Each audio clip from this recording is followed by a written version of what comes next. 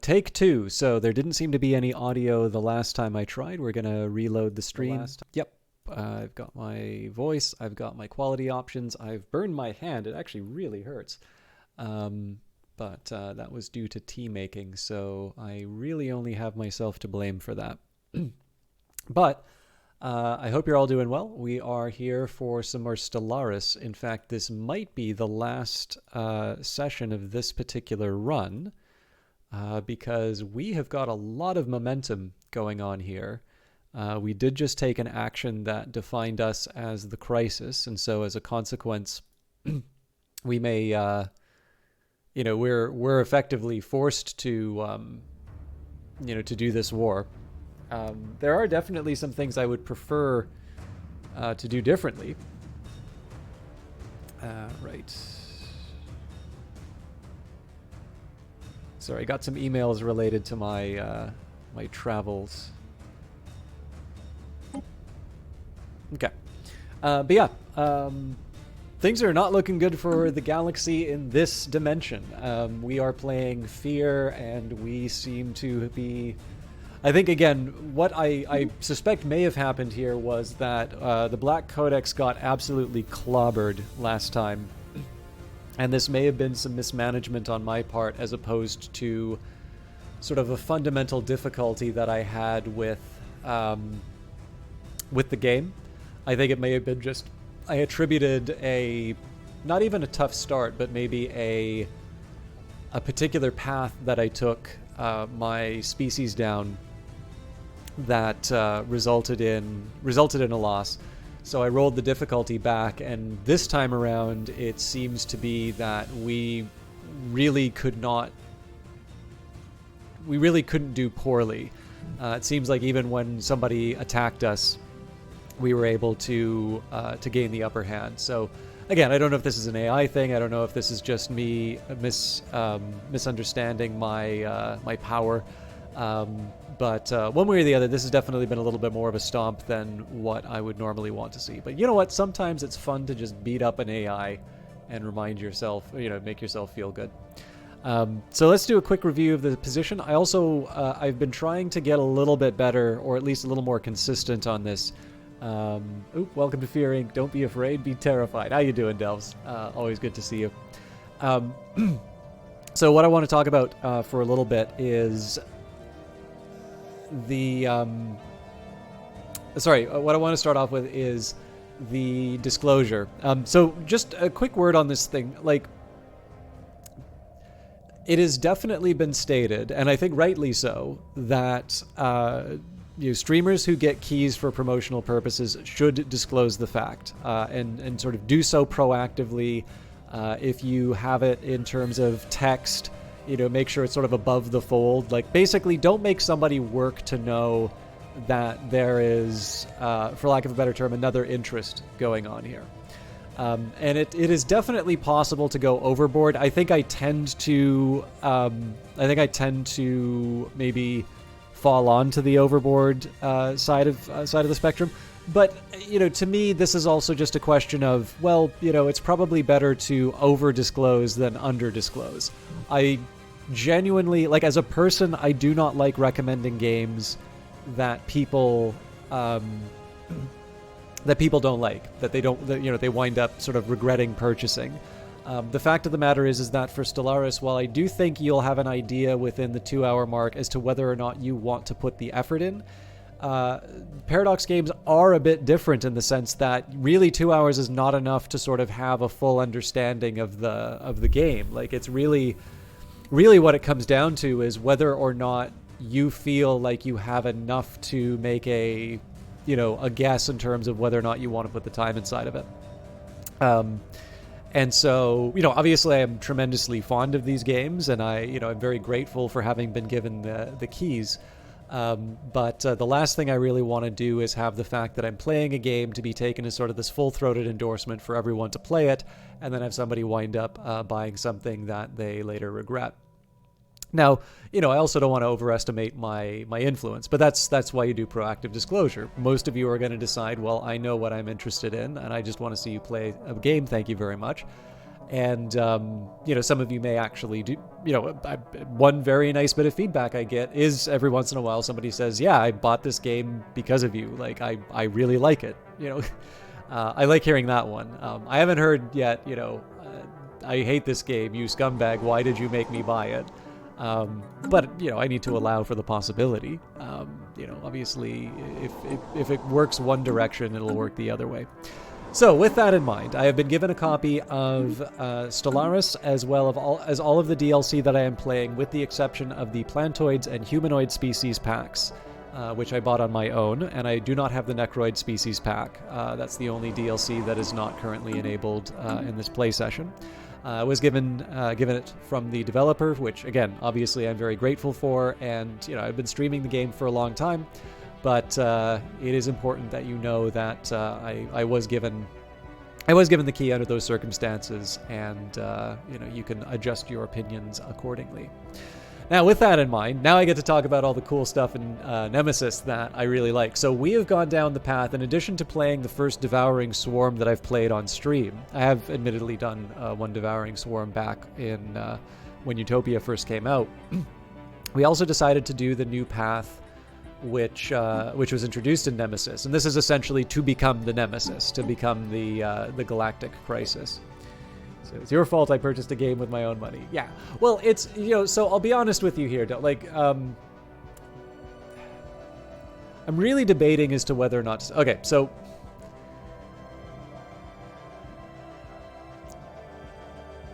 I'm gonna mention a big streamer. And I really hope that people don't take this as like the immediate. So I'm not big enough for this to become some sort of a beef thing. And I hope people take this in the spirit in which it is intended. There's more than one streamer that does this. I don't think it's great. And I think also, they're a professional, so they probably know what they're doing. But, and, again, I don't watch them enough to really know what the deal is. So, just keep in mind, I know where I am in the pecking order. I suspect there is another half to this dimension that I don't appreciate here. And please do not take this as a particular condemnation of this broadcaster outside of the one thing that I'm not very comfortable with. This would be Co-Carnage and their relationship with GOG. So in addition to being a member of their affiliate program, I believe they do actually have... So I definitely know that they've got like a special relationship in terms of like doing recommendations on GOG and... obviously play up the DRM free thing. And like, I was drinking the DRM free Kool-Aid for a long time. It took me, essentially them trying to not pay me for affiliate stuff. And I originally wouldn't have talked about that stuff, except for the fact that then they gave me a tax form, which was for a multiple of what they actually paid me. So even then, like, even when they wanted to try and make things right, like, they behaved in a dishonest way. Obviously, the gripe here isn't with GOG, though. There's some people I know at GOG who are actually really nice, but obviously that is an experience I draw from. So yeah, they are a large streamer and successful at what they do. And again, I am sure that they either have someone or that they've done their due diligence. The fact of the matter is that whenever I've heard about the streamer, people talk a lot about their recommendation of GOG, how DRM free is the best way to go. And it's also important to remember that this broadcaster actually is a character inside of Cyberpunk. I suspect probably part of the deal is that GOG was looking to expand its market share. They sort of saw the influence that this relationship had given them, and it's a chance for them to sort of build the incentive. Because, like, who wouldn't, at the time, Cyberpunk was the biggest thing that was going to come out. What broadcaster doesn't want to be featured inside of a video game? It's great profile. Now, at least from the people who I spoke with, to them, it was not at all clear that there was an affiliate agreement with that broadcaster. They didn't know that they were inside of Cyberpunk or that. But to me, that is the line I really do not like seeing crossed. That if you have someone sort of giving a full-throated endorsement of a given product, and it is not clear that that person is deriving revenues from that. And of course, I mean, let's face it, profile inside of a major release is, that also has some value itself. That to me is where I get very uncomfortable with those kinds of things. So again, for me, it's worth it. It's not a whole lot of effort to say, hey, I've been given a key for this from the developer. They haven't told me to say anything. Yeah, I can. Actually, oddly enough, the only people who have ever told me to say something has been GOG. So, but it's just one of these things. Like, I have my own lines, and again, please do not take that as a particular condemnation or oh my God, can you believe what so and so said about this streamer? Like, that's not what this is about. But this as a concrete example, it is an example of something that I felt uncomfortable with, and it was actually something that came up in my broadcast where somebody mentioned that, and I said, "It's like, wait, really?" Because I said, "It's like, no, they totally have a financial arrangement with them," and they said, "Like, I had no idea." I'm like, "Well, that's what they should be disclosing." So, every once in a while, one thing that is kind of nice. I know a lot of you like the system talk, so being able to kind of talk about some of these considerations and why these types of consumer protections exist, I think there's some value, right? To me, it's just an opportunity to generate content in some cases. But I don't know, like in the end, I do think people are responsible for their own choices. I don't personally think that I can make someone like a video game that, in a way that they wouldn't otherwise. However, I do also know when it comes to my friends, I intentionally or unintentionally do actually wind up having a certain degree of influence. I really got into whiskey for a while. And not that I dislike whiskey, but just as a whole, I generally drink less alcohol now. And not even for particular health reasons. It's just, it's one of those things. And it occurred to me, like, my enthusiasm for it definitely led people to try a few single malts. And, I mean, they really liked it. They liked Lagavulin. I liked Lagavulin. Obviously, Nick Offerman's endorsement of Lagavulin has sort of made that less of a, like, niche-y sort of, oh, you like it too? Yeah, it's just like, take a sip. Oh, you're on the pier. It's great, but again, I'm not going to play the hipster card on Lagavulin. I mean, I found out about it because of a David Mamet essay, so, it was already popular amongst a certain snooty elite.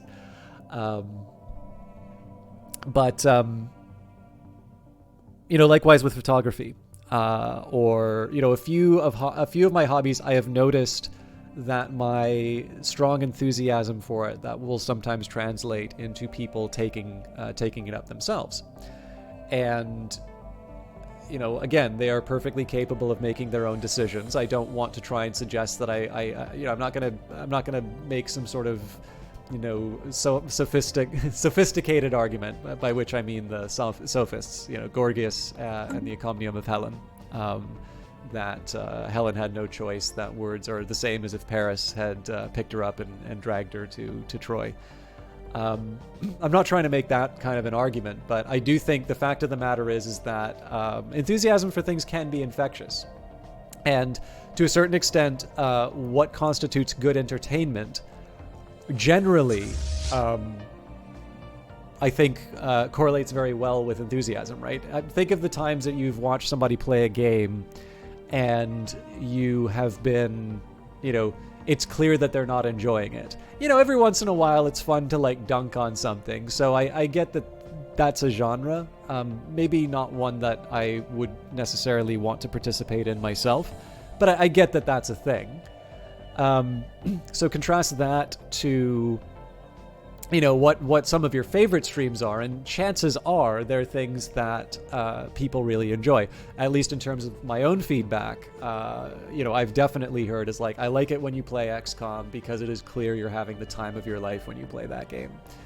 And I'm not gonna lie, I actually really enjoy Stellaris, so I'm hoping that same enthusiasm comes across as well. It's obviously not for me to say, but because part of, so think of it, right? If good entertainment value comes from you seeming like you're really enjoying a game, well, all of a sudden that's not that far of a step to somebody, putting on airs, somebody, raising the hype. There's people who are very good at creating a level of hype no matter what they're doing. I mean, these are the people who are born entertainers. As far as I'm concerned, I'm just kind of playing a game and trying to interact with people.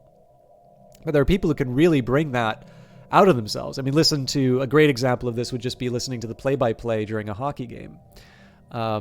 They could be reading, the minutes of the last city council meeting, and they would find a way of making it sound like the most exciting thing ever. And of course, that's where you start running into some potentially very uncomfortable conflicts, right? Because it's true that good entertainment is, making, somebody enjoying themselves. But unfortunately, that can also mean that the game is being made to seem a lot more exciting than maybe it necessarily is. And obviously, at that point, you're starting to get into this point. It's like, well, are you doing this the equivalent of like, paid testimonials, but then not explaining that these people have been paid to say what they say? Again, like it's a new form. So, overall, I like these kinds of regulations. I think they're ones that are designed to help us navigate an environment in which a lot of our entertainment is in fact paid for through advertisements, and those advertisements can take different forms. They can be, a small streamer like myself who maybe has a certain degree of, authenticity in the sense of, just being a, little guy who really just, loves this community and just wants to do a good job, right? That is definitely a consideration in terms of how the message is being conveyed.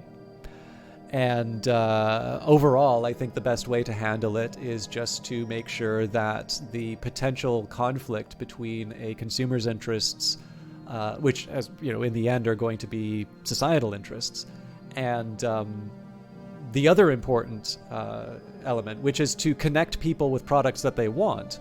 It seems to me that disclosure is the best way to handle it. And so, again, I apologize. I mean, the fact of the matter is that I really probably shouldn't be talking about this stuff as much as I do because I'm not important enough to really have to worry about this stuff. But on the other hand, I do actually think, for whatever imperfections there are in the system, and the fact that, every once in a while I'm like, I forgot, okay, 15 minutes into the broadcast, hey, just so you know, I got a key for this. I'm really sorry I forgot to mention that. Obviously, if somebody came down like a ton of bricks saying is like, oh, in that 15-minute window, you were so hyped for the game that, it was somebody was so blinded by it that they ran off and purchased it, and you need to cover the full value of every purchase made since this date. That would clearly be bureaucratic overreach. But not least of which because it's against my interests, right?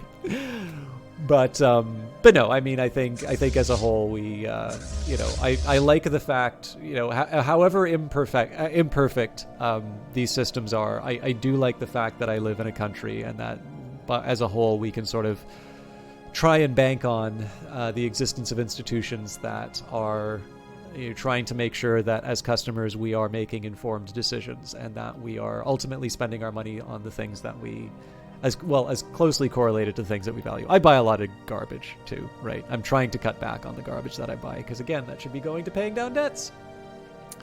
But it has actually been 18 minutes onto the cast. We should probably head back to the Stellaris stuff. But if it is not clear by now that I was given a key for the purposes of promoting the game, I don't know how to help you.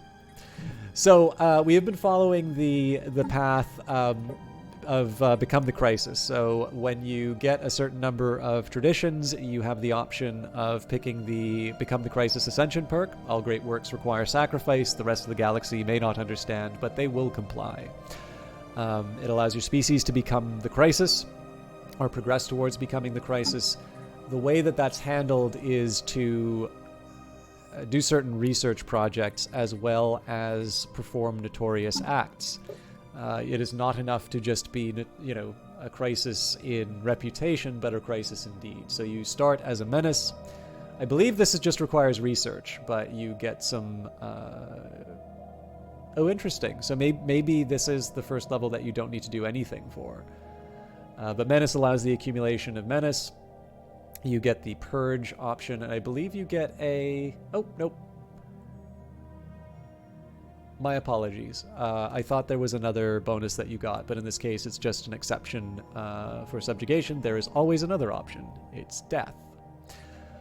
So essentially what you can do is, the way you level this up, you do need to do research for it, but you need to also get to certain levels of Menace. So you can graduate from a Menace to a Threat, then a Peril, then a Galactic Nemesis, and finally we have reached the final level, Existential Threat.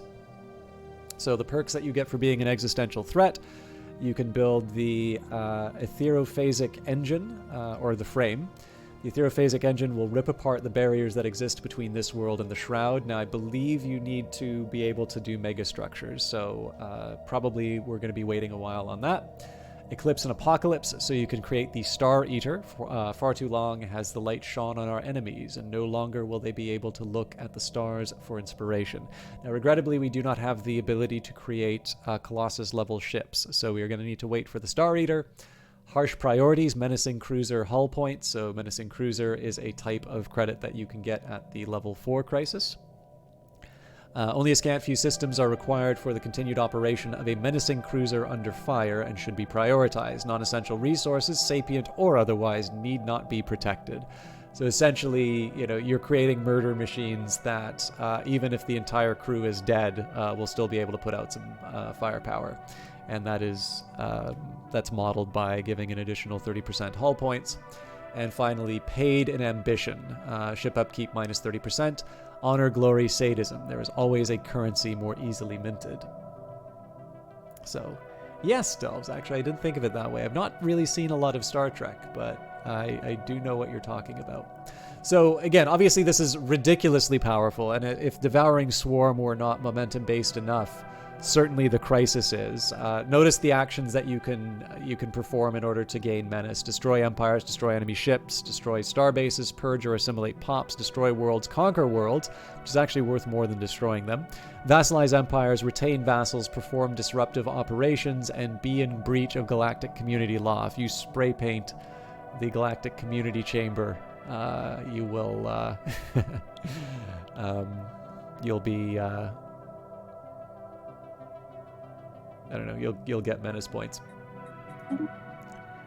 Oh, actually, sorry, I didn't look at summaries, so let's get a read here. Crisis Empire. Those in the galactic community who would chart the long arc of history into the future have long theorized of a coming crisis, an existential threat to all sapient life which would require unprecedented unity of purpose and sacrifice to overcome, if it can indeed be overcome at all. Popular predictions as to the nature of the crisis were as fanciful as the invasion of an extragalactic glutton, or the galaxy's machine intelligences rising up in petty rebellion, or a war of succession spilling over from another plane of existence. But it is now clear that it was always going to be you. Crying Mantis, hey, good to see you. For those of you who don't know, Crying Mantis is somebody who I can't say I found, but rather found me through the Cultist Simulator broadcast that we did last week. So yeah, this is definitely... So I'm playing my first Devouring Swarm on stream, and it's... in addition to that, I wanted to try the Become the Crisis. So this is very much a consume everything kind of playthrough, and it looks like we're on our way. Great to see you again, and thank you for your comment on YouTube. Menace and Engine, pursuing the Menace objectives as the Crisis generates Menace, unlocking the destructive potential of your empire in your quest to complete the Etherophasic Engine megastructure and remake the galaxy in your own image. Whether or not we accomplish that before we eliminate our opponents, it remains to be seen.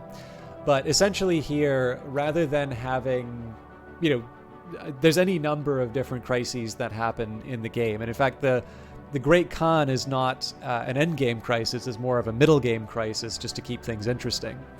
But, we got clobbered by the crisis last time. So in this case, not to be outdone, we have decided to become the crisis ourselves. And I got to admit, it's pretty cool. So I believe by officially becoming the crisis, we are now, we're in the crisis war. So we're no longer just doing the war of conquest against the the Raltech Union, which we're almost finished, but the Ketling Star Pack has now sort of declared war on me. Now, this was kind of inconvenient because I don't have any ships in the area. The only good news is that they really don't have that much of a navy themselves. I believe any one of my star bases should be sufficient for batting them away. However, I do want to make sure that I have some ships that are able to deal with them. So I think probably the best bet is just to move my free ships into the region. I think I'm probably just going to have to skip the idea of taking out the Marauders as much as I would like to, but we are going to finish. We're going to finish off the Raltech Union. It's just so easy to do. I might as well get that wrapped up. Before we hit unpause, I actually should have gone to the bathroom, but I'll try and hold it for as long as I can. But actually, maybe before I do the unpause, I'll do it. But I'm going to do a quick audit of the worlds. I'm always... It's a hard one for me to decide about the deviancy, because it's clear that, we've got 8 jobs available, but none of them... really... At this point, I probably should be building something specifically dedicated to dealing with the deviancy. I don't really think we should tolerate any of it. So yeah, I mean, sentinel posts. As much as I would like it to be something else, I think we got to build one of those. DM, again, we've got the deviancy problem. Yeah, so I think we're going to do that. Any planet with deviancy, I think we're just going to accept that we need to build a sentinel post.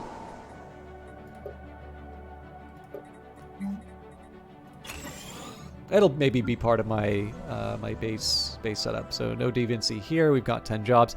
And again, I know this isn't exciting to do the audit of all the worlds, but it is useful for just making sure that I don't run into any problems when just when it comes to availability of jobs. It's also a neat way for me to, or not a neat way, but it's a convenient way for me to identify capitals that need to be upgraded.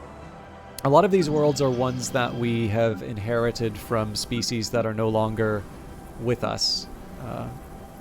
I mean, their biomass has been absorbed into the horde, but okay, this is a new world, so we're fine there.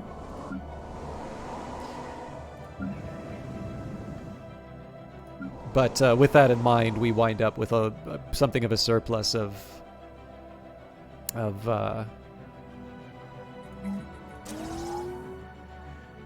available jobs. So this is one I'm building the Hive District, not because I really need more housing, but because I want to help with that deviancy. Okay, similar story here. I mean, this might be, we do have some cases where where is it? Well, I guess planetary defense doesn't really deal with deviancy, so yeah, we should build one of these.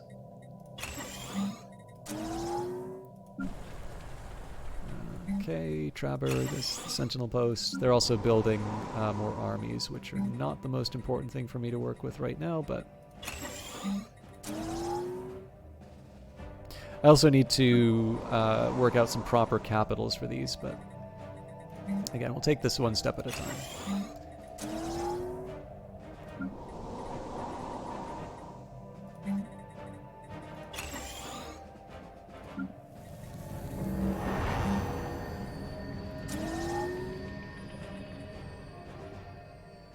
We're probably already building another Hive District, but...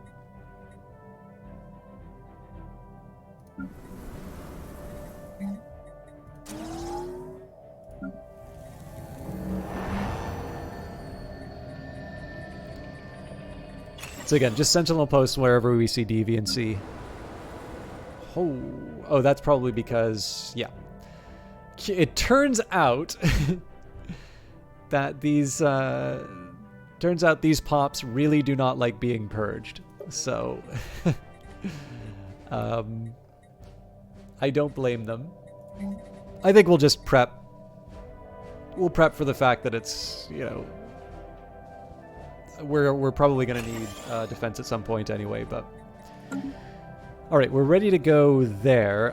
I should also probably eventually do some upgrades to the ships, but tell you what. Hey, Uncle Cranky! Good to see you. Some of you got to see him during the special broadcast too. Uncle Cranky is a broadcaster himself, very well-known Total War Shogun 2 streamer. Completed his playthrough in, I believe, 20 minutes. So,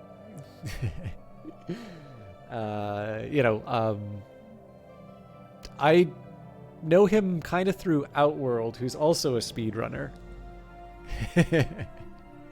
No, Uncle Cranky, actually, so yesterday was a good example of it. And I mean, I suspect he probably thought that I was looking forward to the anger at the game more than I actually was. I was going to discourage Total War because it was a game that I've actually struggled to get into several times, and I've only recently gotten into it.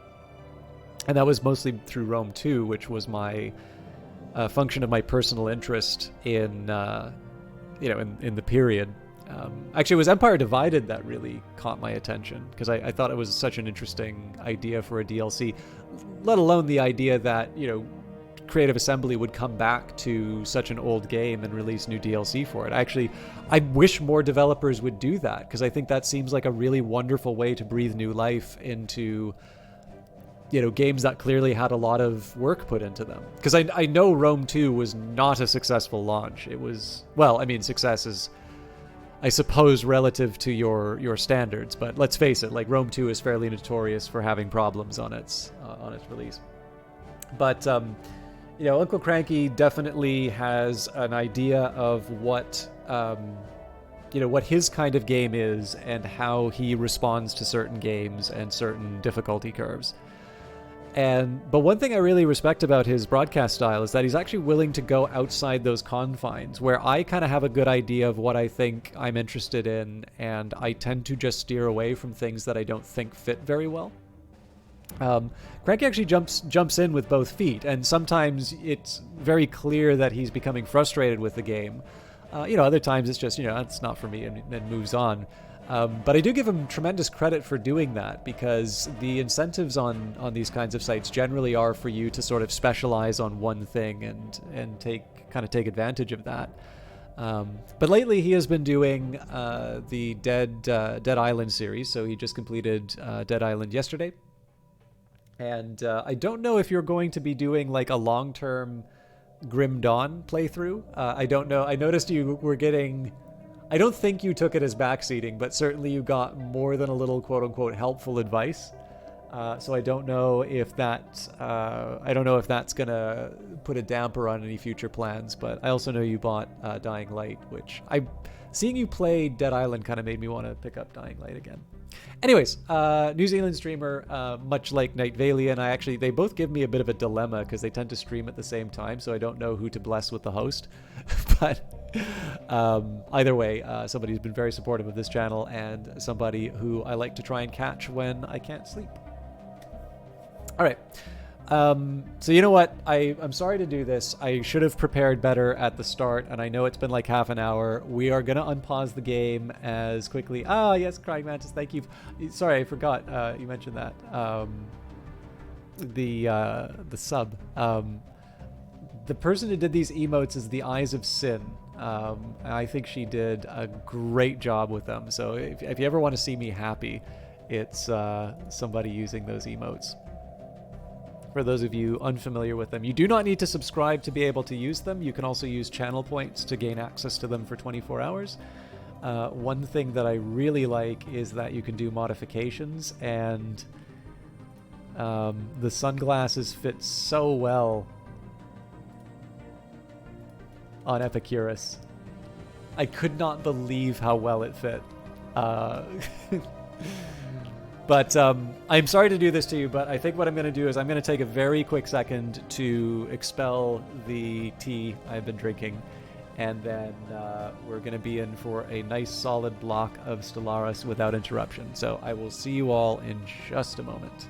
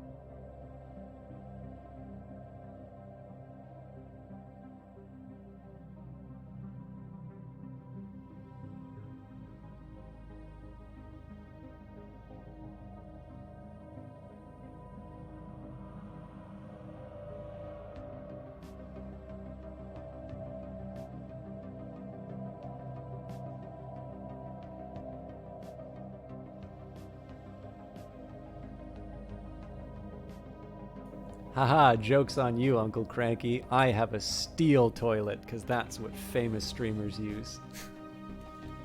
Alright. I'm terribly sorry about that. Again, I mean, to the YouTube channel, to the YouTube crowd that likes watching this stuff, I sometimes feel a bit bad because I know the cardinal sin on YouTube is to take too long to introduce yourself and your and the video that you're doing. But I also kind of need to recognize that my VOD stuff is for VODs and my live stuff is for live, and sometimes it's fun to just catch up with everyone. So the other thing I'll confess, the burn is quite a bit worse than I thought it was. So I wanted to take a quick second to get it's not even really an ice pack, it's just a comically large bottle of water, which I have never actually drank.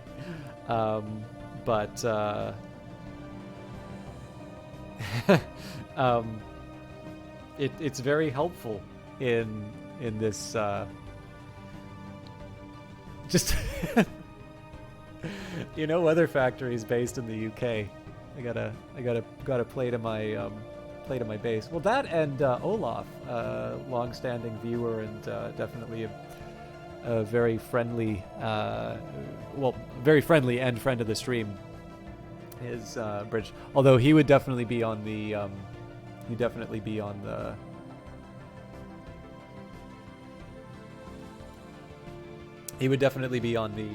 the coffee end of the spectrum. Why is it always Cardinals sin? What is so great about Cardinals? Why not Finch sin or Blue Jay sin? So it may not surprise you to know, Uncle Cranky, like how much do you want to know the answer?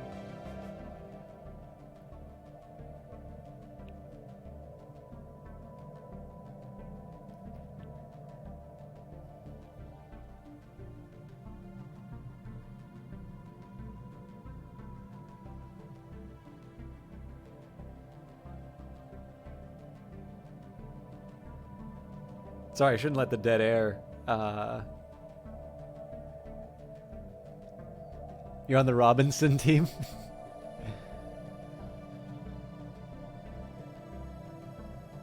Yeah, I wonder. So I always thought the cardinal bird was named after. I always thought that I always thought that the cardinal bird was named after the cardinal, like the color of the outfit. But in terms of it being like sin or like cardinal directions or cardinal, cardinal orderings or something like that. Like the best I guess I could kind of come up with would be like fundamental? Would that be the right way of putting it? Because like if you think of the cardinal directions, right? North, south, east, west, you use those as combinations to produce the other combinations like north, northwest and such. I'm trying to think how I might say cardinal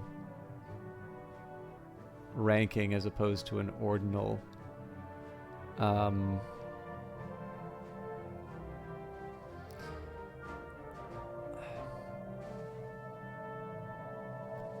I guess maybe because cardinal would give you like cardinal the magnitude means something, whereas ordinal doesn't necessarily. It's not even worth not worth going into. But anyways, it's also that was just a joke, so I don't need to like the joke.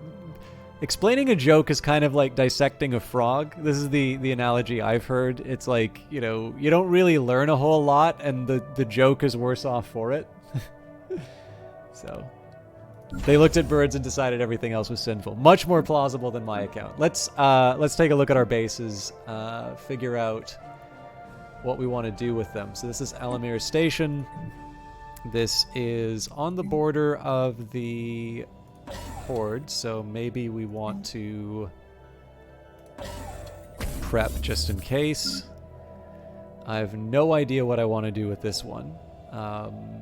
Unless it gets me something like a nebula refinery. I see no oh, hang on. This is on a planet, though. So we'll give you a solar panel network and a hydroponics bay.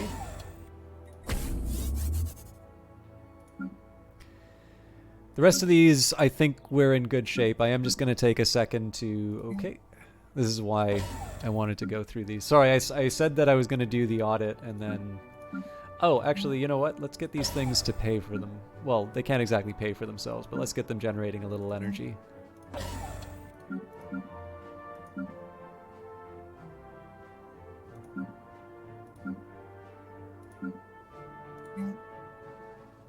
By the way, if anybody is Catholic, you can let me know whether or not my understanding of cardinal sin is correct or not. But I don't know. It seems the best fit. Okay, this I actually need to put some serious thought into. I'm actually going to replace all of this with more shooty power. For now, at least, we'll replace it later. But it's actually very helpful if I can... So we're very likely going to lose this system in the war, so if I can build something with a few more teeth to keep the bad guys out, so much the better. This will eventually be over a planet. But for the meantime... Okay, the Vortex Station. This, I think, is just in prep for any potential invasions. Oh, Black Hole Observatory. Definitely want to have one of those. And not really a defensive site.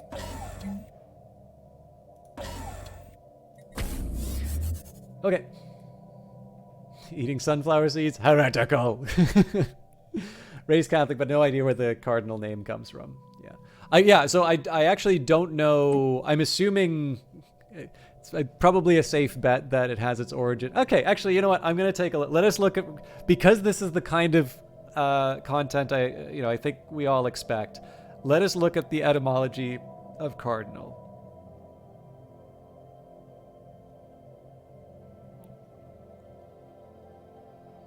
So, cardo, cardin, Latin for hinge.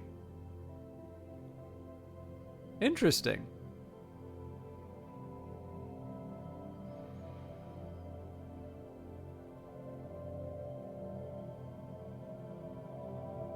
I wonder if the Wiktionary says anything. From Middle French, cardinal, from Latin cardinalis, pertaining to a hinge, hence applied to that on which something turns, depends, or is important, principal, or chief. So I guess that fundamental can kind of work. Adjective of fundamental importance, crucial, pivotal. Pivotal probably makes sense as a hinge. Nautical, of relating to the cardinal directions. Yeah, but I mean cardinal directions presumably come from fundamental importance. Describing a natural number used to indicate quantity, 0, 1, 2, 3, as opposed to an ordinal number indicating relative position, and having a bright red color from the color of a Catholic cardinal's cassock. So, for those of you who ever wondered where cardinal comes from, now you know. Although it may have originated from the church, and then someone saw the red bird and thought, no, so I think the bird is almost certainly named after the figure of the church.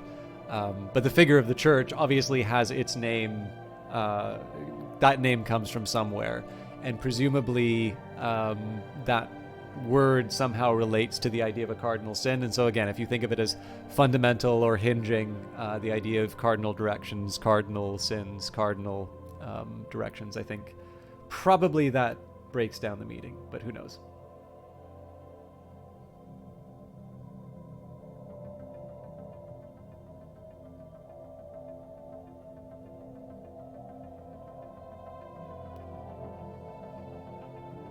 And I just got some wonderful news from a friend of mine who had been looking to get some support, and it looks like they were approved for it. So today is turning out all right. My apologies for the late start. We've upgraded our bases. We have audited our work. Sorry, we haven't upgraded all of our bases. I do want to do one last check. We can make citadels? No, we can't. Am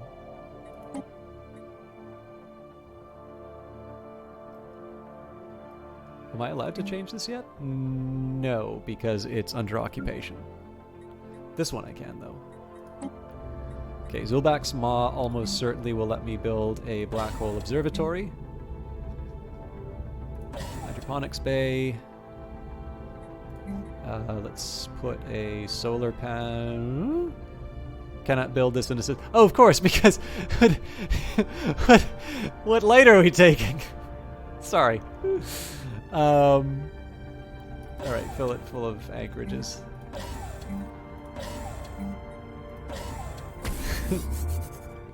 Put a solar panel on that black hole. Yeah. I am almost certainly one of the... I just did the space equivalent of making sure that people can see my solar panels regardless as to whether or not they're actually effective. Okay, we are actually ready to get this party started.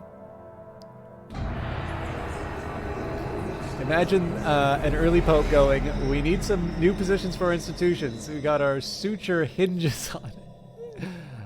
Smart-ass Latin bishop, I got you, fam. Oh, sorry, our future hinges on it. So I have a belief, I have no idea. Yeah, sorry, Dels, I didn't appreciate it in context till after I said it. I have a belief that, so there's a lot of words in English which have their origins in French. And of course, this is likely a consequence of the Norman conquests. You have this idea of sort of French being a language of the nobility, of, people of status and position. Obviously, there's also just the influence of French in history. But if you notice in English, a lot of our words for fancy things tend to be the French words. So there's another English word for it, but the fancy version of it is almost always French. So, for instance, you can go to a movie or you can go to the cinema, right? I'll watch a Marvel movie in the movie theater, and then I'll watch like 8.5 in the cinema. Or I will... basically you can kind of go through this, but my favorite is, and the way I imagine this coming, sorry, I'm trying to keep these stories a little bit shorter so I can get on with the game, but I always like to imagine, like, what do people live in? Houses. What do rich people live in? Their maison. And I like to imagine that this just kind of comes from a couple of, like, peasants, working the fields or whatever, seeing some night go down, is like, oh, the Lord is on his way to his maison. Which is probably not actually where that comes from. And in fact, there are people who actually know linguistics and all of these fun details. But to me, this is a story that's too good to check. I choose to believe that is the origin of the French words. The word idea is the same in Spanish and English, and pronounced the way that it's spelled. Oh, that's cool. The Aerophasic engine. Our drones have finished the framework of the Aerophasic engine. We are building around the star of our home system. This megastructure, once completed, will tear open the barrier between our world and the psionic realm, others refer to as the Shroud.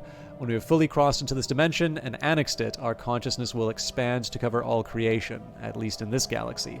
The laws of nature that govern our existence can be written as we see fit. Okay, so let's take a look at this fancy new megastructure. Holy crap! That looks cool. Is it always like this?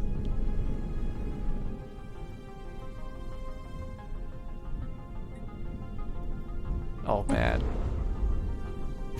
So that's gonna take, I guess we're gonna have to research dark matter, huh?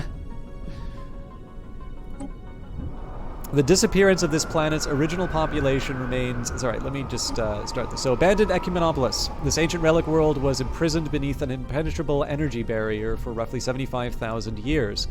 It must have once been a vibrant Ecumenopolis home to hundreds of billions of individuals, but the streets and buildings are deserted now. None of the planet's original inhabitants remain.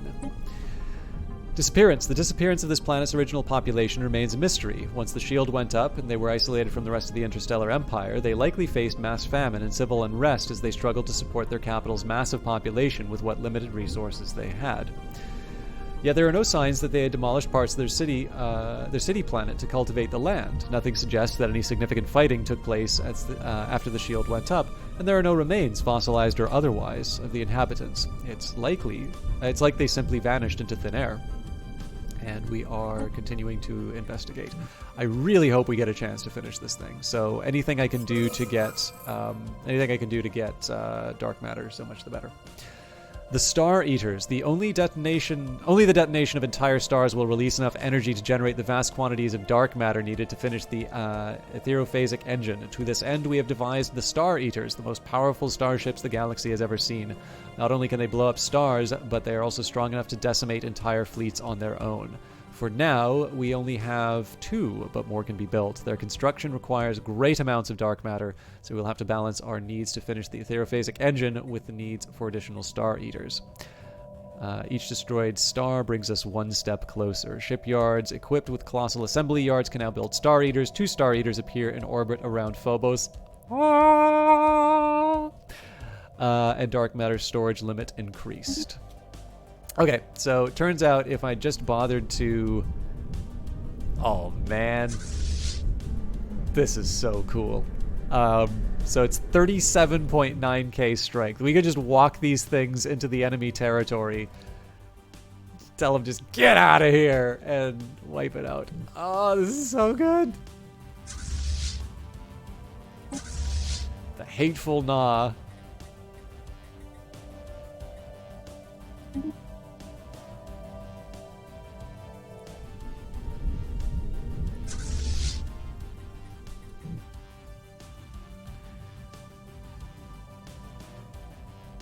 I wonder if there's another way in. There is.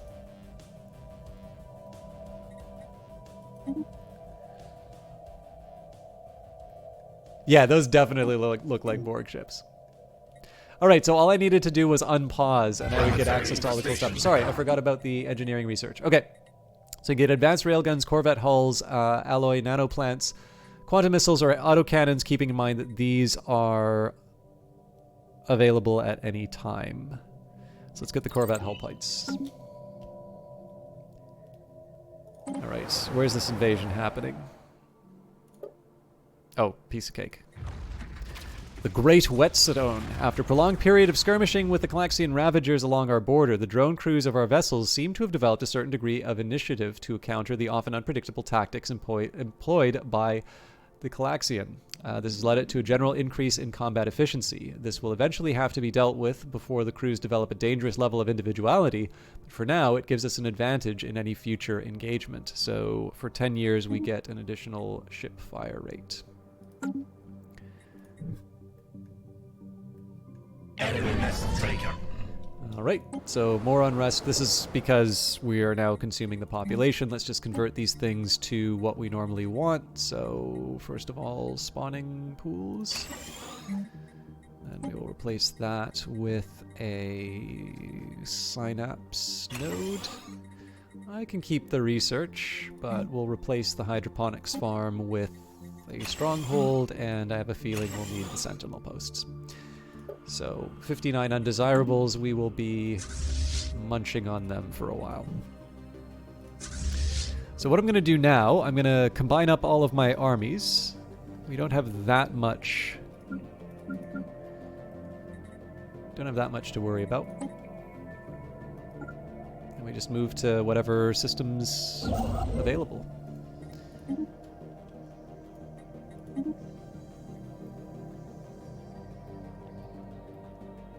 So yeah, the really funny thing here is that while I was moving my ships to make a move on, on this enemy, chances are our colossi will arrive first. I definitely got to see what the Star Cracker looks like. All right, the Ketling Star Pack will now guarantee the independence of the Raltec Union. They will now defend them against all attacks. Yeah, a little late. All right, what about my... Okay, my other ships are staying staying put. I do also want to wipe out the curators and whatnot, but we'll, I don't know. I want to do more crisis things. Okay, so the White Crush, I believe, needed a new destroyer, if I'm not mistaken. So 4, 9, yes, we wanted 10, so you two can combine.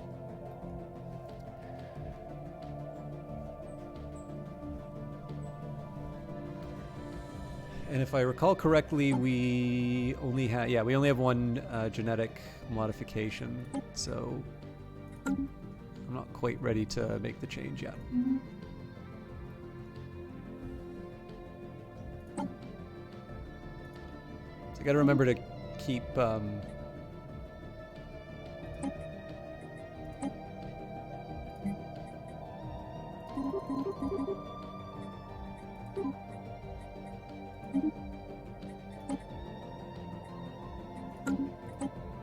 wonder if I just say 37 outright. Our construction is complete.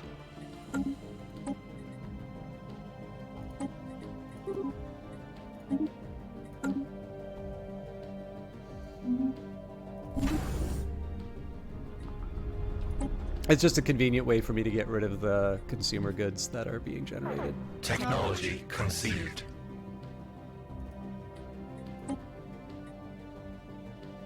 Should I care?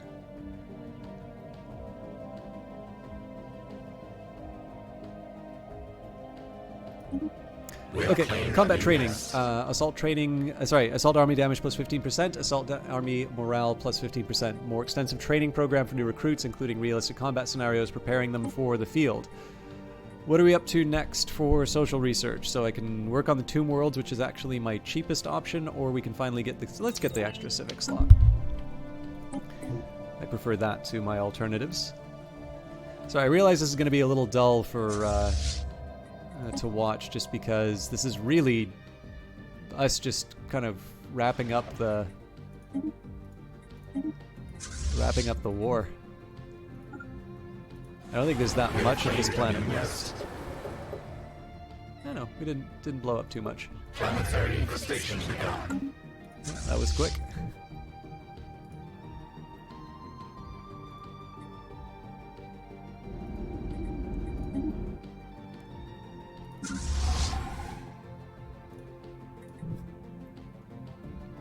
Okay, so we got 3 ships that are currently staying still. Let's move this transport fleet into position.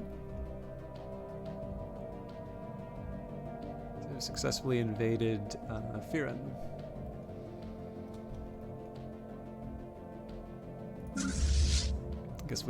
I think we just gotta sit on that one. So let's take a look at my existing ships. Are all 3... And the Hurricane. Okay, so the Hurricane I'm okay with where it is. The Tsunami I'm okay with where it is. The Deluge and the White Crush. Ah, yes. Kill. Crushing a hostile hive.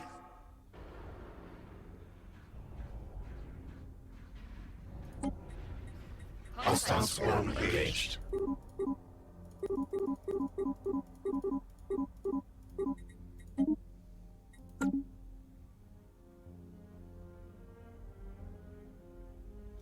Planetary infestation begun. Crushing a hostile hive. End of the Realtech Union. The Star Nation, formerly known as the Realtech Union, has been destroyed by its enemies. How this will affect the political climate of the galaxy remains to be unseen. So I'm curious whether or not the galactic community even counts anymore, because there's only one entity left. Let's see if we lose anything. The Artisan Troop, after having destroyed that random station floating on the Impel Tov system, we have found plenty of valuable resources among the remains. 2,000 energy, 2,000 minerals. And we lost a destroyer out of that. So it seems like that we lose a destroyer every time we fight an enclave. Good to know. We will grab our... Where is it? One thing I actually really like about this crisis system is that, you know, so sometimes it's fun just to be bad on your own, but I like the fact that you are motivated to, like, blow blow up stars because it gets you the energy you need for the for the grand design. Okay, let's go take out another enclave. We'll cleanse our space first. Epilogue on your game with the Black Codex. The Empire was able to reclaim their homeworld and resettle it with the Emetherians, but the endgame crisis made it a hive world, and you had to crack it. If you could not have it, neither could the Scourge. In the end, a new home for the species was found. New horizons, that would be the new home for the... Oh man, that's really cool. That turned out very, very story-like. I love it when Stellaris games turn out like that. Our construction is complete.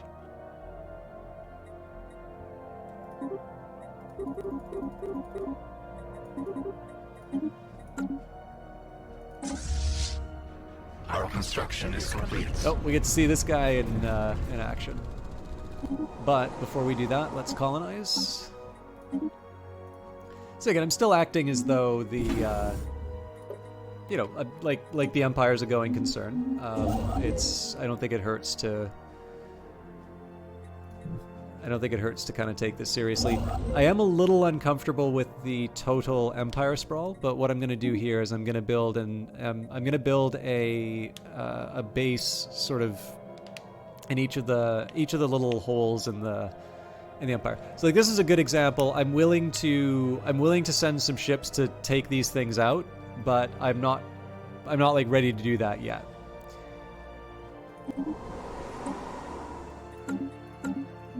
Although energy-wise we're doing fine, so I better not have any planets I can terraform that haven't been terraformed.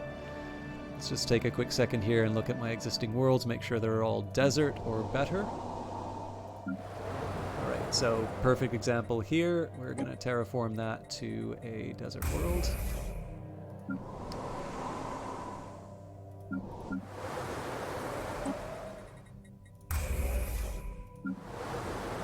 Probably should have done this earlier, but... Okay, I've got room for one more. Relic World's fine for me. Arid World definitely needs terraforming.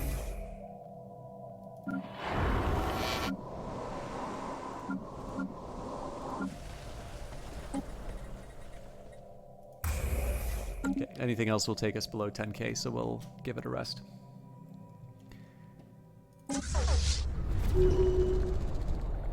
All right, here we go.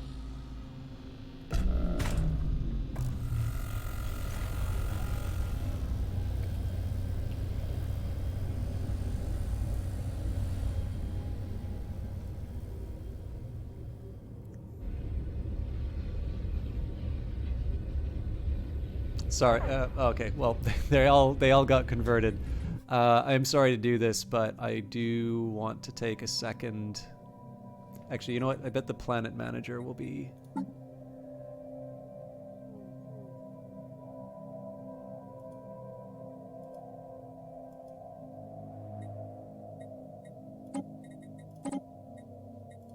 Okay, cool. So those were all worlds that I already owned. Back to our regularly scheduled destruction.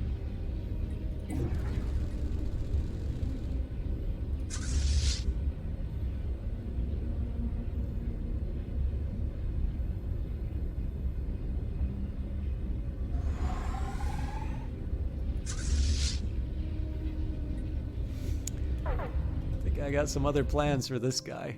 Let's move him in.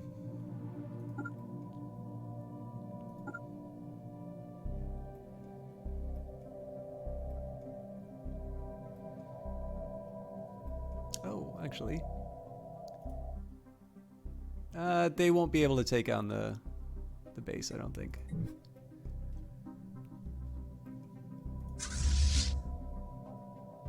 Our hive is under attack.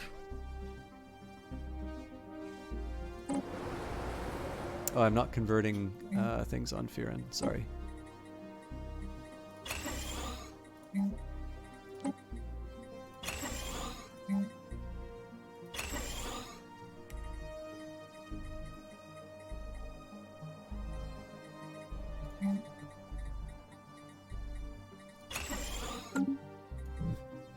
back to our regularly scheduled star boom.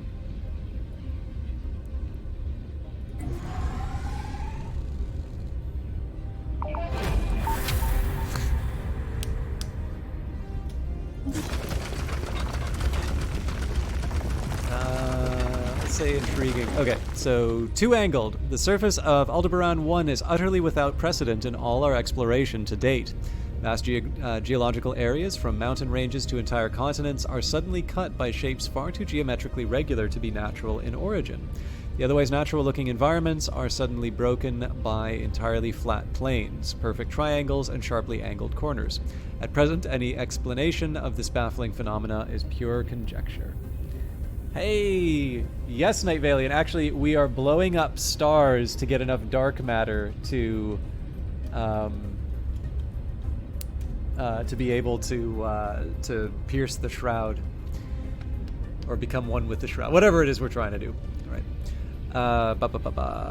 Suddenly cut by shapes too geometrically regular to be natural in origin. The otherwise natural-looking environments are suddenly broken by entirely flat plains, perfect triangles, and sharply angled corners. At present, only any explanation of this baffling phenomena is pure conjecture. Unnerving perfection. I will do a proper shout-out for you once I'm done the events here. Aldebaran 1 is virtually fractal. This same wild collisions of natural and obviously artificial geography visible from space are replicated on the personal scale planet side. There are mountains with perfect pyramidal bases and jagged craggy summits, a rough tundra that suddenly becomes a perfectly smooth plain of bare rock until another weathered natural formation bisects it. The juxtaposition of irregular boulders and rocks scattered among perfect cubes, the size of a microchip or a hab block. As yet, we can only imagine how this could have come to pass. Grand design. The discovery of the first crashed flying machine set us on the right path and led us to a discovery of a multitude of similar crash sites littering the surface of the planet. Without doubt, these strange dead machines have something to do with the mysterious geometrical shapes that dot this world, but the extent of the damage caused by crash landings from high altitude will make analysis difficult. And finally, scheduled for demolition. After recovering one of the more intact crashed wrecks and reverse engineering it, the purpose of this orbital network became clear. The machines were automated cutting beams placed around Aldebaran 1. Their function was to completely dismantle the planet, carving it up piece by piece over the span of centuries. Not long after the endeavor began, perhaps a few decades based on projections, something interrupted the procedure. The automated cutters lost power and their orbit decayed, until one by one they smashed themselves to bits on the planet's surface. Theories abound as to why anyone would do this, whether it was mining on a hitherto unimagined scale or some obscure doomsday cult out to break and remake the world, a quirk of unknowable alien psychology, or just code that went awry after the original creators vanished. None can say. But we did get 10,000 engineering research for that, which is fun. And let's see if there's anything interesting we can do with that ship. So we're already taking a look at the abandoned Ecumenopolis. The L cluster is something which I think we need to get events to discover. So really, the question is, what system can I... Ooh, yeah, this is actually going to be a little tricky.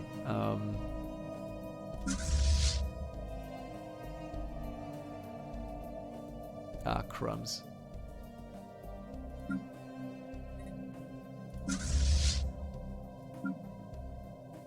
I don't know if it's the Hurricane or the White Crush that's getting the Deep Fleet. Whatever. I'll make a guess. The Star Boomer will engulf us all. So, I did shout out Night Valiant. Night Valiant just finished The Good Life, which I rather regret missing his finale for, but I was actually too busy watching... I actually just started watching Uncle Cranky when Night Valiant seemed to wrap up. But...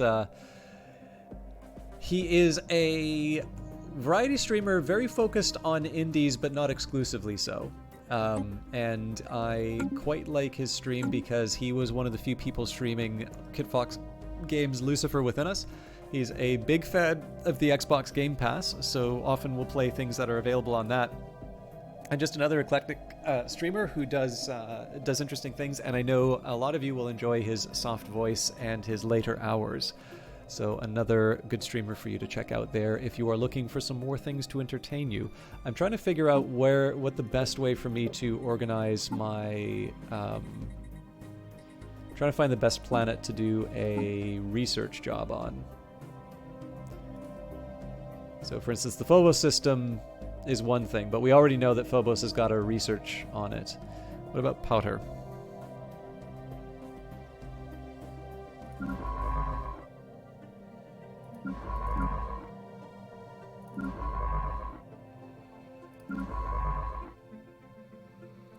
Okay, that's a possibility then.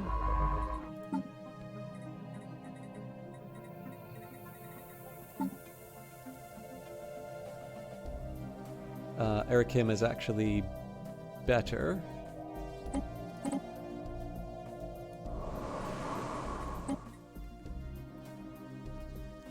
Okay, so that's the 46.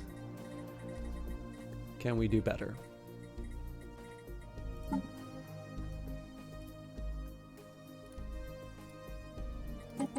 This almost certainly has got a ship on it. Yeah.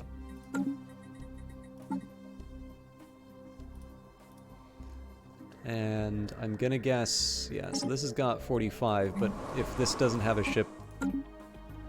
Yeah, it does. Okay. So it should have just stuck with the first one.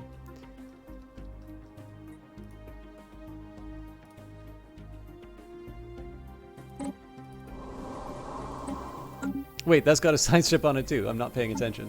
Okay, so yeah, my first guess would have been the correct one. At least until we find another... At least until we find another...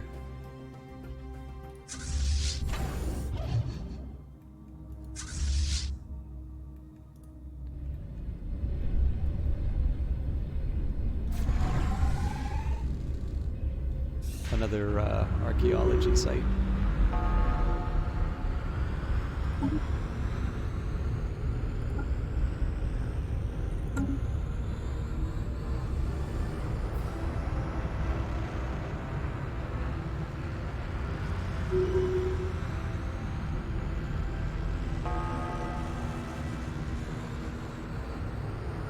Technology conceived.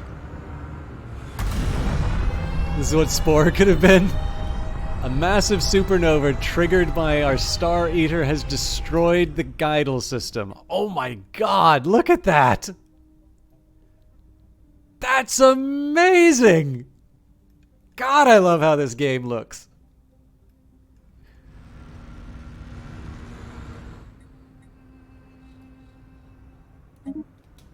How much dark matter did I just get? 3K, huh? Let's run the numbers.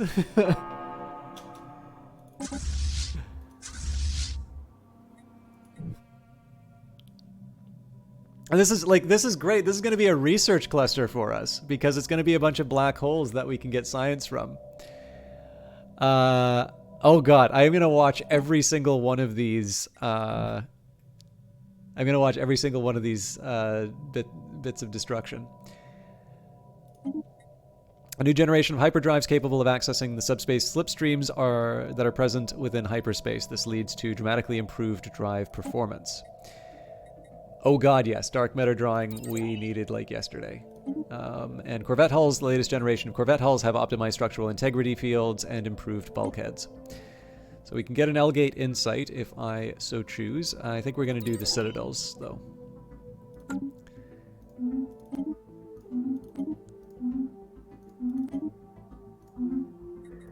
Okay, the Black Tide is missing in action. Why? What happened to them?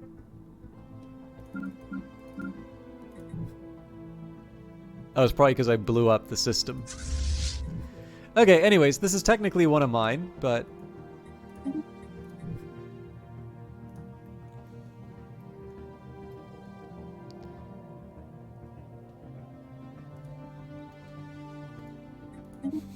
At this point, I just see the Starcrackers sort of... It's like friendly rivalry. Race ya.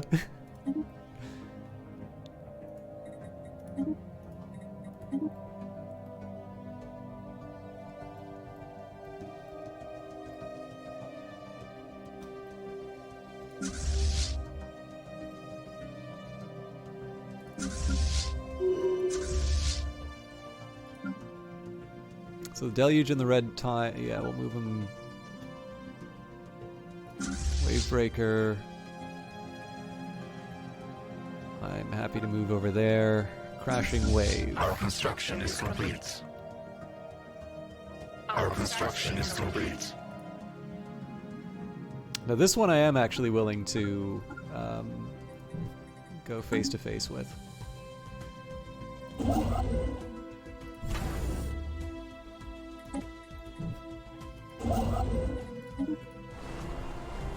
And we do have the money to be able to terraform this thing. And what does it cost me dark matter wise? 20,000. So I gotta. Sorry, I don't have quite the. I don't have the bandwidth to be able to solve that. So if we get 3,000 a system, we need at least 5 more systems before we can start the engine, and then it'll take us like 10 years to build.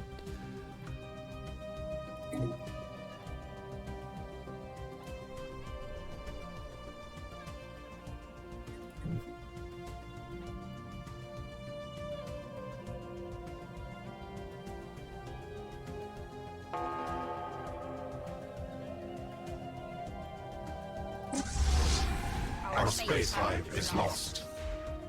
Wait, what?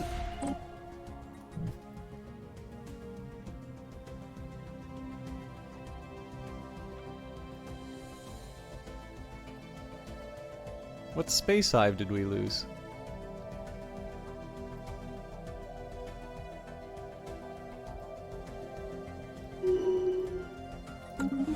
Alright, no losses here. We'll heal up in the Bernie system. So we need 5 more systems, so 1, 2, 3, 4, 5 ought to do it.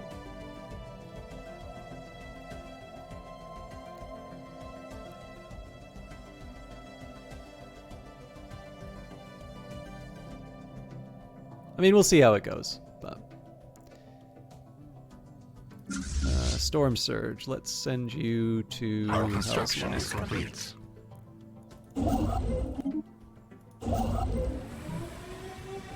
Oh.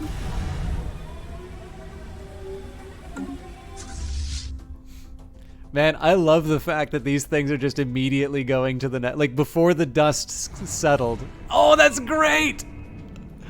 The shielded world is protected from the star blowing up. A new nest is born. That's a decidedly mixed state of affairs. Like you get to see your star blow up, but apparently you're not you are not blown up yourself. All right, the administrative needs of a star empire are as numerous as they are complex. We will rise to the occasion. Let's do. I don't really want to boost the command limit, but it is the cheapest option. And we've established a colony, so we will do our usual starting lineup. And this... I'm actually kind of debating on whether or not we want to take a generator district or... I mean, we are doing okay for energy. You know what? I'm going to make this... No. Energy for life. Although, I am going to take one more... You know what? The only worlds that I really need to check this on are... the ones that I just claimed. Yep, thought so. We didn't actually replace the buildings.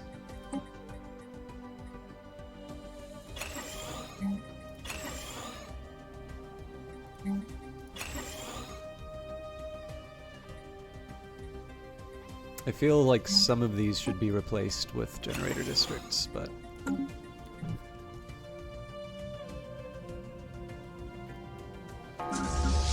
Okay. Getting ready with the tsunami. I guess we'll move him to Hell's Maw.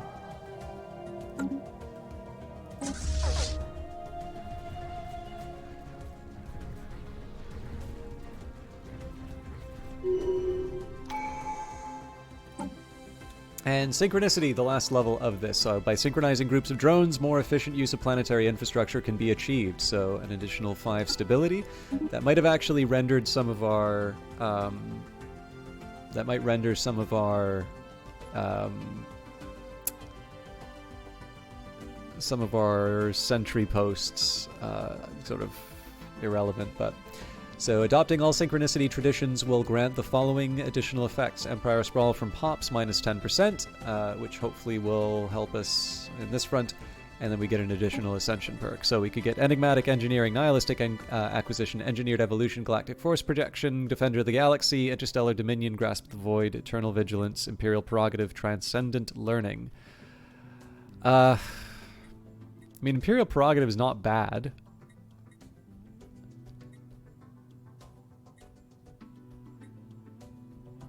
Engineered Evolution seems to be the most consistent with my...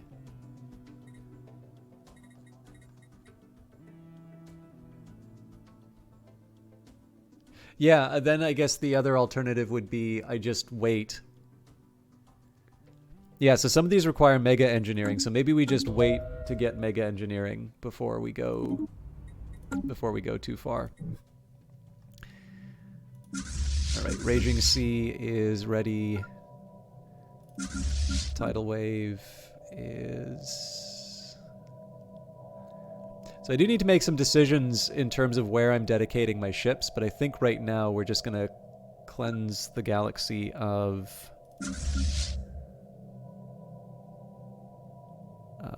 the scourge of the enclaves. Crashing Wave is repairing. I can live with that.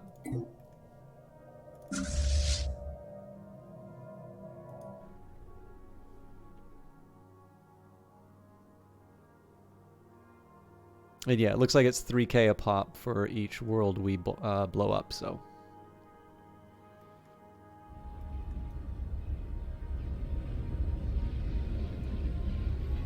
This really is a hell of an anime. Like, there's always a bit of a dilemma in terms of what you put behind the paywall and what you put as a free option for the game. And I can completely see how being able to do this as a player is like a major selling feature for a DLC. Like, who doesn't want to be able to do this in a Space Empires video game at least once, right? Nope. Hold that thought.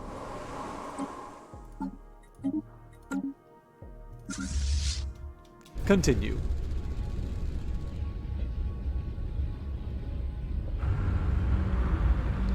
Our construction is complete. Construction, you say?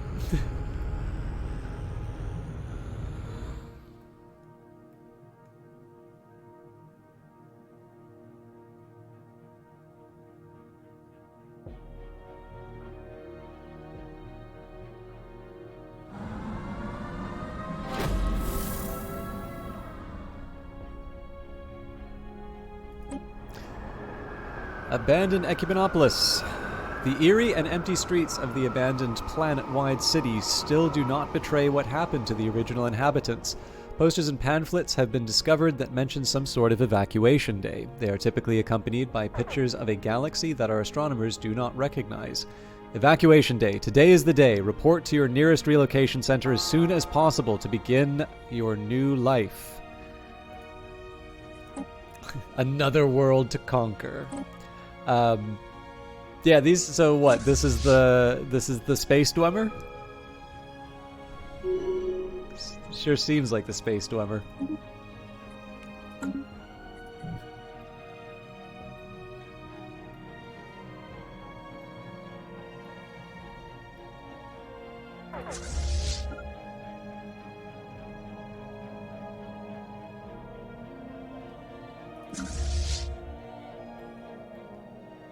We have claimed a new nest.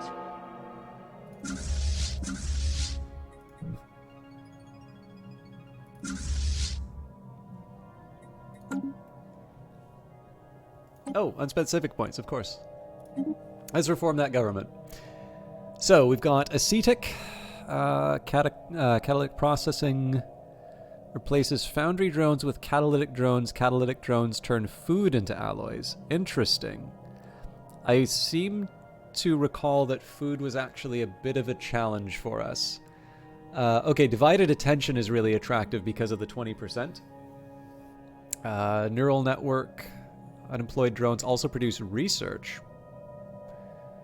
Natural neural network. One mind, all of your leaders are less likely to gain negative traits. A little late for that. Pooled knowledge for leader gain. Strength of legions for stronger armies. And subspace E-phase. Better naval capacity and speed. I think the administrative capacity is the best option here. So the hive mind can divide its attention for maximum efficiency without losing sight of the bigger picture. So we will enact this reform. All of a sudden... So the big advantage here is what this means for our techs, because every time that I sit above the administrative cap, I wind up sort of wasting tech on something that, you know, should otherwise be, like, a lot of this stuff should kind of be a no-brainer, in my opinion. But unfortunately, I do have a tendency to ride high on my my admin cap, and it means that all of that infrastructure that I build specifically to... Oh no, that's fine. All the infrastructure that I build to specifically gain an edge, kind of vanishes. Technology conceived. Okay, gradual adaptation to the realities of deep space combat allow us to effectively coordinate larger maneuvers. So, more building slots, xenomorph army, naval cap. Let's just do the Tomb World habitability. I'm not really going to use it, but it's cheap. So. Under attack. Okay, that thing can actually do some damage. So, do I have any... Yes, I do have some fleets available.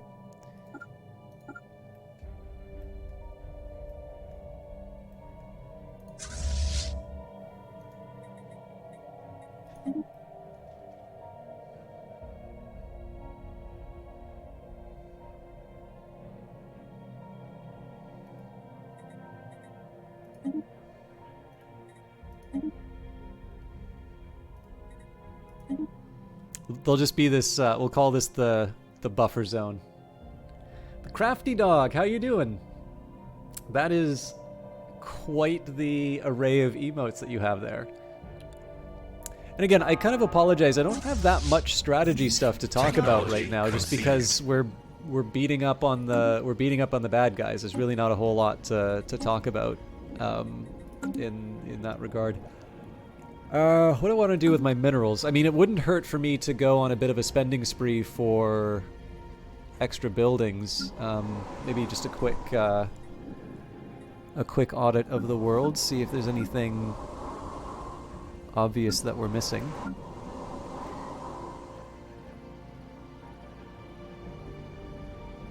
I mean, unless I'd like to switch Wasset Secundus.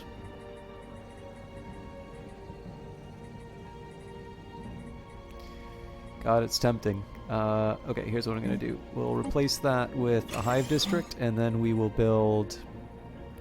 It's a mining world, so if I could get a specialist job, so much the better. Well, I guess we really don't have anything else special that's happening on here. So yeah, I could do either alloys or...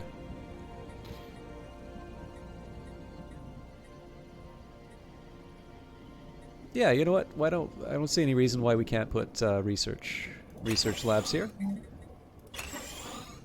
What's the Empire? We are playing the concept of fear itself. So just a little background for those of you who are new to the stream. Generally, whenever a new Stellaris DLC comes out, thank you very much for the follow. Fireball Red, 9,999th of their name. I definitely don't really play this as a strategy game. This is much more like a role-playing game for me, and I kind of treat Stellaris as this canvas on which to tell, various science fiction stories. And I haven't really played a hive mind since Utopia. Sorry, that's not true. I played Gestalt Consciousness because of Synthetic Dawn. I've played a couple of Machine Empires. but I haven't really played a Hive Mind since Utopia, and I definitely have not played a Devouring Swarm on stream. So we got kind of beaten up by the AI the last time I played something, so I said that I was going to play a Devouring Swarm, and I actually lowered the difficulty. I think I'm playing either on the standard difficulty or one step above. Anyways, I've definitely learned that Devouring Swarms are very momentum-based, and given that we also became the Crisis, this has been a bit of a stomp. Hey, thank you very much for the raid. Is that Alpha Yang Delete? My apologies for not having an alert. I've noticed that Streamlabs has been rather inconsistent in that. Now, I don't recall your name, so you must have been streaming Stellaris a little bit earlier and decided to take a take pity on a poor streamer like myself. I hope you're doing well. So what kind of Empire were you playing? I'm actually just answering the question here about what I'm playing. So with that in mind, so I tend not to play the game for an optimal style, and definitely this one has been a bit of a stomp. But the backstory for this one is that essentially, well, I'll give the reading. So every time you were bullied, every time you were jealous of a promotion, every word said in anger, every night you asked to keep the light on did not pass into history but went somewhere else, watching and waiting. The collective fears and anger of passing civilizations accumulated on a small planet in the Ur-Ether system and have now begun to reach outside of its borders. The dread loved ones felt at the news of the scouting ships going missing in that system have fed it, as will the news... Where'd my text go? Sorry, as well will the news of each fallen system. The only thing we have to fear is fear itself. So yeah, basically the idea here is that this is... basically, I knew about this portrait. So as soon as I knew I was going to be playing Fear itself, I decided to... this was the only option for the species portrait. But essentially the idea here is, as the text says, that basically negative emotion, particularly fear, manifests itself in a physical way. And it may be very small amounts, but the galaxy is a big place and history is very long. And so in, I guess, 2100, where the game starts, that marks the point where this embodiment of those feelings was large and substantial enough to actually start influencing outside of its own borders. And so you kind of get this idea, right? The first ship to kind of go into that sector and not come back, there's something very, human about that, for lack of a better term. You can understand loved ones being upset at losing someone, or worse still, not knowing what happened to them. And of course, this leads to the momentum. This leads, once it grows strong enough to start taking over worlds, that will only continue to feed it. And it turns out that this is a fantastic idea for this type of species. Because, again, once you start taking a few planets, and particularly once you go into full crisis mode, so for those of you that own the Nemesis DLC, this really plays into this kind of play style. It's just been this ridiculous snowball, which is unstoppable at this point.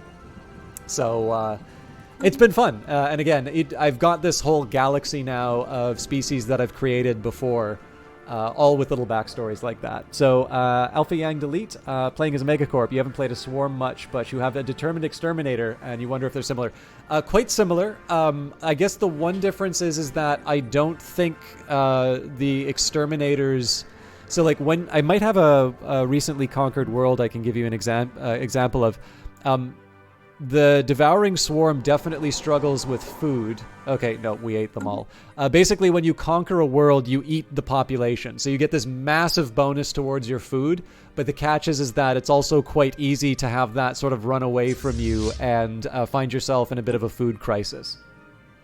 So it's definitely a unique way of playing. I haven't actually done a Determined Exterminator, so now I might try this myself. Thank you very much for the follow.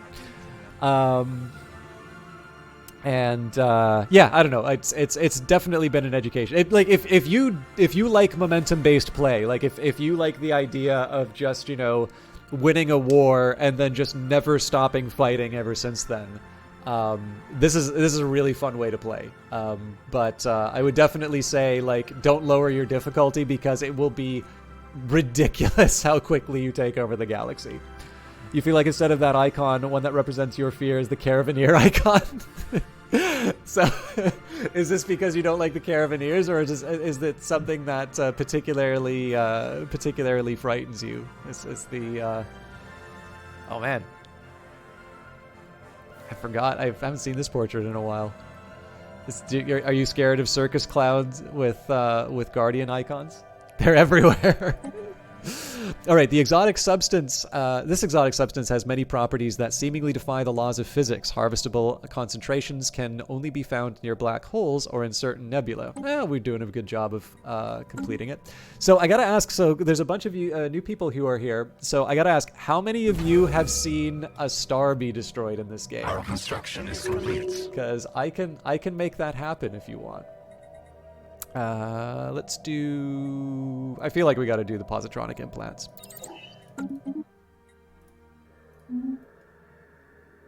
Want to buy some death sticks? All right, let me just take a second here and get... make sure we got our upgrades.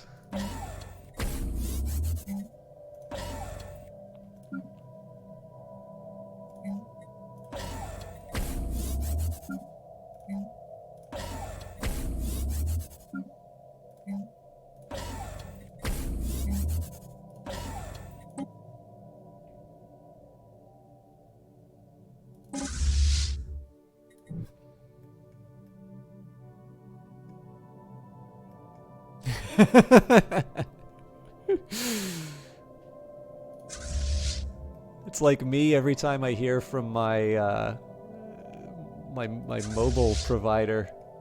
Hey, we got a great plan to upgrade you on. No! Okay.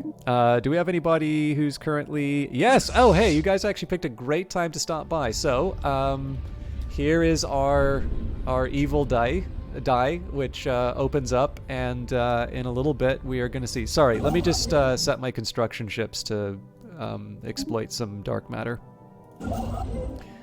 Priorities and all.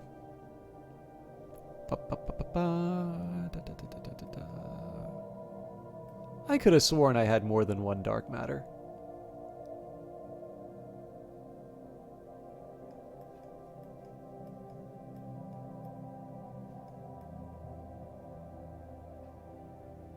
Well, good thing I didn't swear.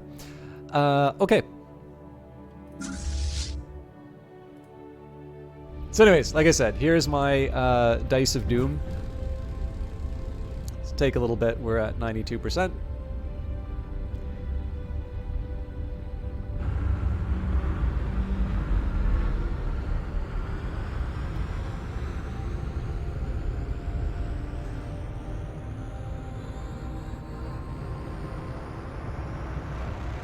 Uh, 9,000 dark matter currently.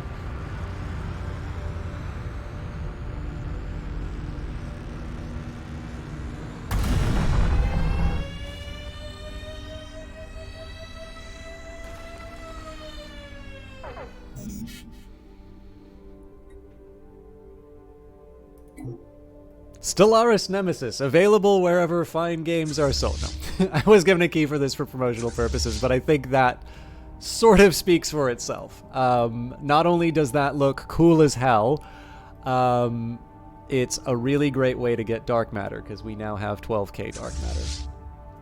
And apparently they are confused as to what to do, so let's give them some recommendations. Actually, I guess we don't really need to crack any more stars here. We'll crack Rimuk, because I can.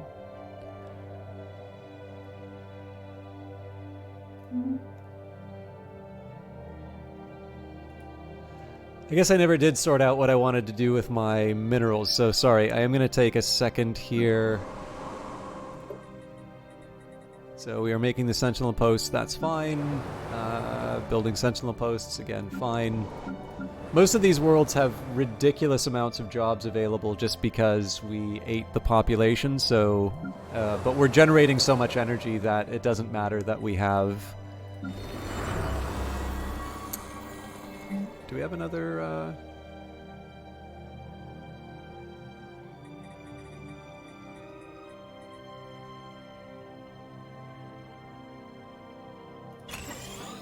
Unused crystal mines. Shame on them.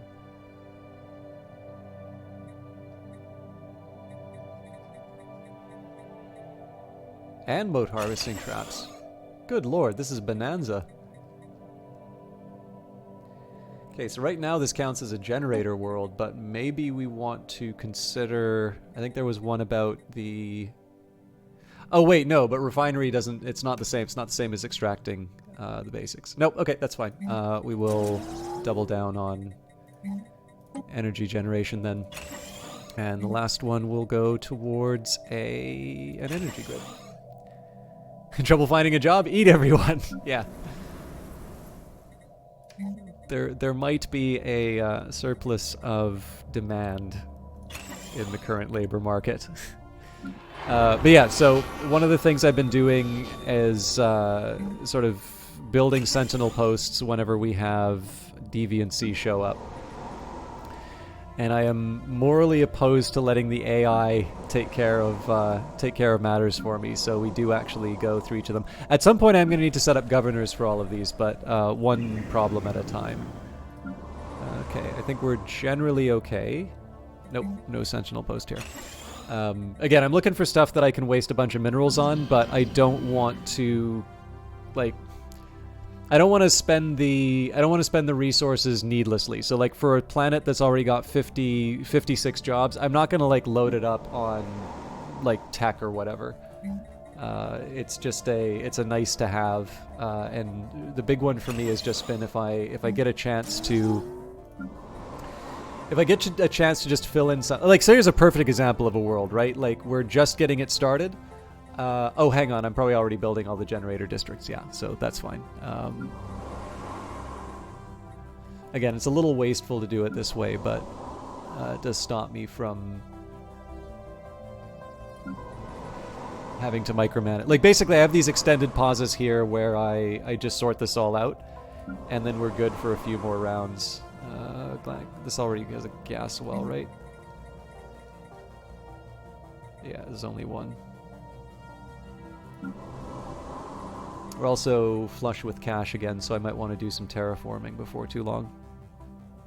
You have to disappear, but love RP Stellaris. Next time, I mean, you got to tell me about the lore for the different empires. Oh yeah, absolutely. I usually start around 7 o'clock, so if you're in early, I can actually take you through. I don't like tooting my own horn, but I have gotten some really, really nice feedback on a few of them. So I'm excited to share. I used to be very, like, reticent to share that sort of stuff. I'm starting to come out of my shell because people have been really nice about it. But yes, 100%. Remind me next time you stop by, and I will take the time to share those because I love doing them. BKR 1974th of their name. I already made that joke once, so I guess it doesn't work as well. How are you doing tonight? Have a good one. Thanks. Okay. But yeah, so like I said, just taking a second to do another audit, mostly labor-wise, but we do have some deviancy to deal with, and once all that's taken care of, we can go back to eating stars. We already sorted that out. I think the rest of these should be fine. Yeah, okay.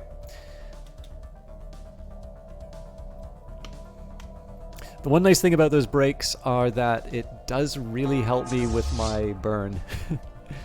Whenever I'm not playing the game, I get to I get to kind of cool down. Nice, but not good to hear. I was actually gonna say, so like I'm gonna be going on a plane day after tomorrow, so really looking forward to the trip. But you always have to wonder, like, what if this is the one? What if this is the one where there's like a plane crash or something? You know, how will I leave things? Our construction is complete. I was very pleasantly surprised by the reaction to the Steam stream. So that video is now online on YouTube, and I think it's like 20 times the number of viewers that a normal Cultist Simulator video gets. So it seems to be something specific about, oh god, This is why we keep losing systems, because I don't chase him down here. Alright, that's fine. I was very pleasantly surprised at the warm reception it got. Okay, it looks like we put too many destroyers in the White Crush, so I'll kick one out here. And we will combine you with the Hurricane. And then we will... Not quite, but pretty soon we will take out another Enclave. But yeah, I mean, like, obviously viewership numbers are not the only thing, but I was very pleasantly surprised by how warm the reception to... Oh, this is neat. I haven't seen it on an angle like this before.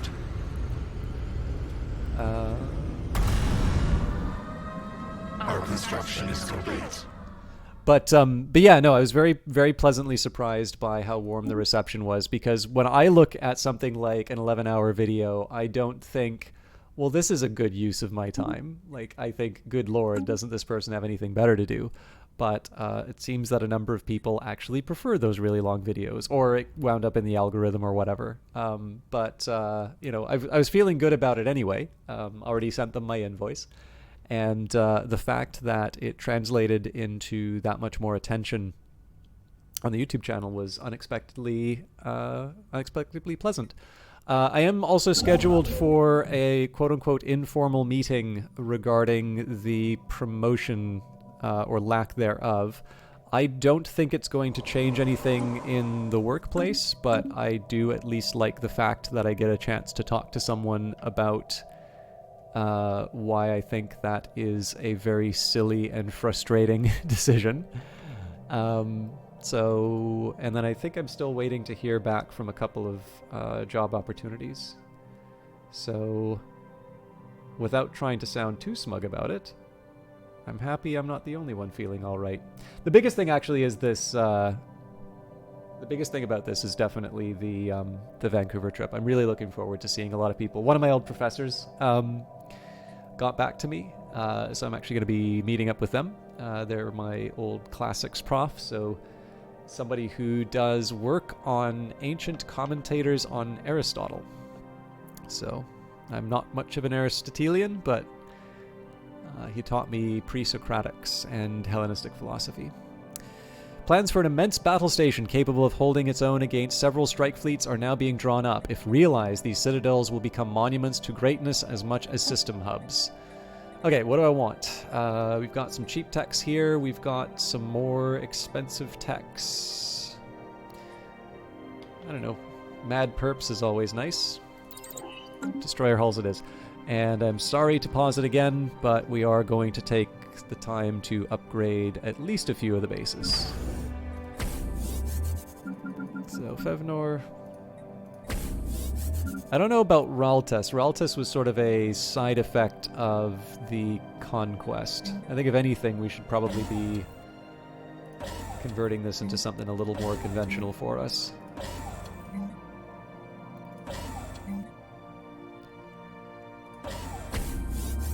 I mean, I actually only have 2 shipyards, so maybe I should reconsider that. But either way, let's build as many citadels as we can afford, because I'm basically using minerals to build things. Alright, so usually... Okay, yeah, this is with an L-gate, so we'll arm it to the teeth.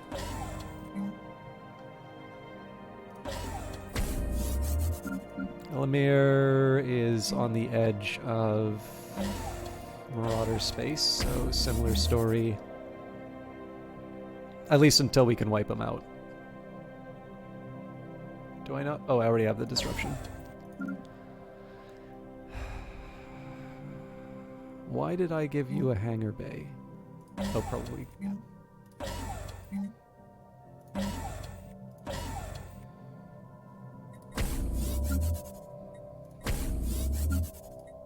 I don't even really need to turn half of these into citadels, it's just because I can. This is what happens when you're an empire and you have too many resources. Although we're not going to be able to do all of them, obviously.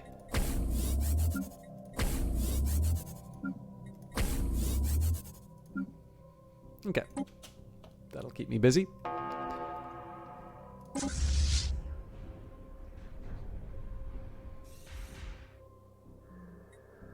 A new nest is born.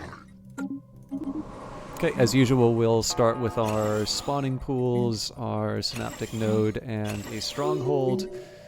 Now we will add 2 of the hive districts, because one of those is going to go towards a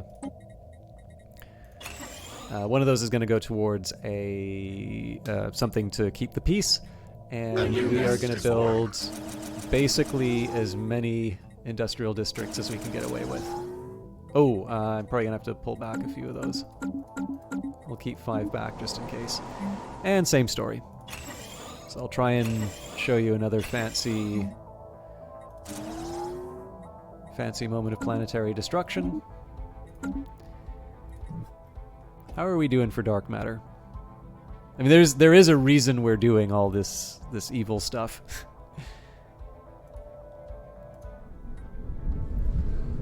How many of you have a home system that looks like that? 20,000, so we're more than halfway. How many more systems is it again? Really only 2 more, although I think we're going to make an example of... I think we're going to make an example of the bad guys.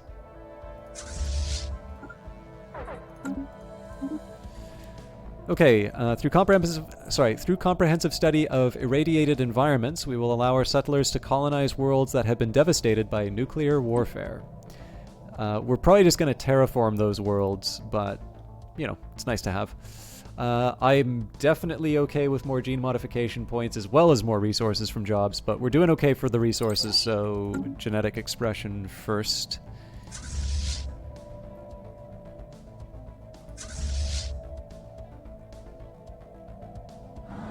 We have claimed a new nest.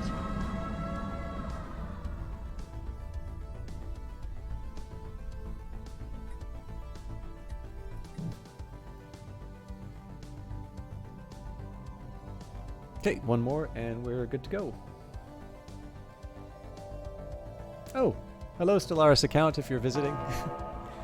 Thank you for the retweet. Yeah, so I mean this is just I kind of feel like for this playthrough, this is the, you know what, you've been working hard.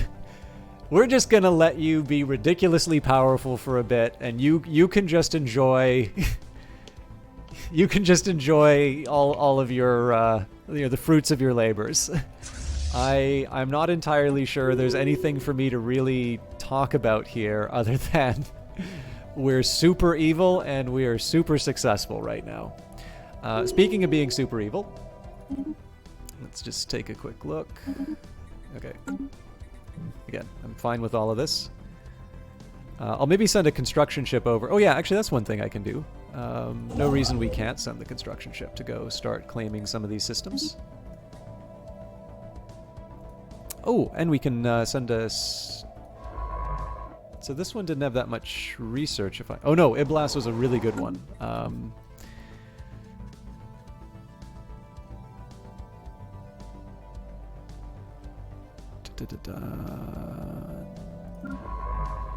Was the powder system that was kind of our throwaway for science?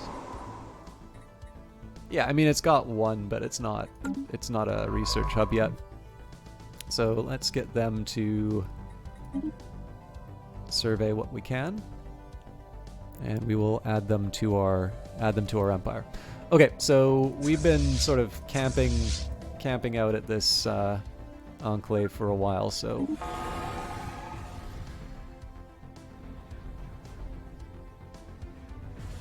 but yeah, no, like the blowing up stars when you already have just this complete domination of the galaxy is that's just a nice little reward for all your hard work, in my opinion. After destroying the ancient Curator Station in the Hellsmaw system, our capable forces comb the area it once occupied for anything valuable. They managed to recover several memory fragments from the Curator databanks. That should be a great boon to our research. 1,000 of each style and 10 minor artifacts. Through hard work and experience, Admiral Gogroth Bothuk has developed new skills, and looks like we always lose a destroyer whenever we attack. Oh no, actually we lost 4 destroyers. Fair enough. At this point the numbers are going to be pretty wacky anyway, so do we have any... Nope, we do have another enclave, so... In this case, we're actually going to get in close. We'll see if that changes anything. Are there any other enclaves? Nope. So yeah, I mean, we'll finish. We'll you know, do our attacks.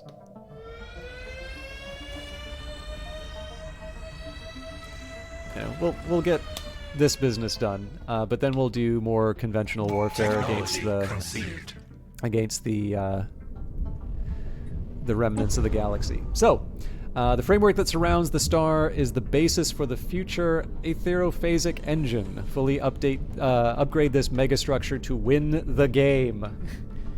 Well, I mean, nothing else to really say. The aetherophasic engine, which will rip apart the barriers that exist between this world and the Shroud, is partially complete. Fully upgrade this megastructure to win the game. So I'm going to guess that there's different phases to this, because push this button and win the game in 10 years strikes me as a ridiculously powerful way to play. But yes, we are going to spend the resources on it. It might actually mean that we need to blow up a few more stars, in which case I'm fully happy to comply, but for the time being, let's take the time and pick our last batch of Ascension perks. Now, we did start this playthrough. Before the most recent update. Excuse me. So, Expansion and Harmony were actually these were pre-update, and so you'll notice that Harmony and Synchronicity are basically the same. If anything, this is slightly better because this boosted my edict capacity. So, sorry, I've got 2 of the edict capacity, and Mind and Body is actually slightly better than cloned organs. But yeah, so I could do, I could do Discovery. The main reason I would want to do Discovery would be so that I can just get the end of the path for the extra research speed. Domination is good for the administrative capacity. If I'm going to be taking over the whole galaxy, that would probably be the smartest choice. We're not going to do any stealth. Yeah, you know what? Domination it is. So everything that is not us must serve us, either as servants or as food.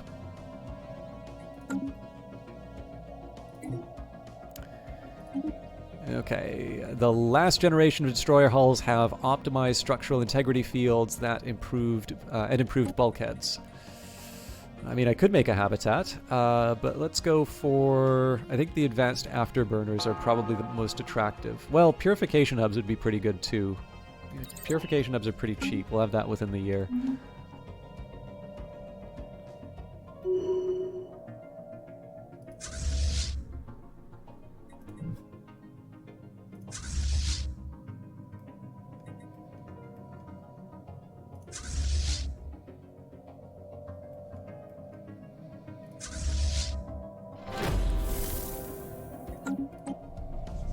Project. The planet was clearly abandoned after this evacuation day concluded, but how? There is no evidence that the planet's energy barrier ever went down. Clues have been discovered that indicate the pursuit of some sort of massive research project that predates the Shield. Resources and science staff were diverted to this project in increasing numbers, and efforts appear to have greatly intensified after the Shield went up. Our construction is complete. Okay. Again, we'll just build the star bases that we can. We're in a good spot right now as far as administrative capacity is concerned, and we'll get even more with that tech. I do need to sort of clean up my star bases a little bit, but I'll leave that for the time being. I should actually take my construction ship, though, and buy a few more. Alright, expanding possibilities through the application of limited cybernetics. Okay, we're at the edge of our research then. So autonomous ship intellects, granting our own ships their own semi-autonomous intellect will greatly enhance their effectiveness in combat. You know what, even though phase disruptor is a little cheaper, I do like the idea of the giving them some autonomy. And I could give this to the sectors, but we won't worry about it. It'd be neat if you could get the horizon signal out of one of these new. Oh, our spymaster watching over the Kettling Star Pack reports a surprise successful acquisition of a new asset, a sympathetic contact who will be of service to our operations as and when we need them.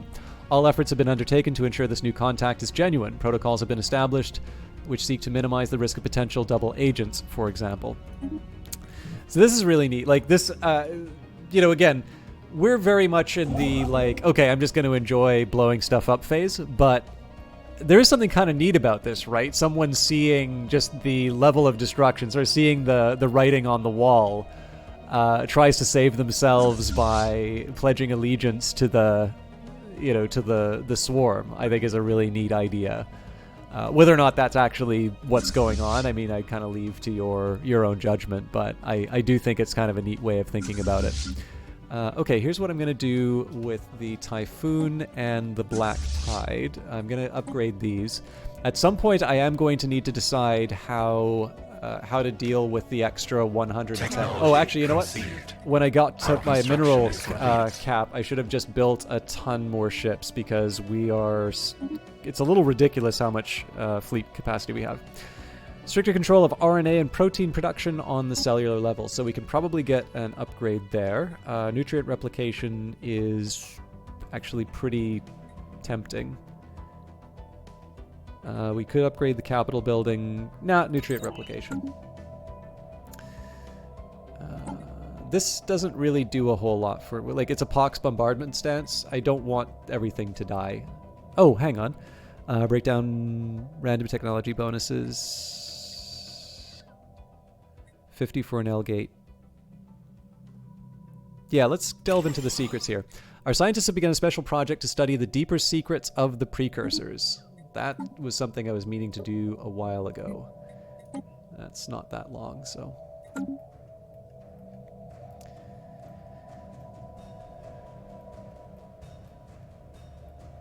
So once we finish off the curators, I think I probably will do a big round of upgrades.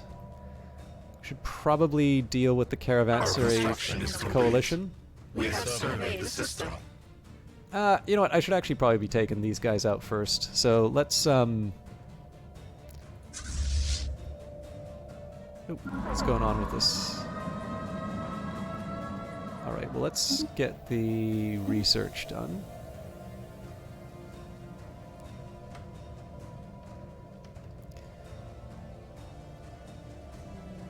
There may be other research opportunities, but this is what I'm counting right now. Construction ships ready to go. And what are we going to do? Okay, so we could become... Hey, Crack Steve! I'm doing all right. I had a good Steam broadcast last Thursday. I had a great time with Boyfriend Dungeon on Friday. I'm getting ready for a trip to Vancouver on Wednesday. And I finally get to see what it's like to blow up stars in Nemesis. It looks really cool. Watch any good shows recently? So I have not seen What If, and I'm not going to... I remember I made you repeat what If was. I think it's just because the name... I think it's just because the name...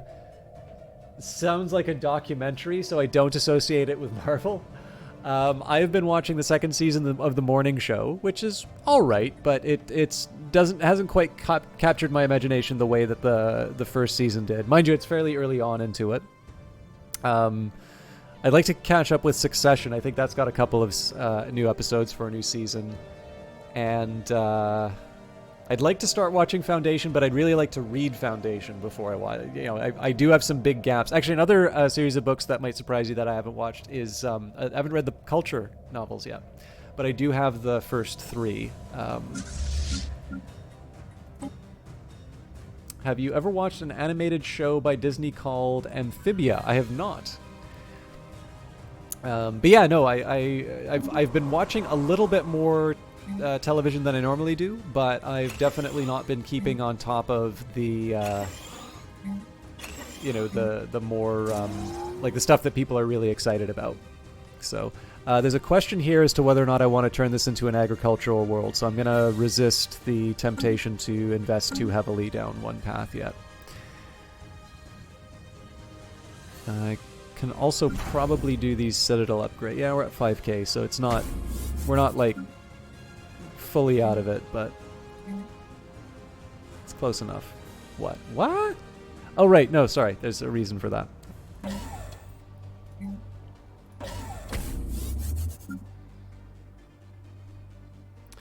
By Matt Broly, and it gives you big Gravity Falls vibes. Oh, wonderful! The Eyes of Sin actually introduced me to Gravity Falls. That was a fun show to watch. I rather regret that I didn't get to see more with her, because I'm not sure where I can get it on my own. But that's really cool. Second stage, processing of pseudo-refined minerals allow for more efficient storage and transportation. I should find some more of my mining worlds, but I'm not going to pause the game specifically for that. Foundry drone output is really tempting given how inexpensive it is, so let's run with that. Ah, fair enough, yeah. So I, with my Xbox, I believe I've been given a free month of Disney Plus, but I don't actually own it myself. Really the only thing that I've been consistently paying for has been the...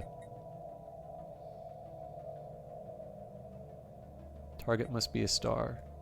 Oh, right, yeah, we've already destroyed it. Okay, well, we'll just keep these things as a menacing reminder of what happens if you cross us. Actually, you know what? These things are devastating, so let's just move them through the... We're not gonna, like, blow it up, but I can definitely use this to take over some territory. And in the meantime, let's take our transport fleet, get ready to make a move. There are other means to watch the show. Yes, I did used to work. I did used to work in movies, so I have tried. Like, okay, so I don't want to get sanctimonious about this. Obviously, you all can watch however you want, but as much as I can, I have tried to find legitimate means of watching, the show. So this would either be, using a library or, signing up to a streaming service or whatever. That's obviously not, I don't want to be like, if you don't do it the way I do, you're a bad person. And, obviously everybody's got to make their own decision in terms of where they sit on that. But for me, it's like, I just would feel kind of bad if, it's like while I'm working at it, I'm really hoping that people pay for the stuff that I'm working on. And then when it doesn't directly affect me, all of a sudden I discover the beauty of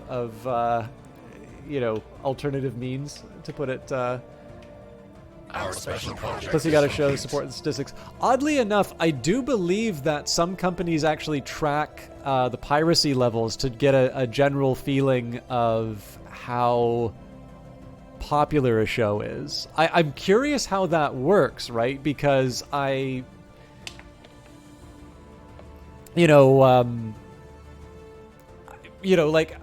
just don't know how you turn piracy into a revenue stream, right? Like you could,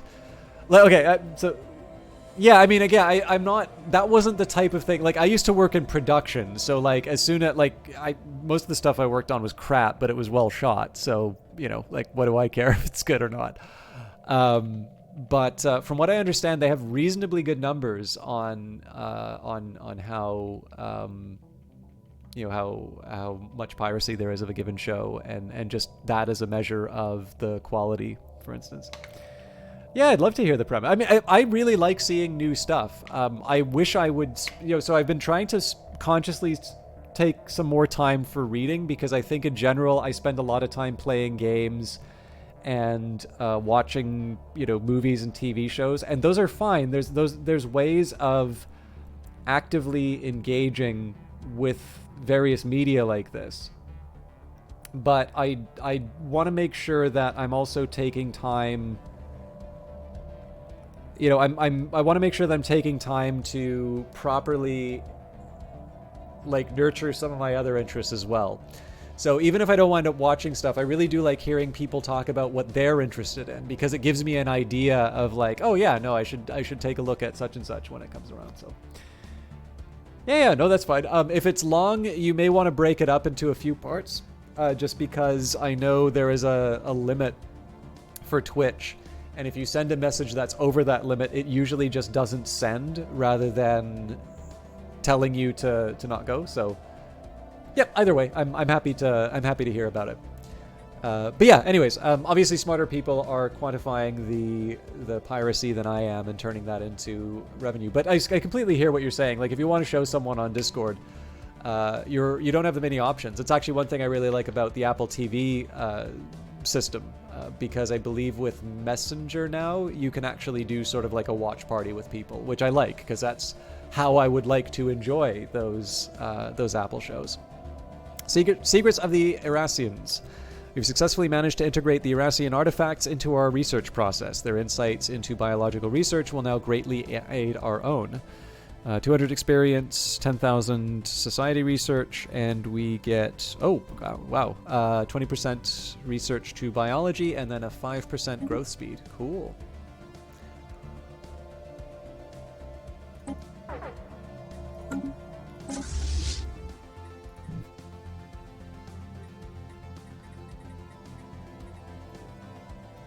Time to sleep. All hail the great Star Eaters. Thank you very much, Delves. Sorry, I hope this was diverting enough. I know, like I said, I've really, this has just been me beating up on a vastly weakened AI, and I don't know how fun that is to watch. But I've been having a lot of fun playing it, so I hope this has been worth the time. So a Thai girl named Anne is peer pressured into stealing a music box by one of her two friends, Marcy Wu and Sasha. And all three are transported into a medieval world of frog people. Okay. I'm assuming either the kingdom is called Amphibia, or it's at least a reference to the We have assimilated knowledge. world. I'm still trying to decide. Intelligent probably works best because research is my...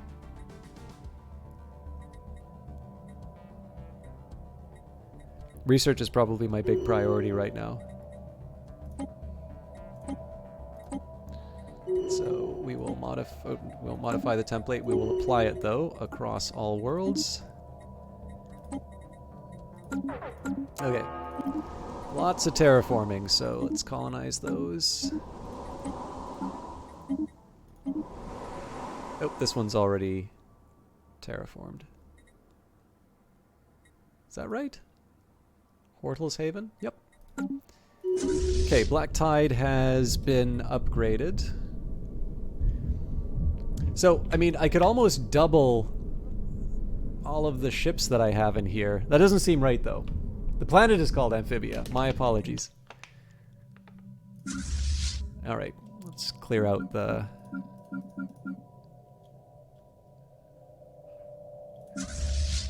where's the crashing wave?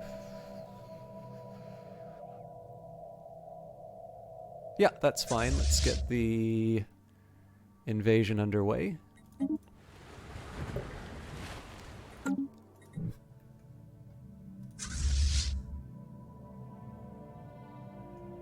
Okay, this thing's still under attack.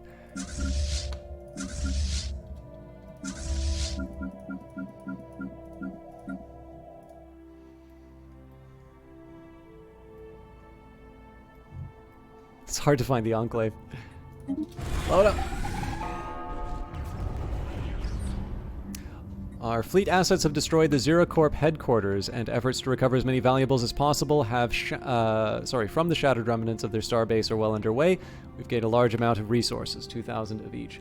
They are separated, and Anne is taken in by the frog family named the Plantars. The family consists of Sprig, brave and loyal, Polly, baby tadpole, Pollywog, weapons lover, blunt in both weapons and conversation, and the traditionalist Hop Pop, old, stubborn, but not impossible to convince, loves the old ways. The first season does a great job of making you care for the people in the town, Wurtwood, and side characters. It also has some plot sprinkled in to keep you invested. That's interesting. So what got your... one thing I'm kind of curious about, and this is just because this is a tricky...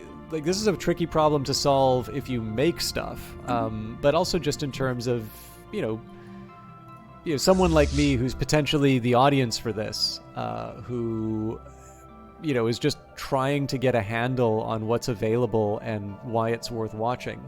How did you become aware of this? Like, what was the catalyst for you discovering this this show?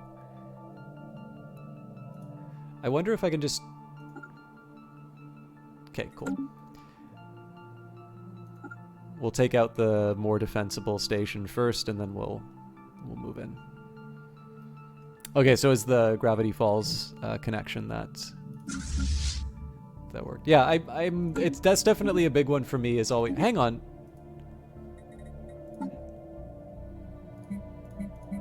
Have we been able to?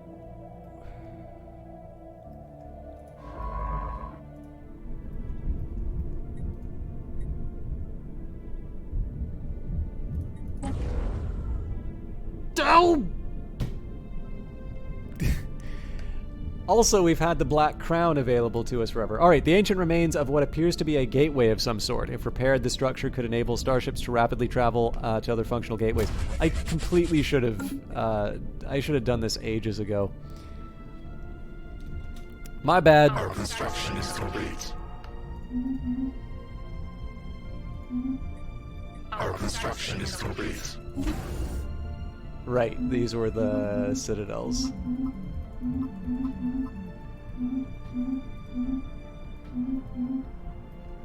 Well, I think I talked about this a little bit on a previous broadcast where I kind of talked about how I really like Pixar stuff, but I always had some difficulty with some of the DreamWorks shows, like Shrek, for instance.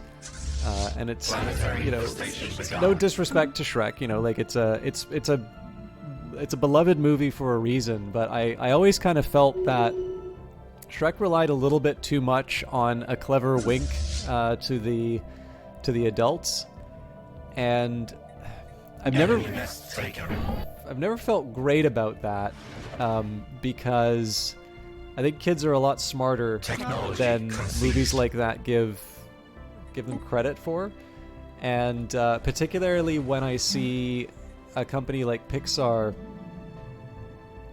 be able to do something that's genuinely entertaining to me without needing to go there. It just reminds me... Oh. We wiped him out and didn't have any replacements. Fair enough. Our system now anyway. Yeah, for me, it just reminds me of sort of why Pixar movies are so special for me, I guess, for lack of a better term. Wow, we really did not clear out these crystals. Gotta be careful about that. So we'll take out the weak ones first. Although it does give me something to research with the science ship.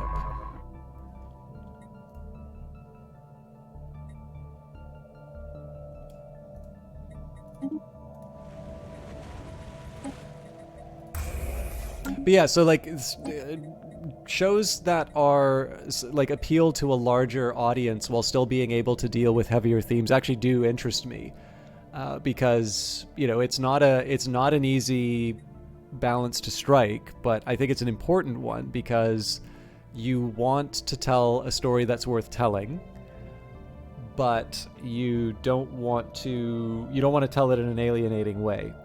So, you know, like children's books, right? That's a huge market, and it is hard to do children's books because the people who write children's books are generally not children, they are adults, and those adults need to think about specifically what children will listen to and what they can process, and it's, you know, again, it's not easy. So okay, we'll do Corps of Engineers just because we've kind of already got all this locked in.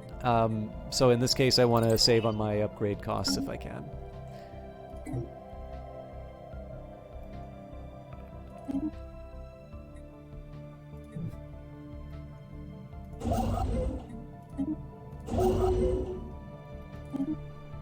We have assimilated knowledge.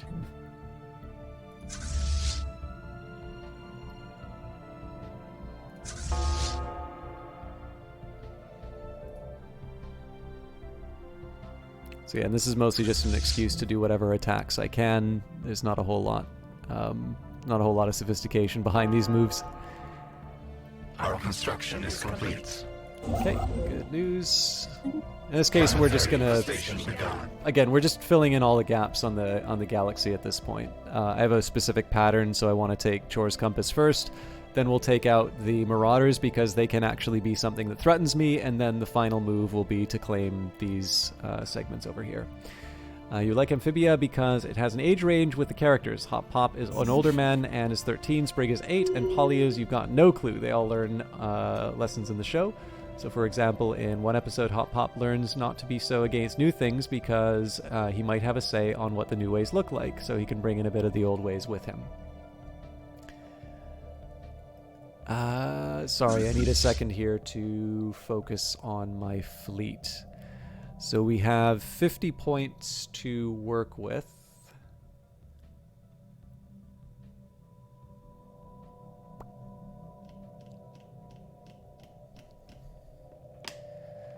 Sorry, I want to take a second and think this through.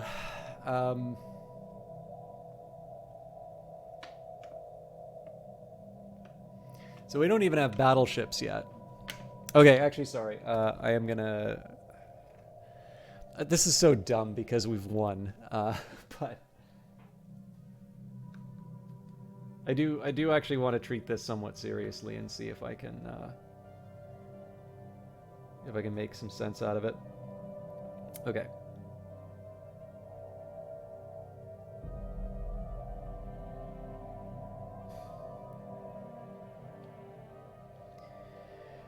So, 5 cruisers. That's not the right number. That's 11 destroyers. Why does this work out to 60? Oh no, there's 10 destroyers.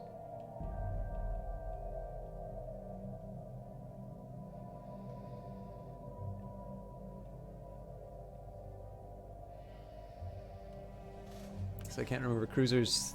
I can't remember how many command points it is. I really wish it would tell me right offhand.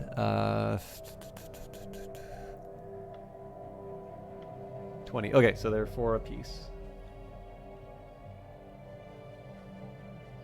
Oh, right. Okay, so the battleship is 8, and that makes it kind of hard for the numbers because we are using 20, and it doesn't divide easily. Okay, well, with that in mind, let's say we can't build Titans yet. So we've got 110 points, and we're going to divide that among cruisers, destroyers, corvettes, and eventually battleships. So that's across 4 different ship classes, which would mean I would need 27 a pop, except that it's 27 and a half, which is inconvenient.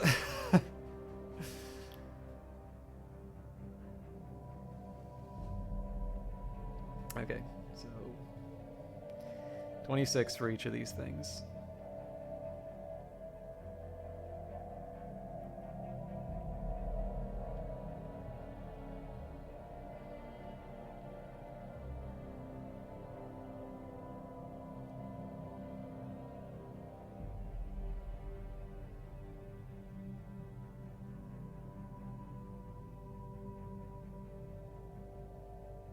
So 7 cruisers would actually be 28.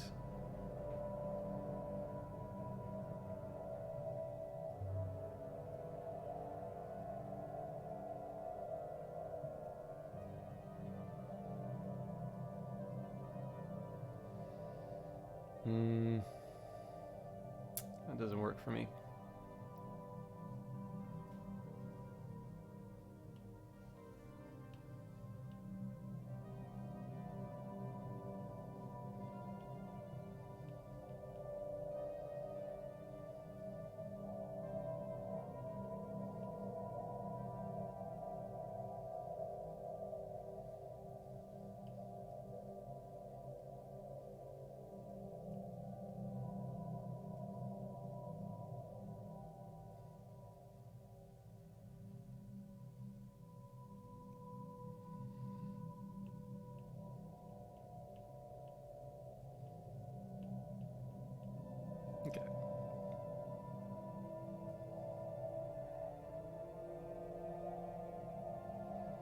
Okay, so I'm 8 points over on this plan here.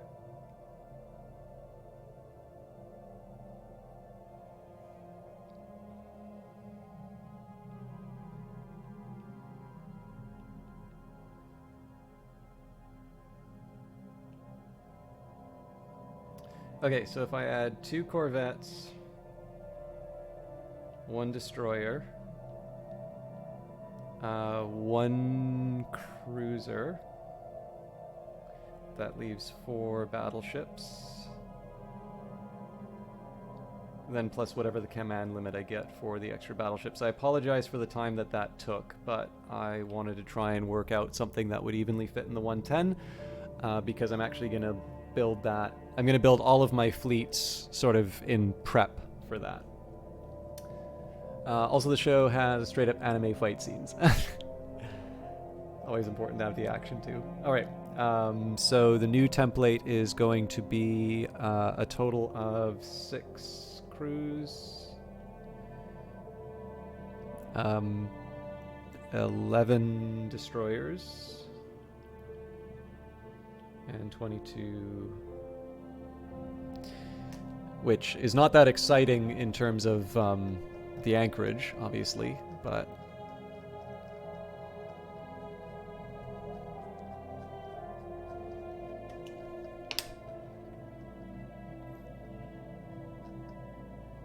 where are my star bases? There we go. Oh my god, we have battleships? When did that happen? Okay, well, that's easy. So I forgot. Right. Shame on me. Okay, here's how we're gonna handle this. I'll definitely check it. I have no idea when I will check it out, because obviously I don't immediately know where. But especially because I have a friend who really likes Gravity Falls. I feel Andre Yoda Arena. What a name. Thank you very much for the follow. But yeah, no, because I have a friend who really likes Gravity Falls, I actually like that recommendation because it means that I will, it's something I'm going to be able to share with them. I don't remember where we, finished off from our conversion, so this is going to take me a minute. Okay, got a Gaia world, 2 Gaia worlds.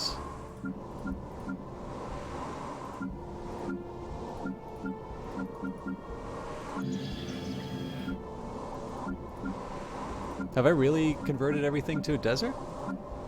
Yay me if I did, because that means we're just plowing all that money into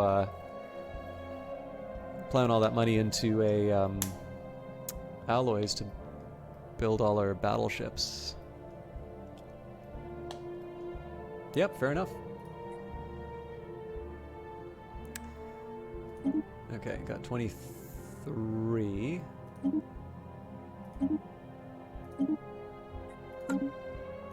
Doesn't really solve our... Oh no, this will eventually solve our mineral problems. Okay, so for starters, 1, 2, 3... Okay, so that's 4 battleships in accordance with the plan.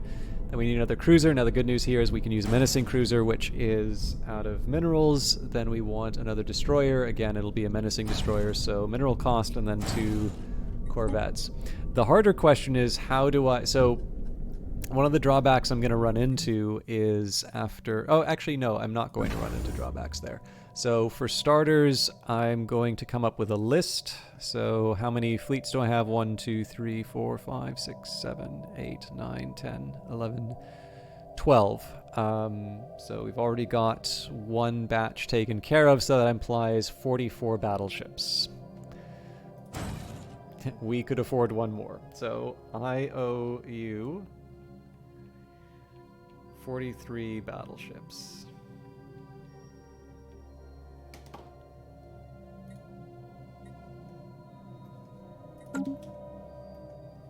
I'm not saying this will be done anytime soon. I'm just saying that's the plan. So I'm going to heal them up in orbit first, and then we're going to... Okay, first off, let's sell what we can on the goods. And we will convert this to spawning pools, synaptic node. Governing ethics shift in the Kettling Star Pact. Following a long period of growing support for the Union of Religious Conservatism, the Kettling Star Pact has finally embraced the faction, adopting their core values and policies. As a result of bringing this faction into their government, they've become more outwardly spiritualist. I love the idea here of this being a doomsday cult forming in response to the overwhelming force of the of fear. Alright, what's the story here? Disturbing vision. 3 nights ago, Chief Archaeologist Ythag Unrogue reported having a disturbing vision and has been shut away in their quarters until now. They believe the source to be whatever is down here with us. Did they go to the Shroud too? Sounds to me like we just made some new friends. Okay, we knew that was going to happen, so in this case I'm just going to sell half and we're going to buy a few more alloys. Our construction is complete. And again, we're just knocking out as many battleships as I can, so I owe you 42 battleships. A new nest is born. The real question is whether or not we're actually going to get this stuff built by the time we take over the galaxy or not.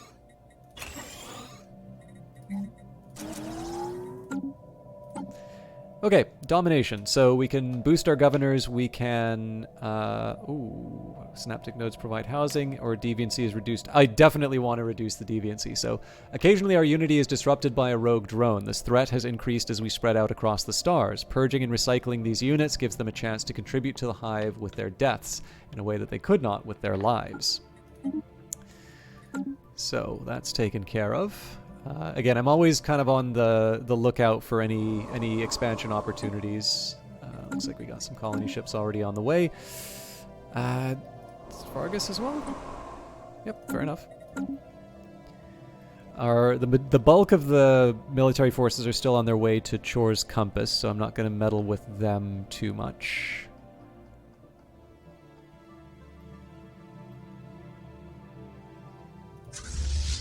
Alright, we are ready to start punching enemy ships. Where's my science ship? Okay, so no way to reach the project. Oh, right, I know why. Because the Ruby Swarm is in the way. It is no longer in the way. So again, here we're just going to stop by the base to heal up. We're not too worried about anything that this faction can throw at us. This is really just a chance for us to kind of claim whatever we want. Actually, with that in mind, now you know what? I'll take their existing base for a start. Technology conceived. Granting our ships their own semi-autonomous intellect will greatly enhance their responsiveness in combat. So that's another upgrade I want to apply in the future. So I'm not really going to need it, but it is the cheapest, so we'll do planetary shield generators. These I always struggled with. They used to give you physics research. They don't anymore. So it's a little harder to justify building them. But if you are going to be sieged, it's probably not a bad idea to pick them up. Okay, I think we just start picking up whatever systems we can. It would be nice to clear these out, but I think our first priority should be to... Our construction is complete. Actually, now that I think of it... Yeah, that'll take care of itself. So I'm going after the low-hanging fruit here because I've got this 37k strength, Star Killer, which admittedly is losing a little of its power. Like it's, we are losing the, we are losing some armor on it, but like it's not the end of the world to get this thing healed, right?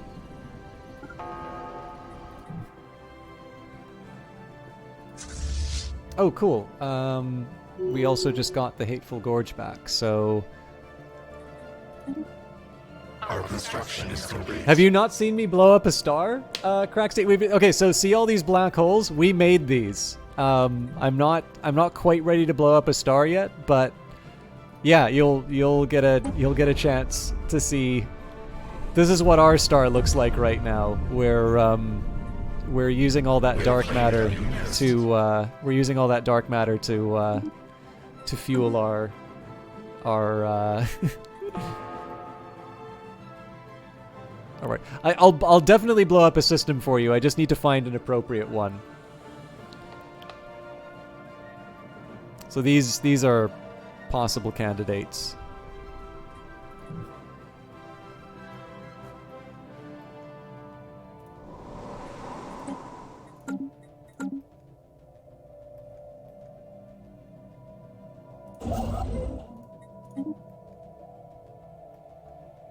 Biggest thing I want to do with these is just build some star bases on them so that I can get the research bonuses.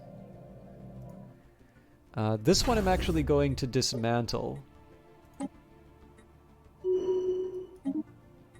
And it's because this already exists within my borders, so there's nothing really for me to worry about.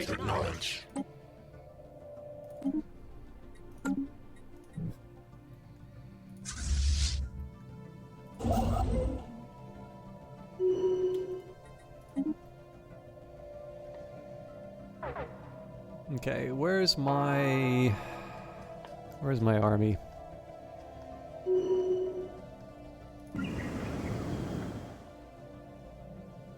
So it looks like we're ready to claim the Astor system. We'll oh, it's a tomb world, eh? Wait, what?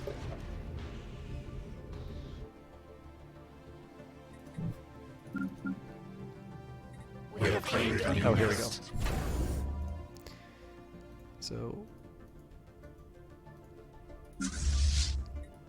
we have adapted a species to suit our needs. We've completed the modifications to the sphere species. Oh, here we go. All right, so this was our starting gate. So power has been restored to the derelict gateway that was found in the Ur-Eta system.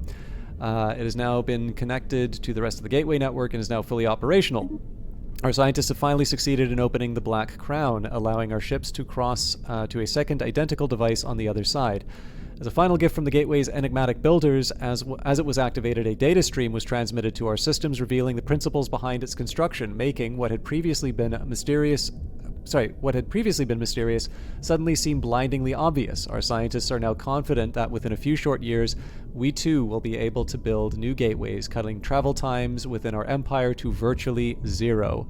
So not only do we have the gateway construction option, but we get 20% towards it. So where does this go? Is there, in fact, another gate in the galaxy? There's an L gate in the galaxy. That is a decidedly different object. Ah, crumbs. Technology conceived. All right, looks like we're going to have to reapply the modification. The creation of a dedicated naval engineering corps will greatly benefit the construction of deep space defense platforms, decreasing building costs and increasing durability. So this is good. We are going to do some more Citadel upgrades, but only after I've built all my battleships. Our construction is complete. I will, however, do standardized... No. Let's get the advanced railgun. Also, generating a strong energy shield within a planetary atmosphere is a greater challenge than in the vacuum of space, but it offers a potent defense against orbital bombardment. So this one, Particle Lance, is mighty tempting, given our battleships. Okay, what was I going to do? Okay, we now have the Astor system, so let's just convert it into something a little more fitting, a dominant species.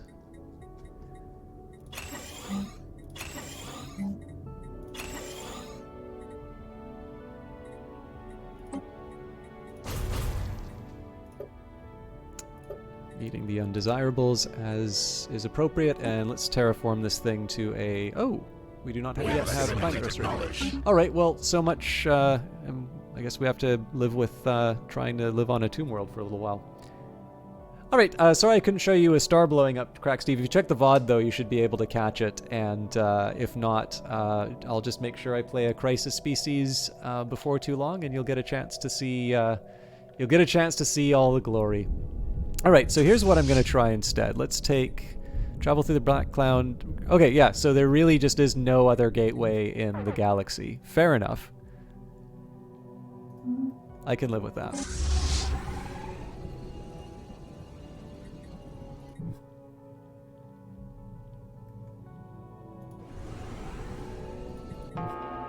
Although at this point I am just going to go and take another world. Actually, there's 2 worlds that I need to land on. So as an intermediate move, more minerals to sell. More alloys to buy.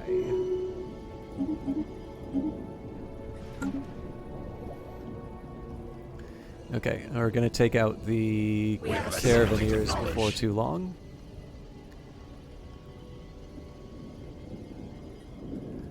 But first things first, I want to build a bunch of battleships. Okay, so I'm going to -7 off of that, so we were at 40. Planetary infestation begun. 35 plus 7, 42. Yeah, that's right.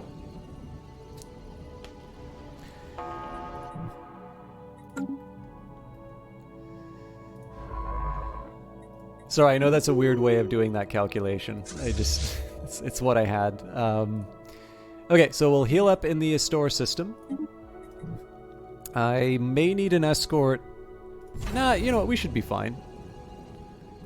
Let's get the Star Killer to go. All right, they're already done. Enemy nest taken. Okay, good news. We'll immediately land on the Ruinous Core and Lost Encampment. Ooh, lots of things to change. Planetary infestation begun. Offense taken. Leaked recordings of one of our envoy's private conversations have the Kettling Star packed up in arms. In a regrettable moment, Ambassador Kaelig Starsail seems to have called his hosts disgusting beasts that seem barely capable of sentient thought. The chief precentor expressed dismay and suggested that keeping someone so demonstrably unfit for the role in place would be concerning. Yeah, so the Kettling Star Pact, despite the fact I've been blowing up its suns and eating its population, apparently is really upset with what I had to say. Although I will admit, I really do like this this image, or recall him to Phobos for training. So yeah, no, alien sensibilities do not matter to us. I will take the Unity. Hey, we got a tradition out of that. Okay, so drone network is a little tempting just because it's the second layer. We have improved the ways in which our consciousness communicates with its drones, greatly increasing the efficiency. We have a new edict, and we can get an additional 5 for the menial drones. Alternatively, we can go for the bonus leader cap, governor cap, not leader cap, or get housing from synaptic nodes. I think in this case we'll do drone network. But given that we have the ability to do more edicts, actually, I guess there's a difference between. Yeah, I should be a little more careful on this. I will do war drone campaign because extra army damage never hurts. But I want to be careful on going over the edict capacity. We do have a little bit of extra Empire Sprawl, but I have a feeling that if it's percent based, that number is going to go up really, really quickly. Okay. So, yes, we are doing everything I want us to be doing right now. Oh, no, we're not. I want to now take out the caravan. Caravaneers Tungle destroyed. We have crushed the profiteering vermin that call Trade Station Tungle home. The Caravanserai Caravan Coalition is no more. Excellent. Well, apparently... Yeah, there we go. Enemy nest taken.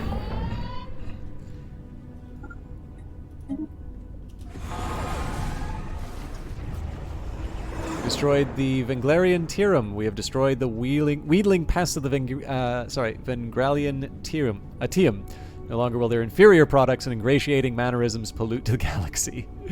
2,000 of each, and Gussing Catwater now has caravan counter trait. Okay, I gotta see that.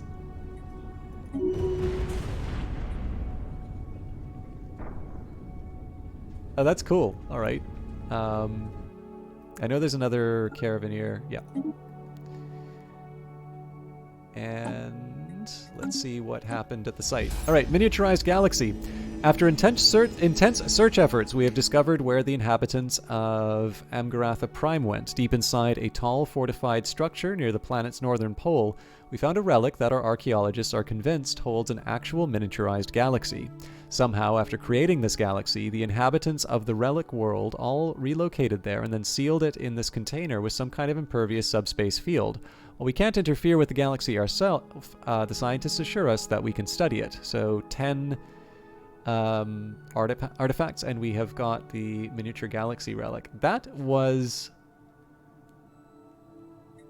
a really neat little journey. Okay, we've gained the lost encampment, so let's just... sorry, I should double check. I guess I can keep...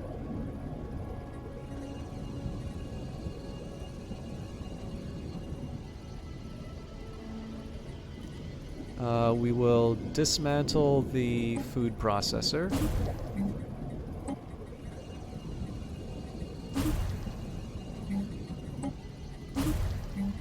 We're gonna switch this all to generators. Although apparently we can't.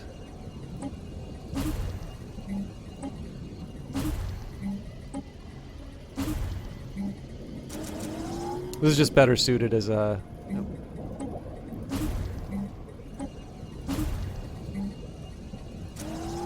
Just better suited as a generator world. I might do some science buildings, but that's for later.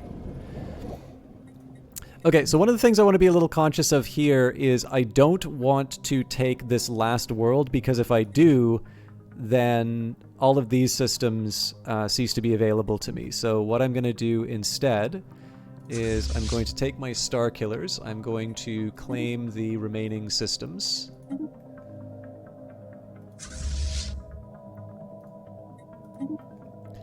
Once we've claimed those systems, then we move the armies in place. All right, we've destroyed the Numistic Order. Following the hostilities in the Chorus Compass system, the Typhoon fleet is pleased to report that the Winds of Fortune has been destroyed. The once bustling Racket caravan is now little more than interstellar scrapyard. We shall be troubled by their sanctimonious presence and no more. So again, lots of wealth out of that.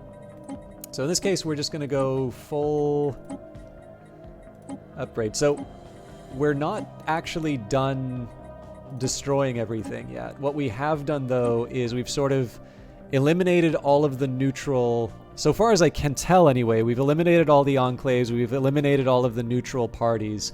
It's just sort of our enemy and then the Leviathan left. So before we take on the Leviathan, it would be nice to level up our fleets to be able to, you know, be the best that they can be. And then, you know, as a final step, I'll probably just take this out. I'll take out the Marauders, and then we'll kind of claim this last little bit of the galaxy. And this is mostly just because I really want to see what happens when you complete the engine. Obviously, we became the Crisis way too late in the overall story for it to be even remotely worth pursuing as like a strategy. But like I said, sometimes it's fun to just beat up an AI. Okay, so a flat rate of 5%, and then 50%. Sorry, 50% tech progress on a random technology every time you activate it. Activation only costs influence. So, sounds good to me. Time flows faster inside the miniature galaxy, and by carefully observing its denizens, we are able to learn much when it comes to advanced technology. So we have gained the phase disruptor option. I could spend artifacts for L8 insights if I had so many. Artifact relays. Right, okay, that's fine. I think a reverse engineer will help us with tech as well. While the artifacts we are researching have not yielded an immediate breakthrough, they are accelerating the research rate in all fields. Oh, okay, 10% is actually a nice little bonus.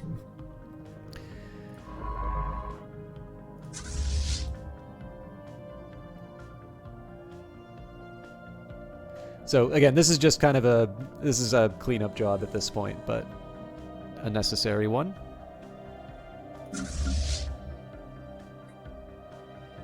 Oh, this is interesting. Okay, so the... Oh, please tell me I wrote down the... Yeah, so I've got one too many battleships in this formation. That's a nice problem to have, but...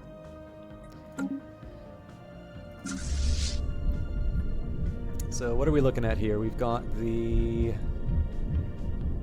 5 cruiser, which seems right. 6 cruisers. No, that's right. Okay. 7, 11 destroyers, 12.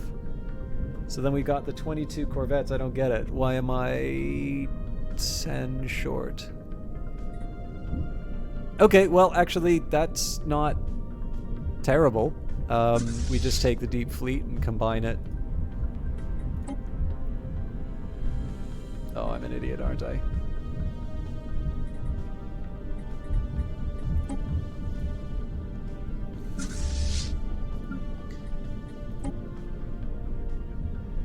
Okay, so we revise the loadout to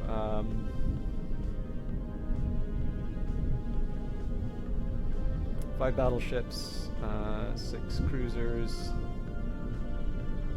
12 destroyers, and 22 corvettes. I would never want to belong to any club that would have someone like Soap Mac Daddy, thank you very much for the follow. Okay, sorry, I'm taking... Again, this world will cease to exist once we destroy everything, but let's knock out another destroyer because I can. I'm actually going to put that at the top just so it can fill my... Yeah, that'll fill exactly where it needs to be. And let's buy some more alloys. I'm still not taking it below 10, but... So, 1, 2... Only 2. Okay, fair enough. I think I need 33 battleships after this.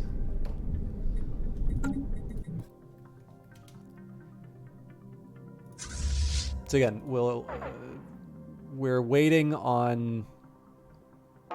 Actually, sorry, that's not true. I can actually conquer 2 of these worlds without trouble.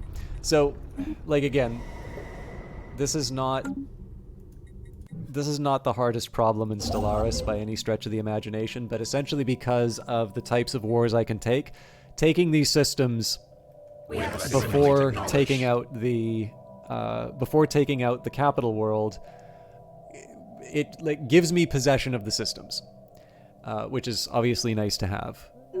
If, on the other hand, I didn't fight them, if I just took out the final world of these guys, this would become empty territory, and I would need to pay the influence, plus, search them and whatnot.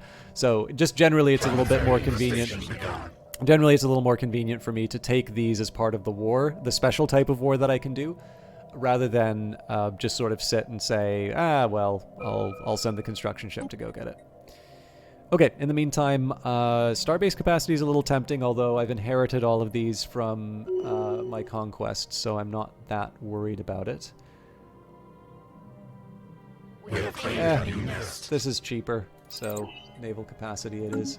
And advanced railgun, a new version of the venerable railgun with sturdier rails and an enhanced power supply. These weapons are even more powerful and accurate than their predecessors.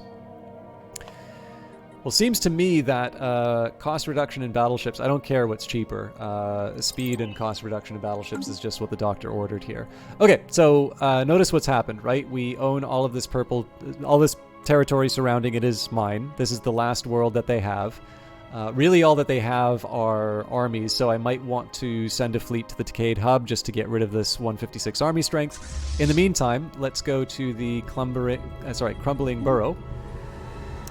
So 225. I mean, it's not trivial, but we've got a strong enough army, and at this point, we just kind of get all of this for free.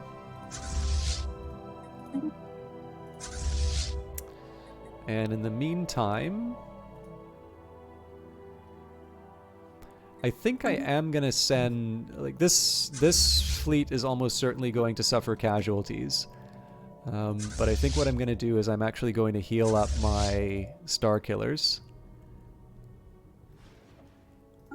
And we're going to send... I don't want to just send these big ones in on their own. I do actually want to send a proper fleet in to back them up.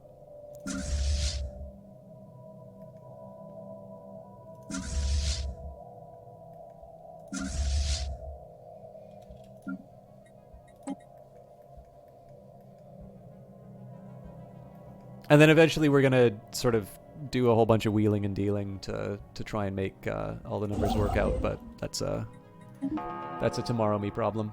Question, your good sir, how do you have such a high number of fleet capacity? You're always stuck around the 400 ship range. Very good question. This is actually something I struggle with sometimes. Also, welcome, Soap Mac Daddy. So first of all, when your ownership of the galaxy looks like this, you have a little more flexibility than other circumstances. But that's a flippant answer. You deserve a proper answer to this. So, first of all, it's important to remember that I'm playing a Devouring Swarm, which will give me a 33% bonus to naval capacity. So it's not just the fact that I have... it's not just the fact that I've built this infrastructure for naval capacity, but it's the fact that every building that I have to give me more naval capacity is worth quite a bit more. So this is... I mean, there's a penalty for this, right? I can't do any diplomacy other than to declare war on people. But, you know, Devouring Swarm's kind of momentum-based. On top of that, I am at Crisis, which I believe... Let me just double-check this. I think there is a bonus towards... Oh, is this the one thing you don't get? If you're the Crisis, you don't get a bonus toward... I get a bonus towards ship upkeep, but apparently when you're the Crisis, you don't get a bonus to naval capacity. Fair enough. Actually, I mean, so perhaps it's better for me... I'll start with the breakdown. So I've got Doctrine Fleet Support, plus 30. There is the Aetherophasic Engine Frame. So this is the... Okay, actually, no. This is the way that being the endgame Crisis helps you. So the fact that this exists, like this is like the big bad. This is even worse than the Death Star. This is the build this thing and you win the game event. This alone has given me 100 naval capacity. So what I want to do is I want to just, like, when we're looking at this 1398 number, we want to strip away some of the things that are unique to this particular playthrough. Supremacy Tradition. So I believe in this case, this is one of these... No, Supremacy was actually after the patch, so that's fine. So in the case of Supremacy, we went down this path, and because we adopted Supremacy, that's going to count for another 20 points.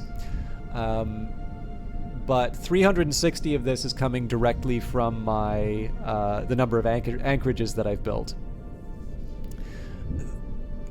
Another meaningful amount. So, like, I would actually put it to you this way. Half of this number that you are seeing here, over half once you account for the percentage bonuses, because I got a 33% for being a Devouring Swarm and a 20% for Nutrient Arcs, which I actually don't remember what that is. I can take a look if you're curious. But 576 of this 1398 is coming basically directly from things that I have built. So the most obvious one is the anchorage structure. So actually this is a terrible example. Let's go to one of the ones higher up the list. So Diam Station, what I've built here is a solar network just to try and keep my energy up. Wow, what happened here? I'm gonna have to deal with that. Why did that suddenly go so negative? I'll figure it out. Sorry, I'm easily distracted. So, you know, to try and make sure that I'm at a positive number, I've got my solar panel network. But the rest of this has anchorages. So anchorages on their own, I believe, will give you +4 to your naval capacity. But I've also built the Naval Logistics Office, which gives an additional 2 for each for each anchorage that I have. So effectively, each of these things I build is worth another 6 naval cap, which adds up over time. Essentially, if you can put a naval logistics office on a dedicated anchorage, you get to multiply that 2 over all of your slots. So in this case, building this on its own gives me another 10 capacity, and if you take a look at the number of these that I have, that's quite a bit. But again, that still doesn't account for such a large number. The other major source of naval capacity, and this is a very counterintuitive step. So somebody told me that this has always been true. I don't 100% believe it. I think this was actually something that was changed in a later patch, but the thing is I can't point to the patch that changed it, so maybe I'm just being stubborn. But it's actually the warrior. So I'm a devouring swarm, so it's warrior drone, but basically it's the soldier job that boosts your naval capacity. So one of the really counterintuitive things is that, and this has been a problem with Stellaris, like navies are much more interesting than armies in this game. And so what you do when you take a look, it's like, do I want to build a stronghold? It's like, well, it gives me 3 unity. Okay, well, if I want unity, like, why don't I build whatever the equivalent of a church is for a hive mind? I genuinely do not remember what the unity building is here. So it's like, it's like, why would I build a stronghold, right? I got other things to work on. I'm not worried about being invaded, and if I am worried about being invaded, maybe I'll build like a planetary shield. The trick here is that when you have these soldier jobs, as it says here, warrior drones increase naval capacity. So it's not just the defensive armies that you're gaining, it's the naval capacity from those soldiers. So if we go down to... This is... Right, I don't have them on this world. Let's go back to my capital world. So... soldier drones. Yeah, here we go. Warrior drones. So I've got 4 of these warrior drones, and in this case, does it tell me... So each of these warrior drones is generating 6... naval capacity. And this is actually a kind of interesting division for you to work out for yourself, right? Because let's just think a little bit about the relative costs. In order to produce 6 naval capacity, I can take something like Powder Station. Well, after all of my modifiers, it's going to be 38 alloys. Without the modifiers, it's 50. But I also need to build 75. So essentially, I need to spend 125. Of course, the more of these you build, the more that 75 is divided over each individual anchorage. But on top of that, you also have the base cost of energy. So this costs 1 energy, and this costs 2 energy. So you're spending basically 75 alloys and 3 energy to produce 6 naval capacity. Alternatively, you compare it to the cost of a soldier. Again, we take a look at it here. Well, this one, and admittedly it's on my capital and I've got a lot of amenities, so this might be sort of understating the costs.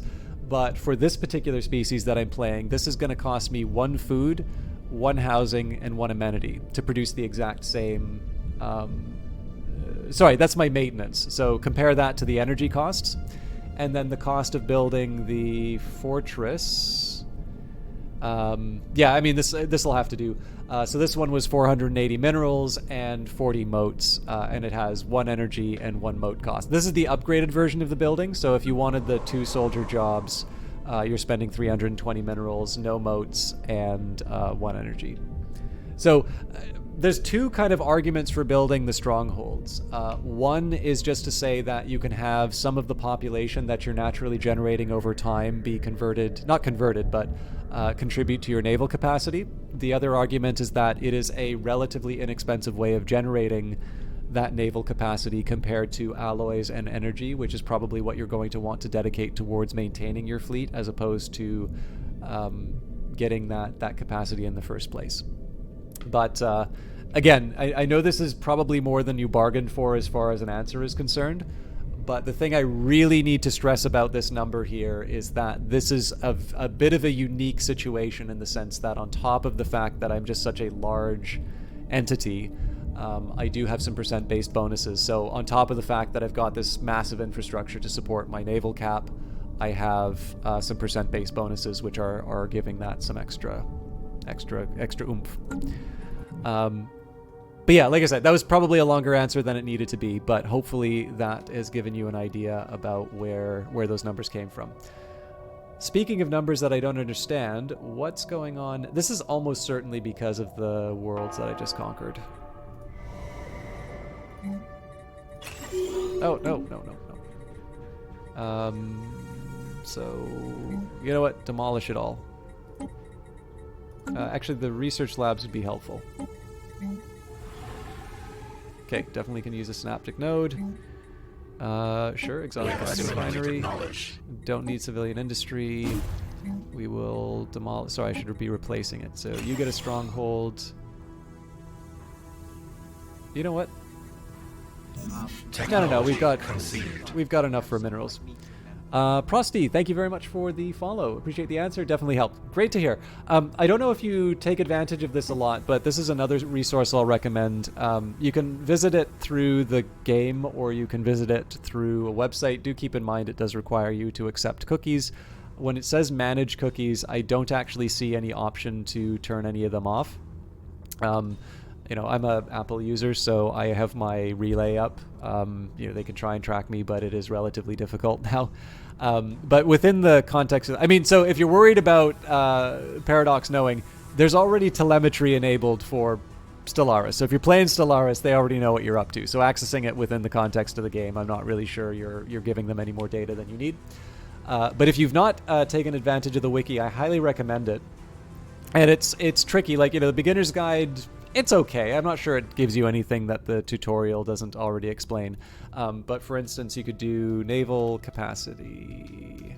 Let's just take a look and see how I might have answered that. I mean, again, I've had to work on this stuff on my own. So it's like I'm taking advantage of the fact that I'm a devouring swarm, right? So this will give you a full list of all of the different things that you can, that will augment it, right? So Galactic Force Projection, well, that's the Ascension perk. Each soldier job adds +4 or +6. So if you've got ground defense planning tech, you know, and you already have a lot of soldiers, it's like, well, yeah, okay, of course I'll do ground defense planning tech. That sounds like a really good way of oh, actually, hang on, I already have ground defense planning tech. So it's like if you already have a lot of soldiers, it's like, yeah, okay, I'm definitely going to get ground defense planning tech because now I'm going to get +2 for every soldier that I have. I have 100 soldiers, boom, I just got another 200 naval cap. I didn't know there were duelists, for instance. So if you're deciding, like, one thing I like to do when I play Stellaris is it'll sometimes be, what was a problem I ran into in the previous game? I'm going to build a species to force me to confront that problem that I'm running into.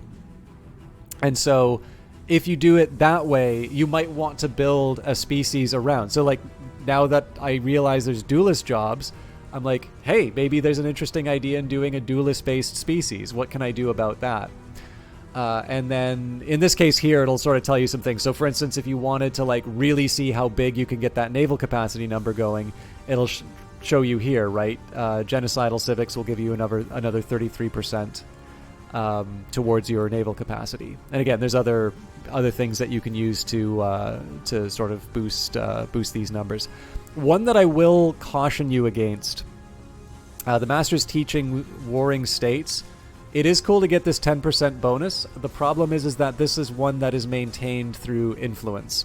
So if you don't mind the influence that you have, that can sometimes come back to bite you because you'll see your naval capacity jump up at an inconvenient time and then your costs go higher. Although with that in mind, another thing to maybe just keep in mind is that the only penalty for going above your naval capacity is your maintenance costs start going higher. So let's say that you are particularly strong economically and for whatever reason you've just not been able to, you know, seal the deal as far as, you know what, I changed my mind. I am going to destroy this purification plan.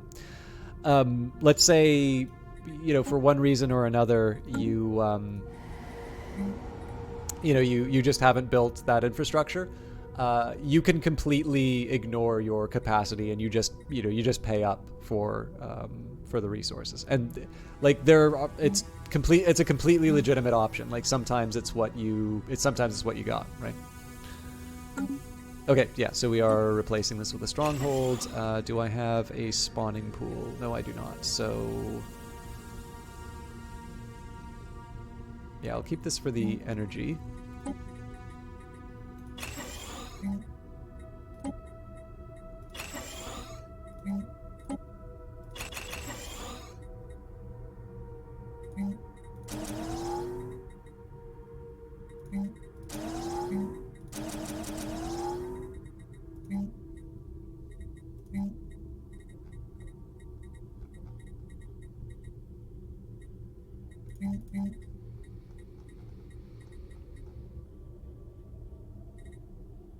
Okay, that should do.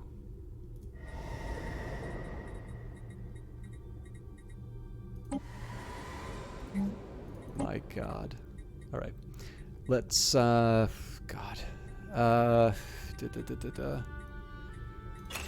Definitely need spawning pools. Absolutely not. Snapping node. Yeah, we'll probably use this for energy. Strongholds. We may use this for research. Sentinels. Generators galore.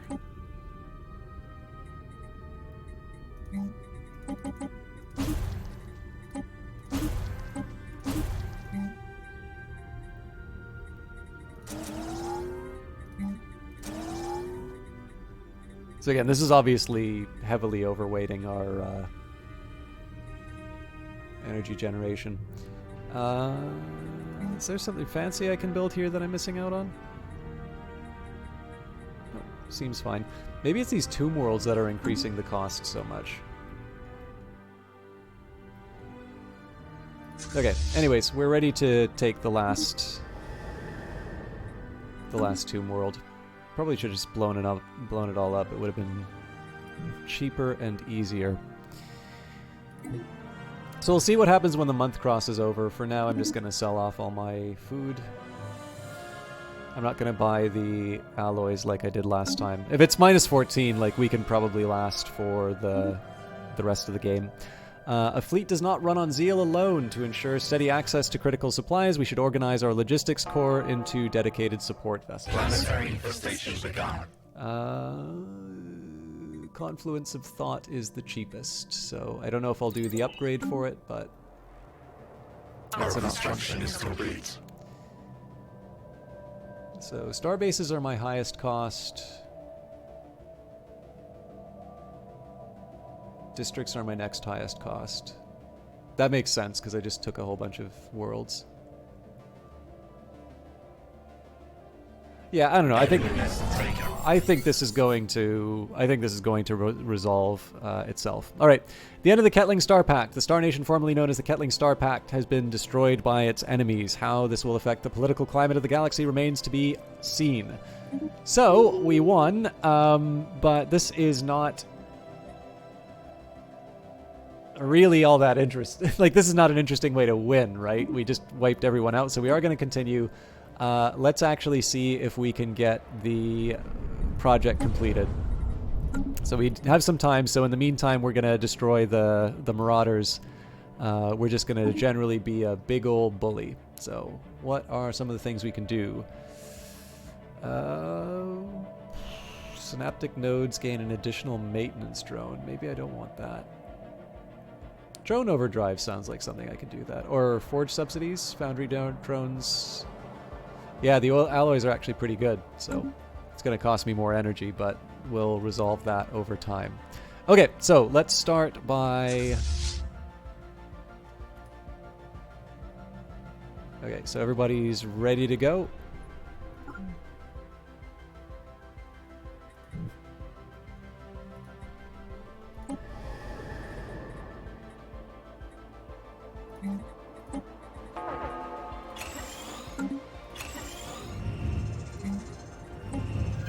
Ruined Worlds, the hateful water nymph crew have reported the presence of decaying orbital stations and multiple tomb worlds near the Brachium system. Whatever interstellar nation once inhabited the Brachium system appears to have collapsed into ruin long ago.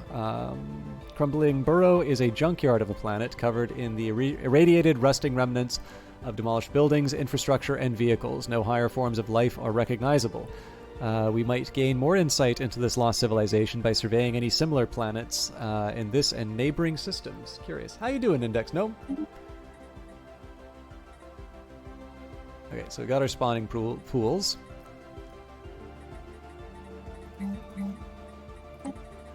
Synaptic node is the next one. We'll keep the energy generator. Let's replace the... Okay, get our stronghold up.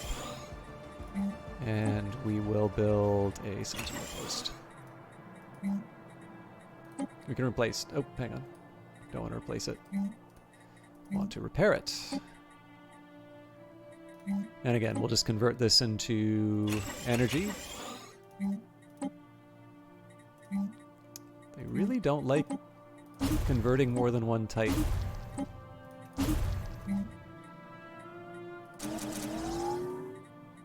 Technology conceived. Okay, particle lance. These heavy energy weapons fire focused particle beams that cause massive damage. The size of the emitter arrays limits their use to battleships and titans. Tachyon lance is pretty tempting to stick on the end. Yeah, even though it's expensive. Next up, Confluence of Thought. The will of the Hive will be further strengthened and coordinated with the expansion and development of a massive nervous center of meganeurons. And we have... I think I'll just keep going for the cheap tech, so leader enhancement.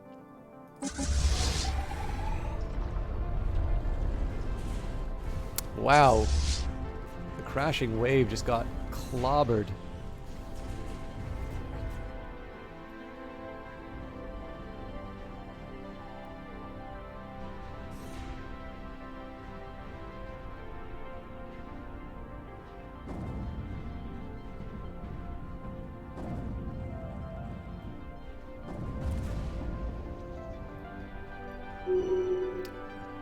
That was a costly, costly battle.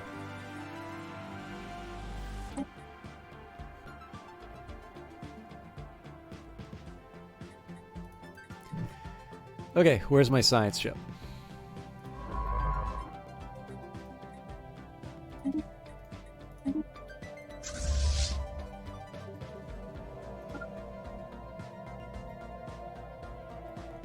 Our construction is complete.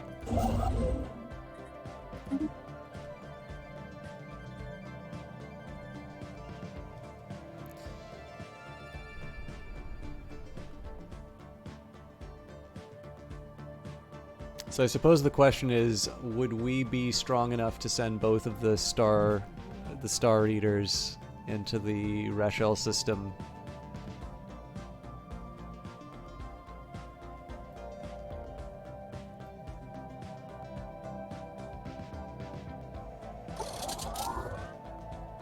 I still don't know why I'm losing so much money. Okay. Let's make that a tomorrow me problem. Today me is going to build more battleships. Technology conceived.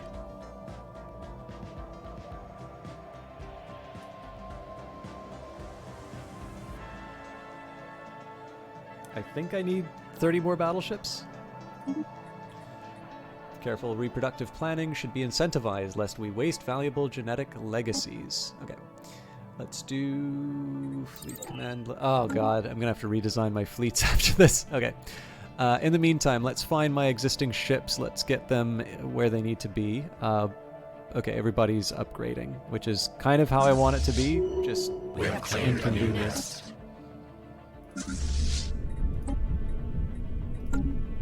Question is, do I want to send the Black Tide in on the Marauders? Those things can hit. But then I suppose the next question is, like, what am I gonna gain from not risking anything? Okay, let's see whether or not. Oh god, this could turn ugly. A new nest is formed. Okay. At this point, I'm just willing to sell out the minerals to keep the Empire running. We are fine terraforming-wise.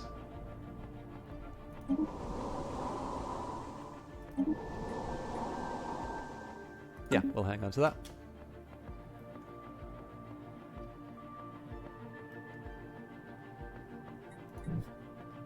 The new goal is to make sure that we don't run out of money in time for the... Okay, as usual, we need to build our basics. I'm sort of trusting they don't make a complete mess of everything. I think this one I'm actually going to make more of an industrial zone.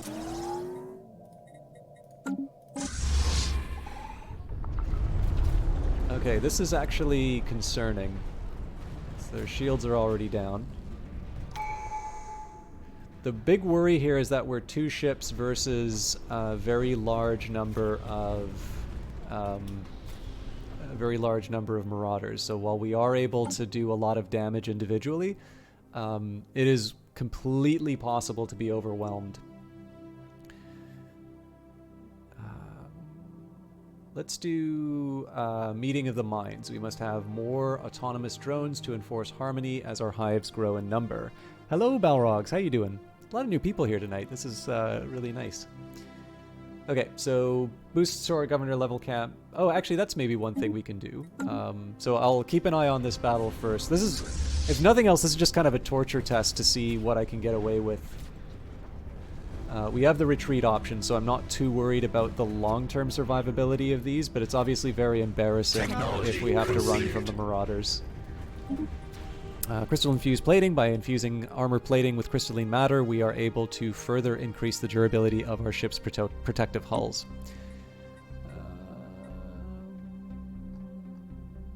I do like hull points, but yeah, let's do it. Improved cruiser. Oh, sorry. This came from research. Wait a minute. Is this right? No, this is a new world. So we'll start with the spawning pools and synaptic nodes. Obviously, we need to expand. I think I'll put 3 hive districts down here. This does seem good for generator. Ah, no, but it's got an asteroid belt, so this will be a mining colony, even though we don't really need the mining that much. Still learning this game. Well, this may not be the most instructive lesson for you, but I love talking about this game. I'm not necessarily somebody that you would watch to learn sort of top-tier strategies for multiplayer games necessarily, but I love talking about Stellaris, and I, was given key. I basically, way back when, before it came out, I was given a key, I think, about a month before the game came out. So I've been playing for about as long as you can. I mean, I'm sure people on the development team probably have a longer sort of tenure with the game, but it's definitely one that I've really enjoyed, and I've been playing, since its launch. So are there, if you're still learning, do you have specific questions about the game that you would like answered, or did you just want to hang out and sort of see someone else play the game? Because I always kind of feel the responsibility is for me to, do a stream that people want to watch and want to interact with. But with that in mind, if there are questions, I actually really like being able to cover that for people, if at all possible. Sometimes people just want to hang out.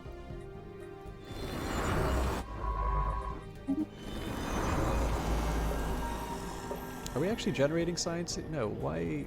Oh, hang on. Right, I was doing the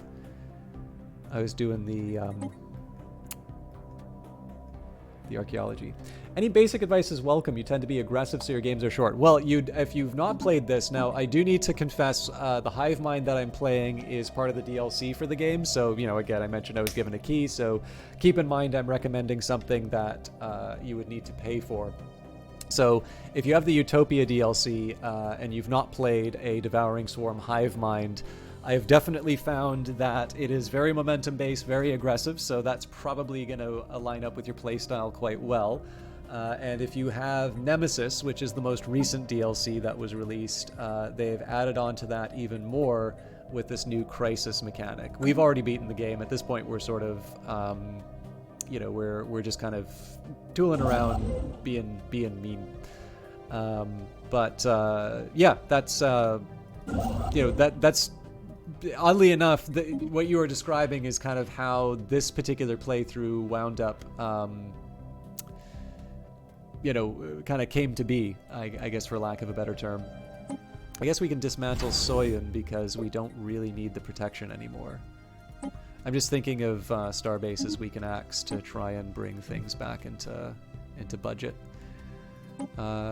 Same story. Nope, this does have a planet. I'm trying to get rid of any star bases that are not protecting a planet.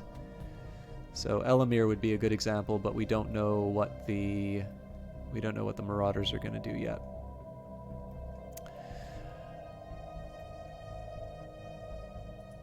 Probably doesn't hurt to have protection at the gate. Oh, actually, wormholes. Any wormholes I probably control, so I don't need to worry about... Well, but then again, this is protecting a planet, so... But Uram is protecting a planet. I'm guessing I probably don't have that many naked stations anymore. Yeah, all of these. This is the last of them, so I'm gonna have to sacrifice 4 no matter what. Oh, actually, Zulbak's Maw doesn't... Oh, but that has a black hole observatory, so we actually want that. Sorry, what was I gonna say?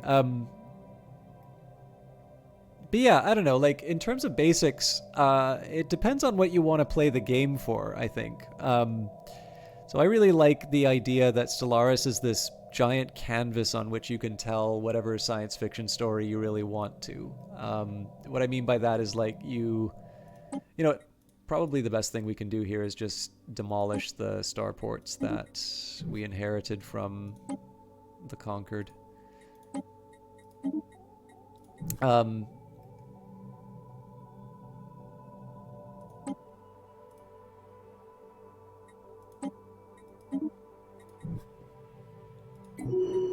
Okay, yeah, we're in compliance now. But yeah, so like if you like, I really like telling stories with my species. I really like trying to come up with ideas about like who they are and sort of it. To me, it brings every time you run into those different events, it kind of colors things a little bit in an interesting way. As far as like game mechanics are concerned, it's a little harder to come up with specifics off the top. Like for me, I tend to like investing very early and very heavily into my industry. Like generally, I like to be able to get a lot of alloys and just bury people under ships when the time comes. But yeah, I know conquering worlds gives me It's not just that there's some planets. Most of my planets have 70 plus. I actually generally just outproduce those worlds. One of the reasons why I do that is I try to take a very long view in the game. So most of the time when I conquer a world, I will destroy the buildings that I don't want. And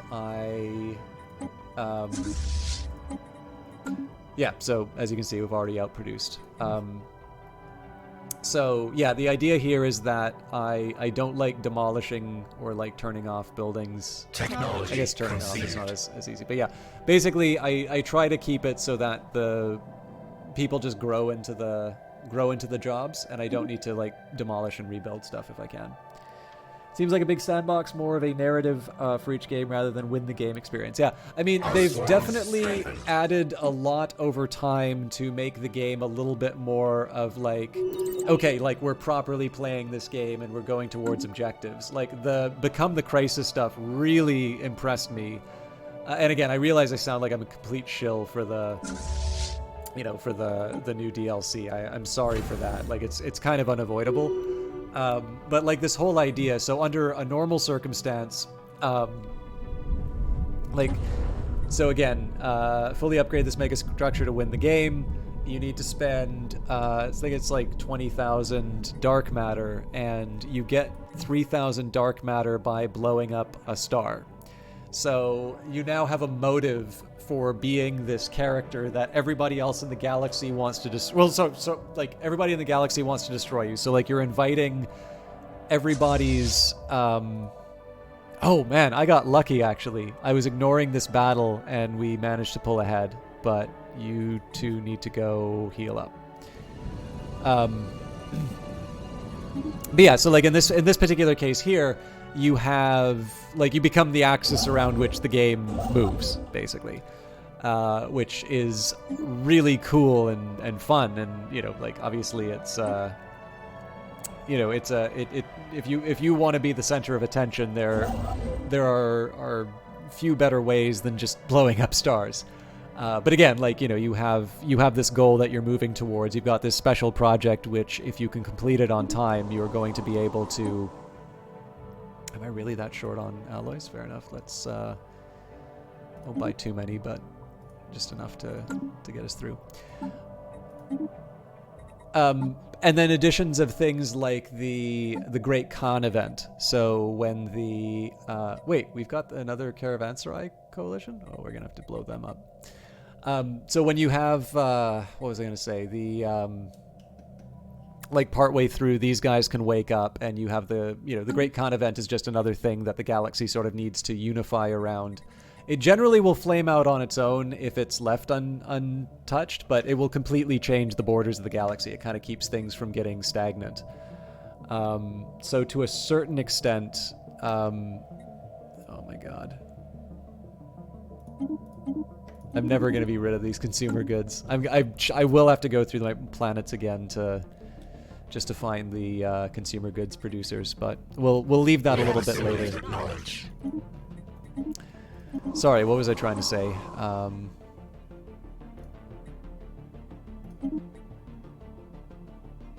Oh, this is all going in... Right, I get it. This is all going into the to the upgrading. So I'm really bad at keeping track of everything at the same time.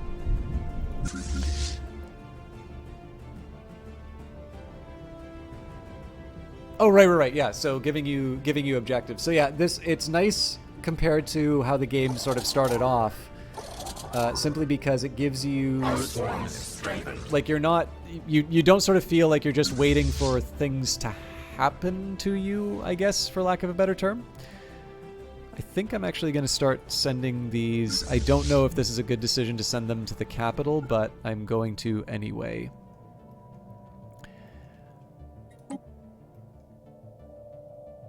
I hope that's the right call. You know what?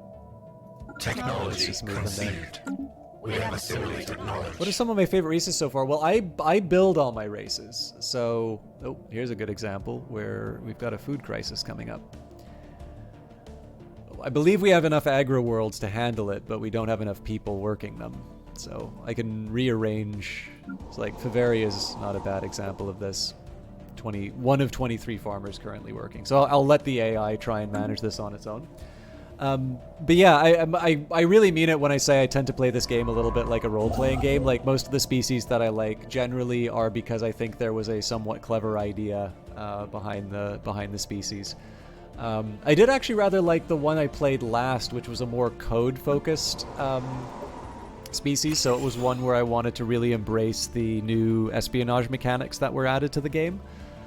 This one I've really enjoyed because becoming the Crisis is actually quite fun.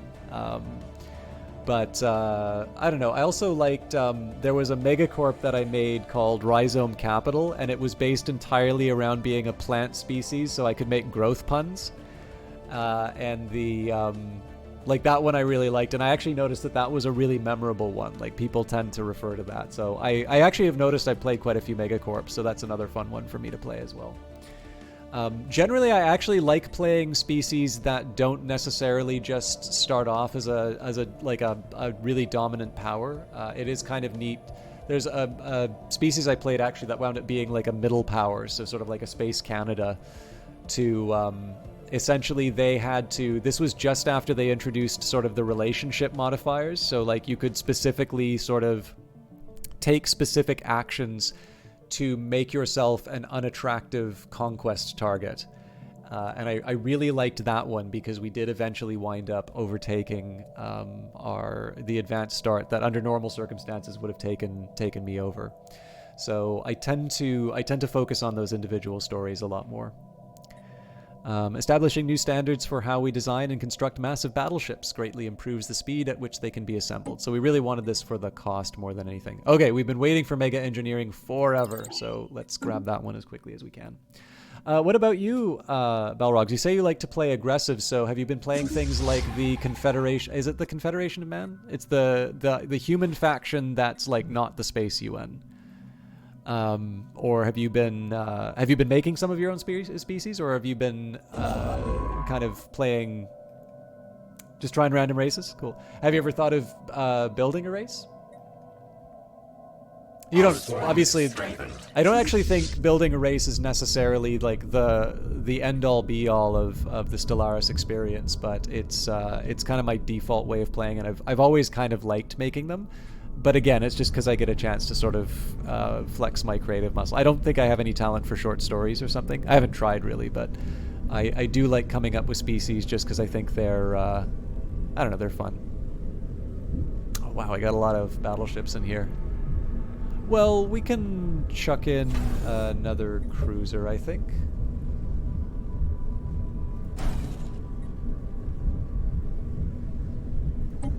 We have assimilated knowledge. So, I mean, this will hold its own with my my big guys. So I guess the new unofficial total would be battleship and and 6 crew. Wait a minute. Okay, 7 battleships, 7 cruisers. Sorry, I gotta just adjust my numbers here. War Machine. Yeah, okay. Oh, actually, you know what, Belrogs, this might help me. Which DLC do you own, out of curiosity? I don't necessarily have any, like, default recommendations, but I do think sometimes being able to play to things that people already own is maybe a little more interesting than saying it's like, oh yeah, you want to play the Endgame Crisis? Yeah. pay even more money so that you can enjoy this game that you bought. That's kind of a dick move. If I leave it at that. Okay, we've got the Tsunami, we've got the Wave Breaker, Crashing Wave. We have assimilated knowledge. I think we're just gonna send all of these to the capital for now.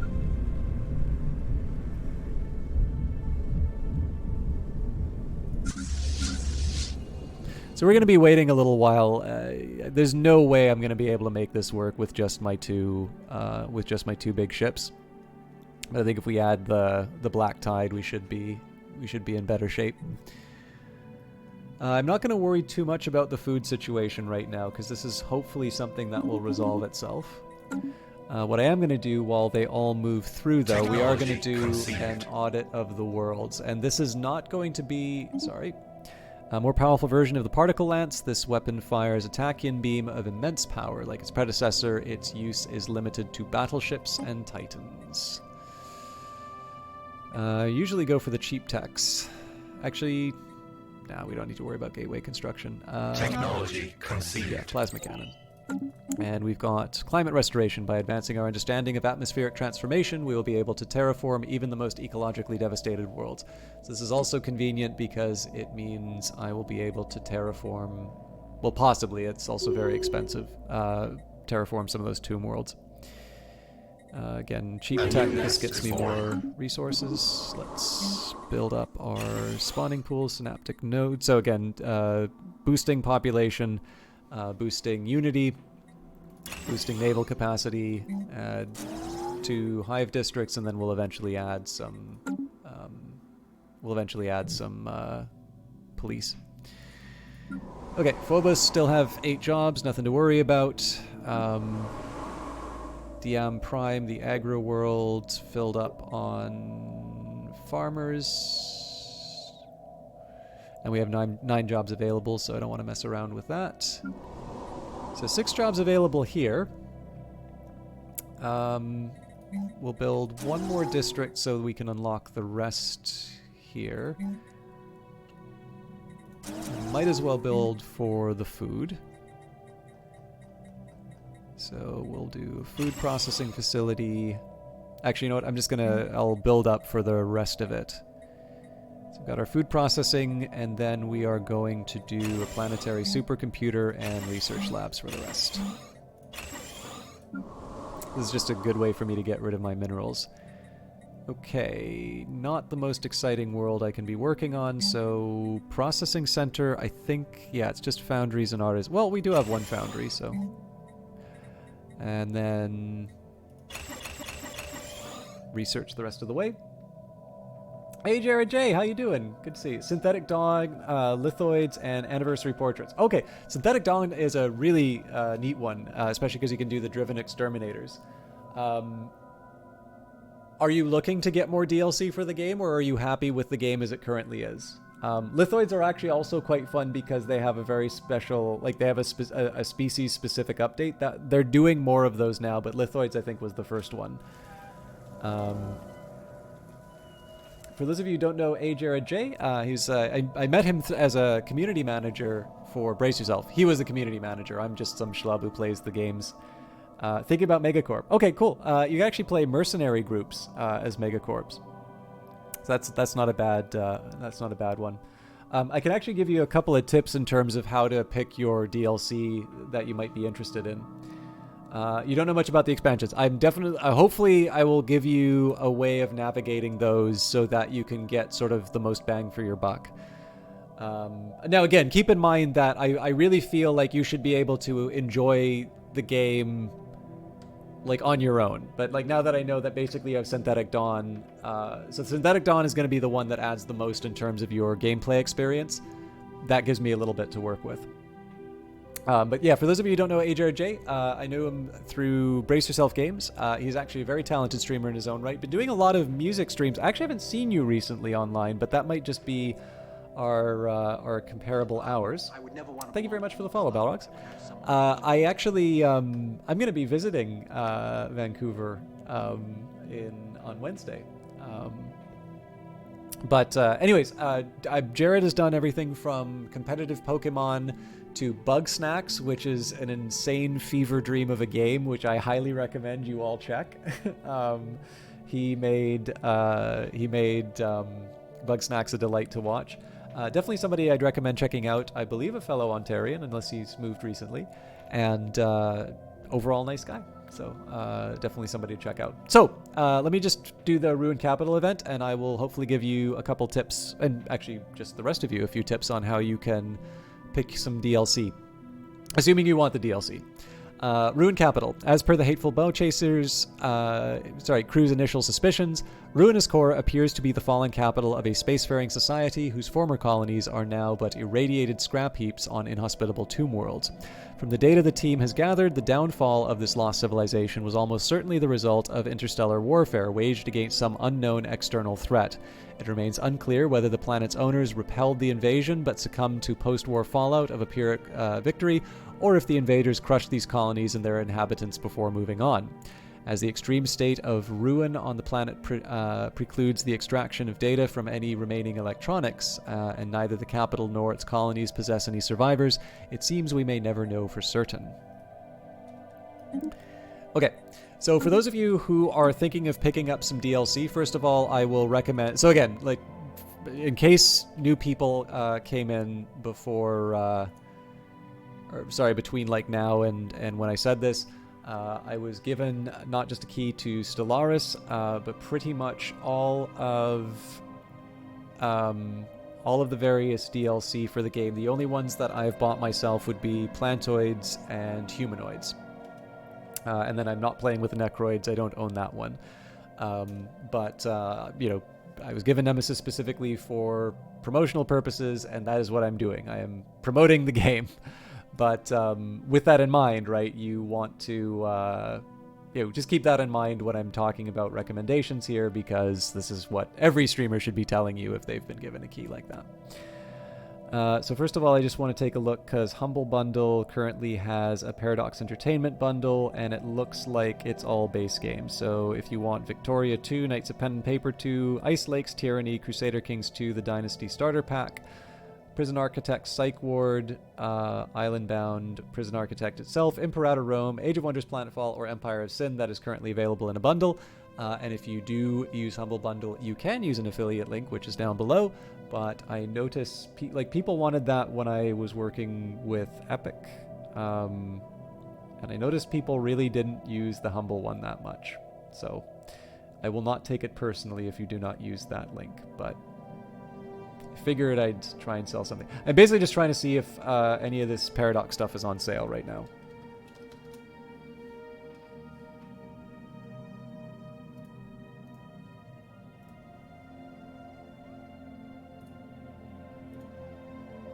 So I'm just checking Steam.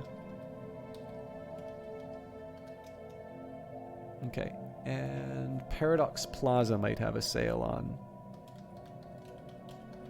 The only reason I'm taking the time to look for this is that I did actually get an email saying, here we go. Okay, so if you have to buy DLC right now,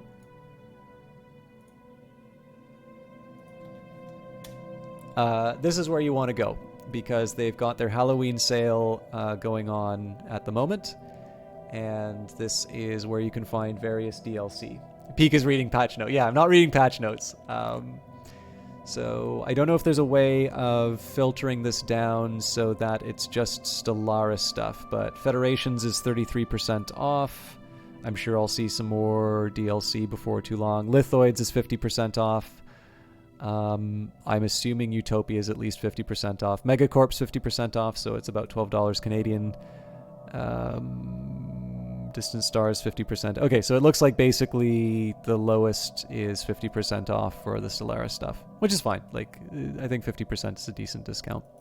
Okay, so basically here's the way you make your money. This is the way you stretch your dollar for playing pretty much any Paradox game, but I'm going to keep this specific to Stellaris. You may not necessarily want to order using the Paradox Plaza link. Obviously, everybody's kind of got a storefront now. Not necessarily, sometimes people just want to use Steam, and that's totally fine. You gotta do what you're most comfortable with. But what you can do, unless you absolutely have to have it, the game will usually go on sale, and the DLC will usually go on sale to coincide with a new release. So, for instance, when Stellaris Aquatics comes out, I don't know anything that you don't know, but it would be very likely to see, you'd very likely see Stellaris and its DLC go on sale. If nothing else, the next DLC to be released, whenever or whatever that is, you will almost certainly see the game go on sale. But there's still a lot of DLC for this game, right? So how do you navigate all of this stuff? Every DLC for this game is going to have two components to it. One component is going to be the free update. So that's going to be just general changes that happen to the game. Like the most recent update that came out, there was no associated DLC. And then the next component is going to be sort of what's behind the paywall. So if you go to downloadable content, which is under meta, I believe if you click on the patch, you'll also be able to click on the associated DLC. But basically, you can go to this list. You can get a list of the expansions. So you can see here you've got Utopia, you've got Megacorp's Apocalypse. Actually, you know what?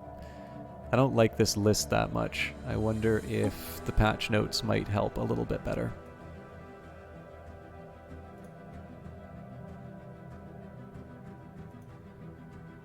Sure, let's try 3.0. Nemesis, fine.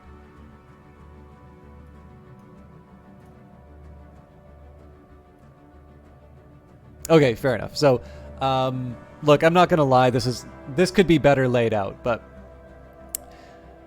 basically, you've got your base game already, and there's two types of major DLC for this game. There's others, but like the two that will change your gameplay will be expansions and story packs. Expansions you can think of like, well, expanding the game, right? So Apocalypse changed the way that the borders work. Megacorp's like completely reworked the economy. And because of those really big fundamental changes, stuff like that's going to come into the main game. So the question is, what do you get as part of the paid upgrade. So let's take actually Apocalypse is a great example. Oh, come on. Let me click on the... Oh, this is annoying. Okay. Sorry, I'm jumping between the different parts of the website. Here's how I'm going to recommend you...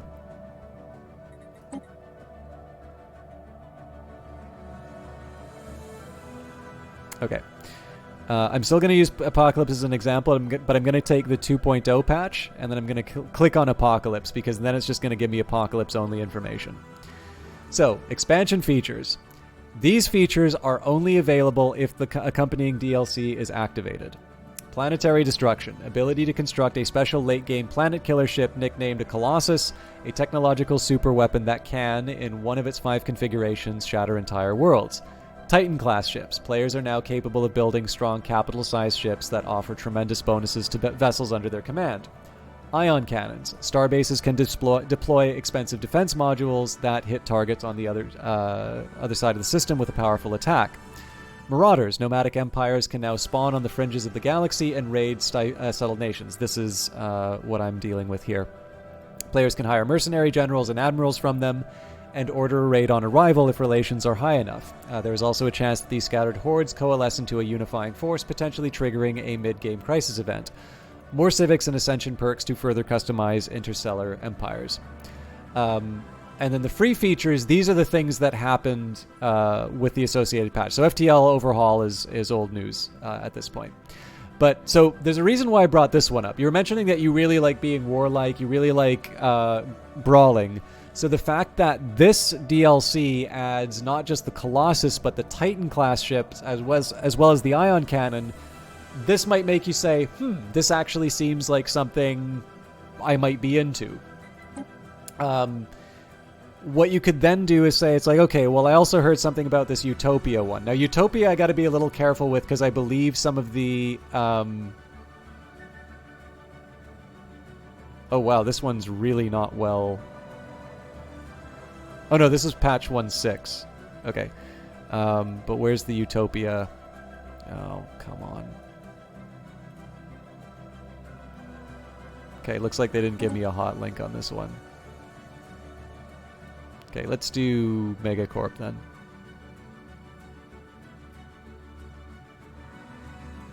Man, they do not make it easy to find the wiki entries with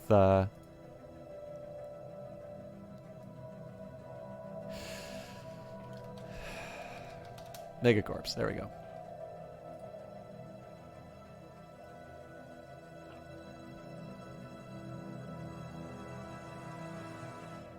Okay, yeah, so they also divide it between free features and the expansions.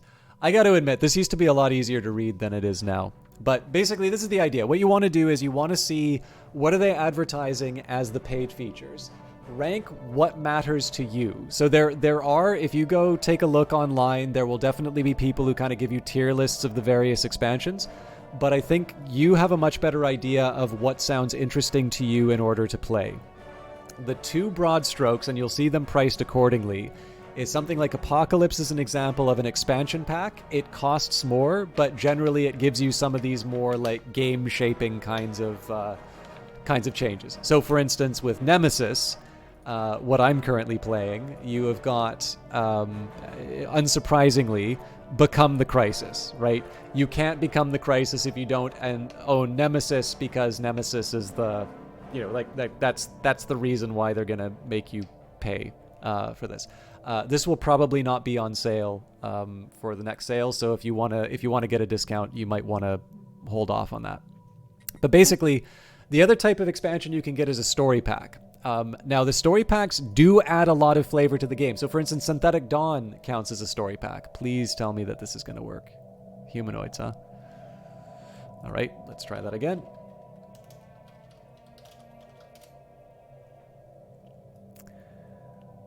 So, expansion features. You, Robot, play Stellaris as a customized robotic civilization, complete with a series of robotic portraits. A new event chain, so this is the Robot Uprising. You can now do machine empires. Obviously, if you don't own Synthetic Dawn, you can't play a machine empire. And then it's got its free features and such. So basically what you want to do here, whether you go on Steam and you take a look at a list of the different DLC that's available, or whether you go on this wiki. And like I said, I used to think the wiki was a little bit better in terms of organizing everything. But what I would recommend is basically see how Paradox is selling you on a given DLC, kind of sketch out the ones that you think are most interesting, consult the wiki, even just putting in the name of the DLC and searching for it, and decide which ones have the paid features that you think are the most interesting. And then you can put them on a wish list. You can go to like deals.razorzone to track it or whatever, however you find out about deals. And basically you wait. The older stuff will go half off. The first sale will usually be 25 to 35. Or actually, I think the first sale is 15.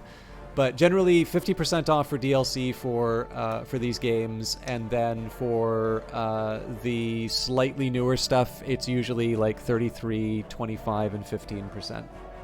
But the thing is that because these games are so big, there's just so much for you to learn. One great way of learning the game is actually to just slowly file in DLC over time. So again, if something sounds interesting to you, you can, you don't have to buy everything all at once. And to me, I've just generally found that is, you don't feel like you're on a treadmill trying to keep up with the rest of the, with the rest of the content for the game.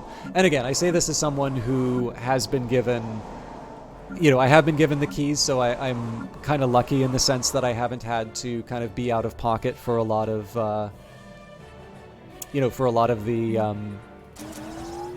construction is complete. a lot of the latest updates.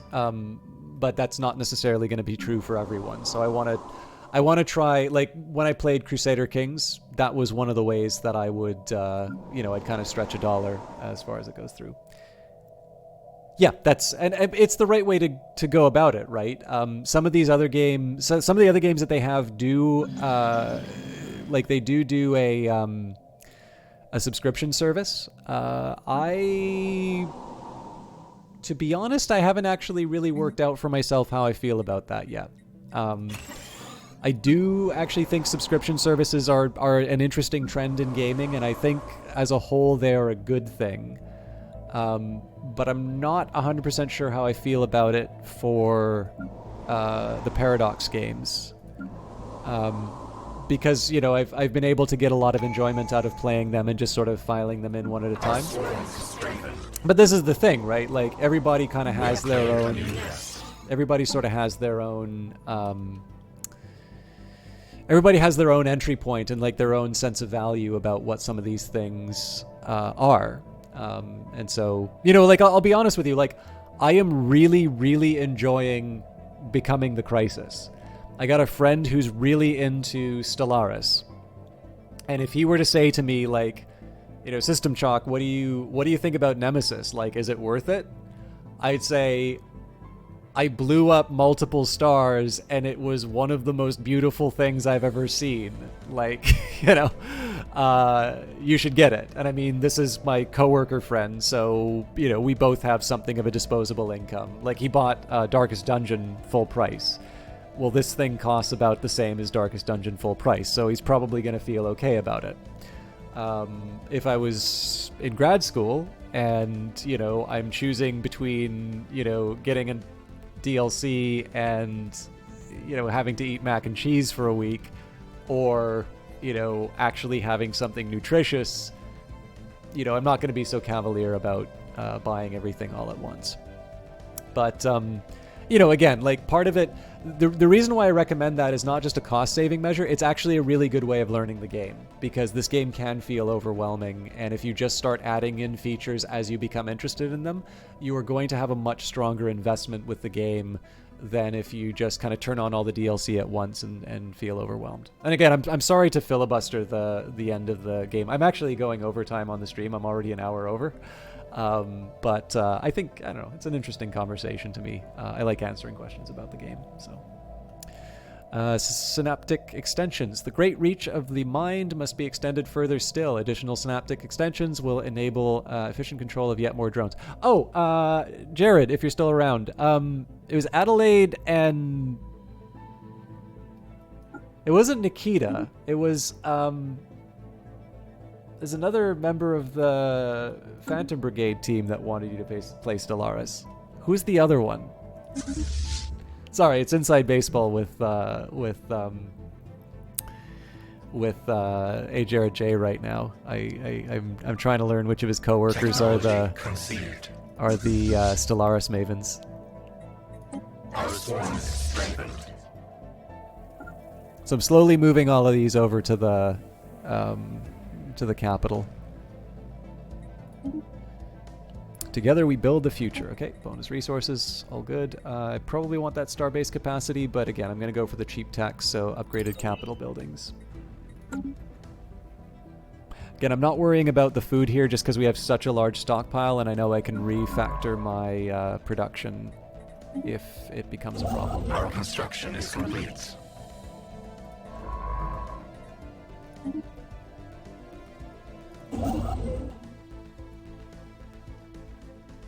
Oh yeah, the other thing I need to do, I've got a huge frontier sector now, so let's... Subterraneous, I think, is kind of condemned to be a loner. So if we put a... Okay, so within 4 jumps... So is the Uram system...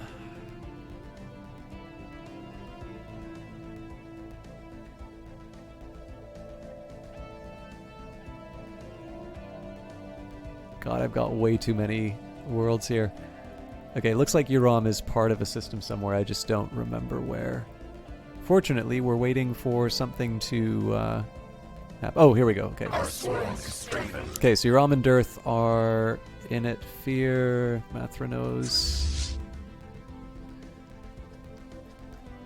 Sorry, I do want to get these things over to the capital world before too long.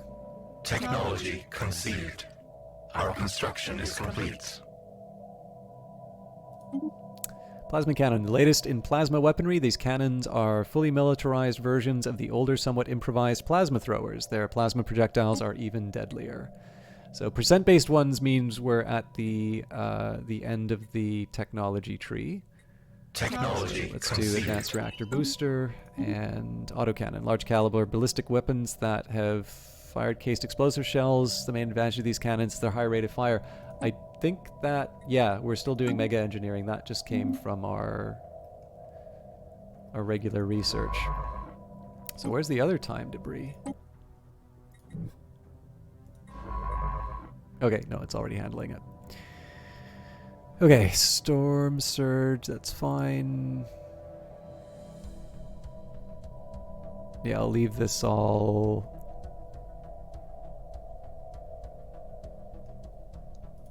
Well, this one, yeah, these ones I Our can... swarm is strengthened. Okay, here we have a new colony, so we're gonna build up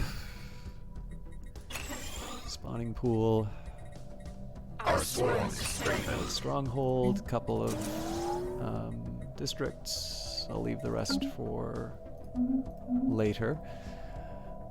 We have assimilated knowledge. Too much happening. Okay, so I'm just trying to see where the edge of my... Okay, we definitely want the learning kit. No, actually we have a food short. 500 isn't gonna break the bank. What I'm trying to do right now is just find the edge of my occupied space. Technology conceived. Increased population density gives us an opportunity to further increase productivity. So we will now read... command matrix actually sounds pretty good. I used to try and switch out the scientists to match the tech type, but again, we already won the game, so... Okay, so... Fear Marathos is already there. Jormundir. Okay, that's already in it. Kanduri. Yep, in the same section. Tazri was the... capital. So that probably means Fevnor's on it as well. Okay, so Asiuk might be... Nope. There we go.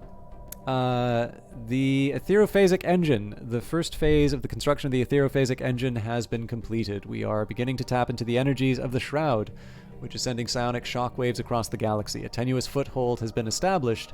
Work must continue on the engine to expand our presence in the Shroud. We must gather more dark matter. I kind of thought that's where that would wind up. So, unfortunate, because I am actually tying up my fleets. Okay, well, we'll start making our move. What I'll probably do, unless there's a lot of fancy stuff here, we might just blow this up. And then I'll try and find some other worlds that aren't worth... So Askella is a perfect example of something that I might blow up for some dark matter. But we'll worry about that later. For the meantime, I need to find the boundaries. We have assimilated knowledge. Okay, so I'll say. Okay, so I'm just trying to find something within 4 tiles. So 1, 2, 3. Okay, so Wentwork would be a good candidate for a.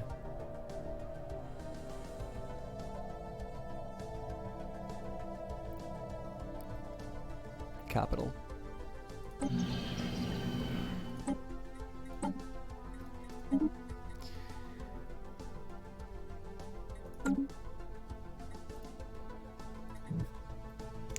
So I'm just going to unpause, so hopefully some of them...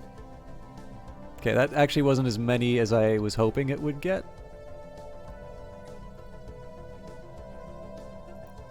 This might be a little more prominent thing. So we've got Balderon now. That doesn't really see... Oh, and Xora. So 1, 2, 3. Nuts. Okay.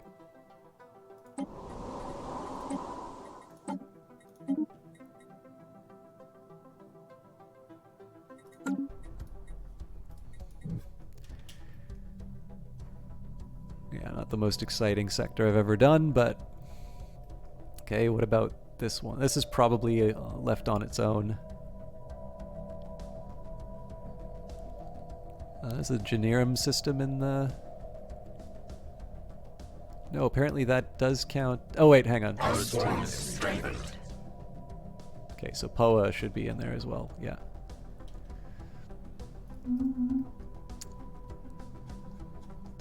Too many things to handle. Rochelle... Okay, that's fine. Fevnor, you need to go... Most of you need to go up there, actually.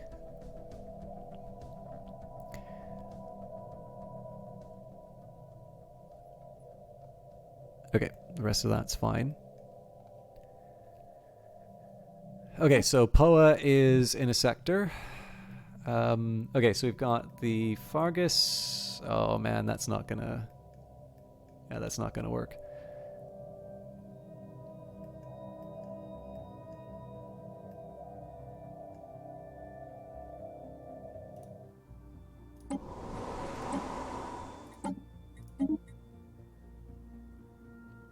At this point, I'm really just making sectors so I can just see the frontier shrink.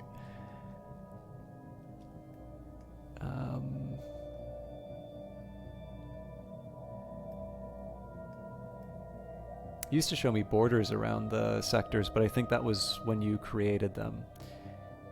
Okay, this should be a pretty obvious candidate.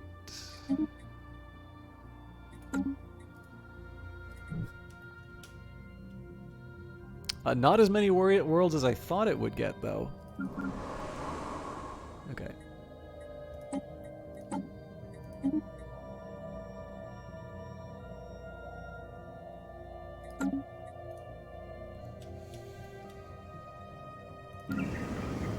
I'll confess, I wasn't actually expecting 2 to show up there.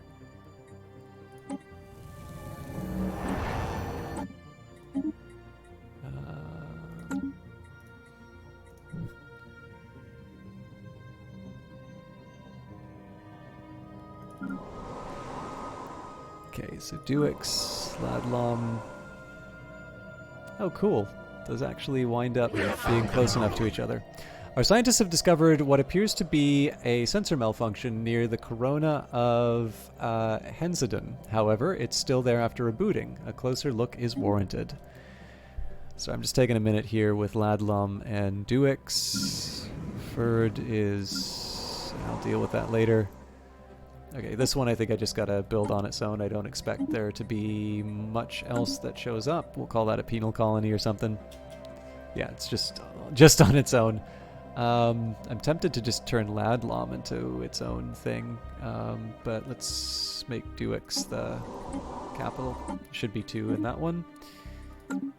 Lots of hanging judges. No? Well, what's Ladlom part of then?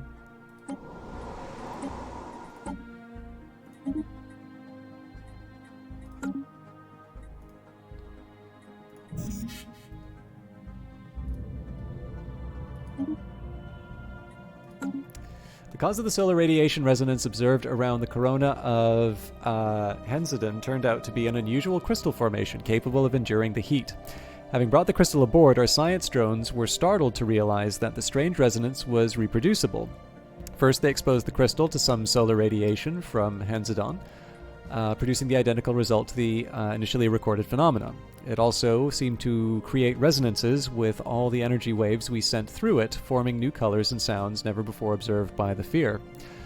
Such frequencies could change the way that we view the universe. Alternatively, we can develop research applications for a crystalline structure capable of surviving the intense heat of a star. Okay. I guess that's not a system we blow up then. Okay, so Ferd, Blerick, Fisgar. I figure Fisgar is probably the most likely candidate for a capital.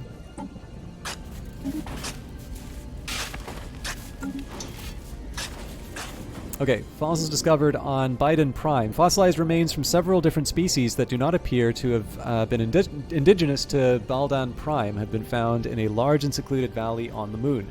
They all date from roughly the same time period within the span of a few centuries, some 3.6 million years ago. Each of these species seems to have evolved in its own unique biosphere, and all appear to have been sapient. Strangely, every fossilized individual found so far shows signs of having met a violent end. Technology conceived.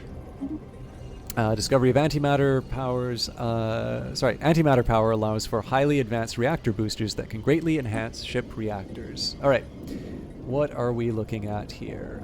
Let's get the physics research and please tell me. Okay, good. So we have some like ugly singleton sectors, but everything's in a sector now. So, yay us. At this point, I want to very carefully kill the Marauders. If I can sort of take these one at a time, this is overall better for me.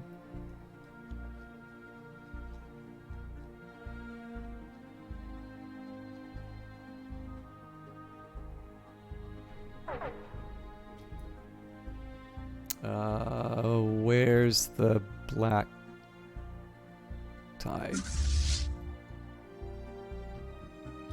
Our soil strengthened. So we haven't engaged yet. So let's just try and get over to the sides. So the thing that's nice about this is that their ships are coming to us, which means that we get to sort of pick them off one at a time, rather than what previously happened, which was we'd just sort of jump into the thick of it and be forced to sort of fight everything all at once. So in this case, you know, over 100 fleet strength against a single 7.4k battleship, we should do fine.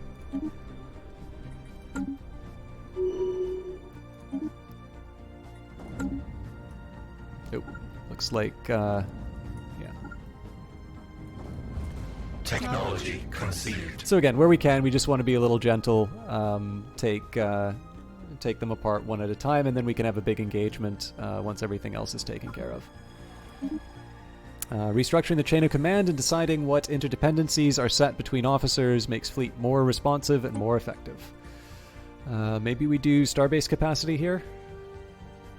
I'll do the naval capacity just because it doesn't require me to reorganize my ships. If I can hold off until I've gotten all of these things to the level that I want them to be, I'll be a little happier. And again, we're just going to slowly snack on these bases at our leisure. You know, let our shields recharge. We may lose some ships, but it's definitely not the same as just throwing my strongest ships into the middle of the map. Oh, looks like they are coming to me. Yep. So we're just going to head back for a second. The final of the upgrades. So, Synaptic Network. The mind can only act as fast as it receives input and information from the drones under its control. With a faster and more efficient Synaptic Network, delays in response time will be a thing of the past. So, ruler level +2, edict capacity +1. And we technically get another ascension per... Oh, hang on. We've got mega engineering, so I might... Hive Worlds. Hive Worlds are a special planet cast. Oh, this is the Ecumenopolis equivalent. Neat, but I'm not quite ready for that. Galactic... Oh, no, we don't have mega engineering. Right, that's why we're waiting. I figured that might help in the... that might help on the dark matter front.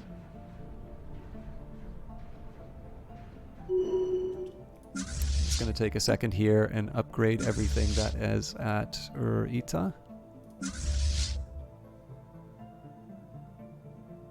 Oh, Sevnor. Okay. White Crush gets an upgrade.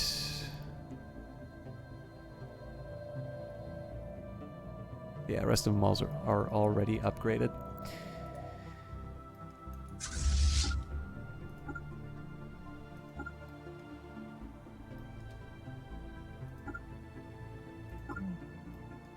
Our swarm is strengthened.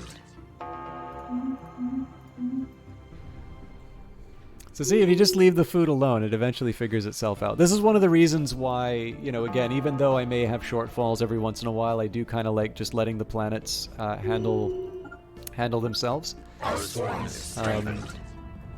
Because with enough of a stockpile, normally the work distribution kind of settles.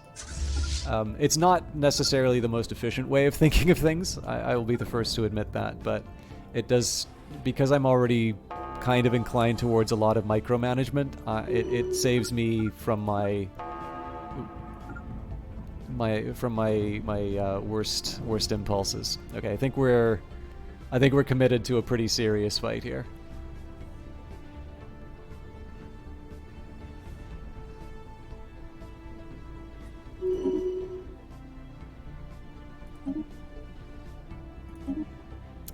Curiously, no losses so far. Oh no, the Black Tide's lost a destroyer, it looks like. Yeah.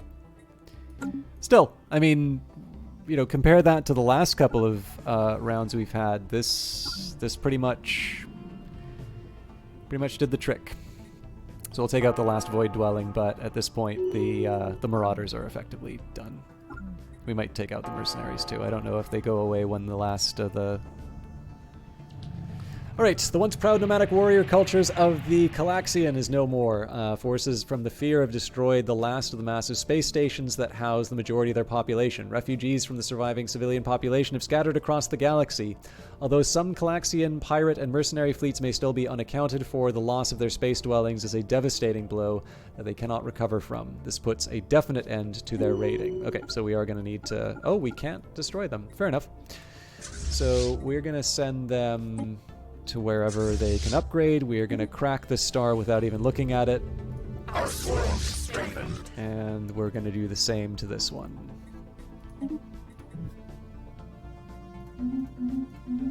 Next up, the science ship doesn't have anything to do, so we'll do these researches.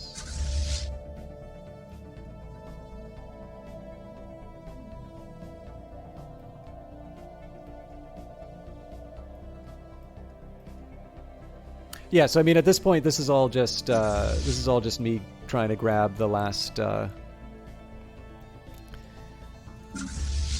probably show you. This is what we do to systems that defy us. We can speed things up a little bit. Seismic disturbances. There have been many reports of unexplainable seismic disturbances on Pedanius Prime. Tremors can be felt from across the planet, and many of our settlements have suffered damage. While investigating the earthquakes, our scientists discovered a vast network of subterranean caverns. The deepest of these caverns are home to some kind of indigenous civilization, and they appear to be tunneling towards the surface. Ground vibrations from our settlements may have triggered this behavior, but we cannot be certain. There's no telling how these aliens will react when they spill out of their tunnels and encounter our colonists. Preemptive strike. It's the only option as far as I'm concerned. Alright. Party's starting, so we can go to a normal speed.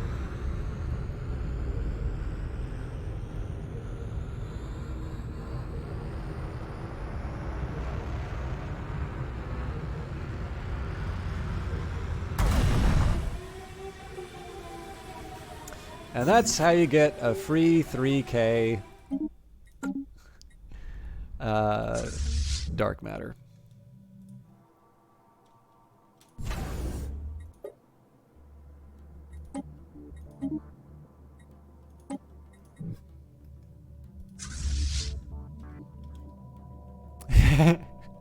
You are correct, Index Gnome. That is a considerably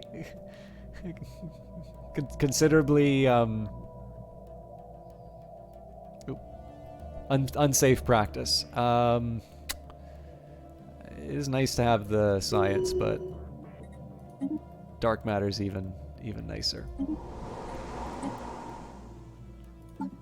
Oh yes, I was meaning to convert my species back to the... Okay, so apply template. I wish there was an option to just apply it to like everything that was growing as well.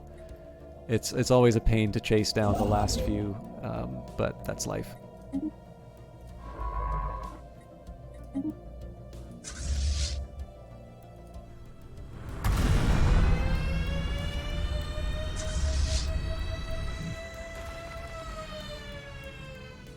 It is sometimes tricky to figure out which ones I want to blow up. So I am trying to get to 30k on dark matter. We don't have access to the galactic market, so I don't believe we can buy it.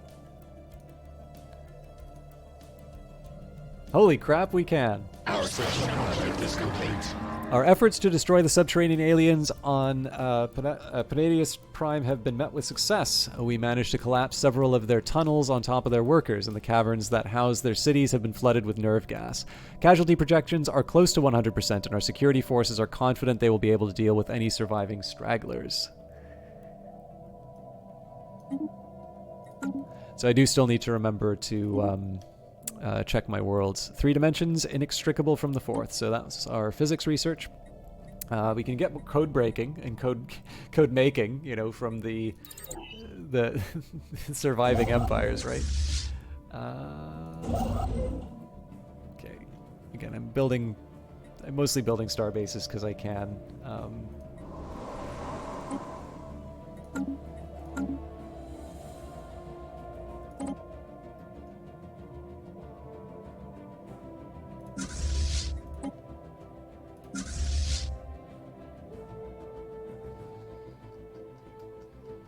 A new nest is formed.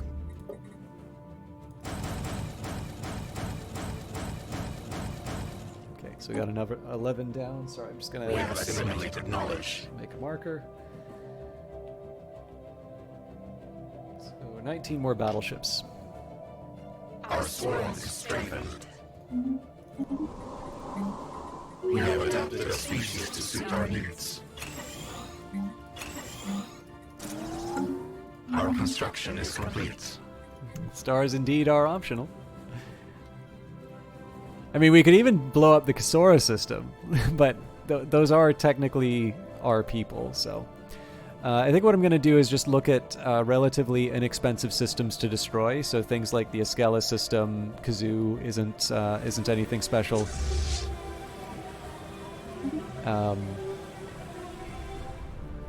I'm never going to get tired of looking at that. So we'll have to give up a little influence to... Oop, haven't surveyed it yet.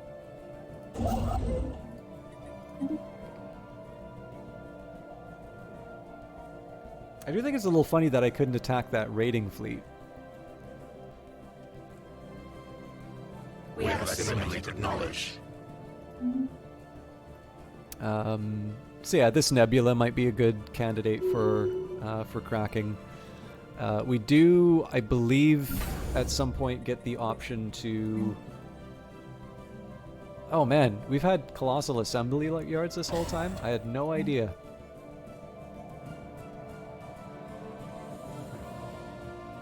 That's a shame. I really should have taken advantage of that, because obviously I would have built more Technology conceived. trackers. All right. As much as I want to read the flavor text, I do kind of need to wrap up. If I can, I'd love to... I mean, I guess we're already at the end, but get the L-gate insight.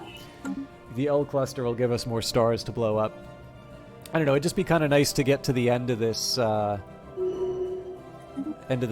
secret project.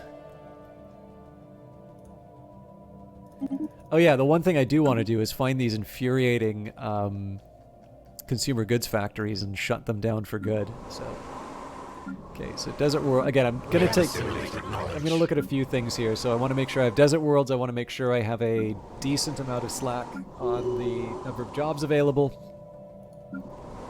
No, no riffraff. So no deviancy. Is what I mean there. And ideally, if we have any blockers, we need to get rid of them. I wonder why I made this mining focused.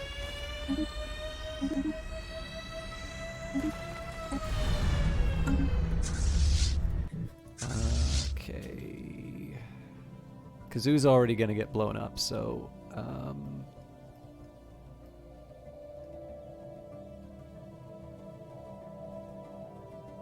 Imdar isn't anything Our special. construction is complete. Technology conceived. These energy projectiles consist of tightly concentrated protons capable of causing immense damage to the hulls of enemy ships. Yeah, we'll build the science nexus. Okay, so I think we got this generator world. Yeah, I bless We this have fine. assimilated knowledge. So yeah, this is the one I was wondering about the minerals on, but nothing really to change. Another mining world here. Well, if I'm going to make it a mining world, I might as well get the purification plant down. That is the right one, right? Yeah, it wasn't exactly what I thought it was, but that's fine. Oh, you know what? I probably did it because... Nope. There really is no excuse. We have claimed a new nest. Alright. I don't want to get too sidetracked on this stuff. Mind you, we are growing into some of these worlds rather nicely, so that's a plus, I suppose.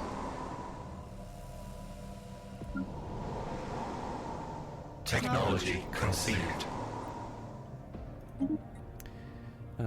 Intensive study within the fields of nanomachinery and subspace phenomena will eventually yield a new L-gate insight into the disabled L-gate mystery. So...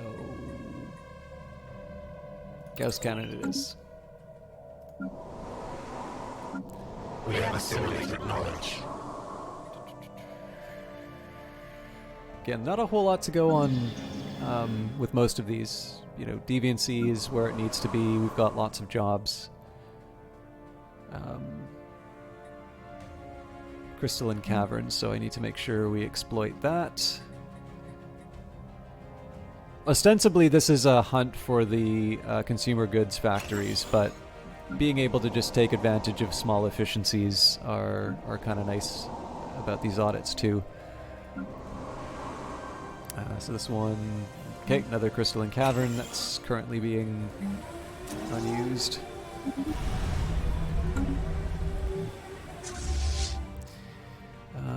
What do we do? So I think we already have a... Okay, that one was already heading to Imdar, so Ferrothon's worth 6. That's not quite as exciting to me.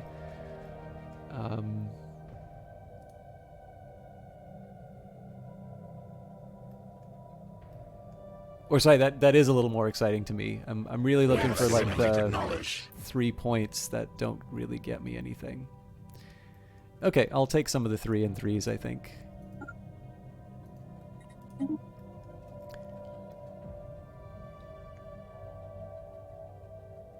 Getting close to where we need on the dark matter. Technology conceived.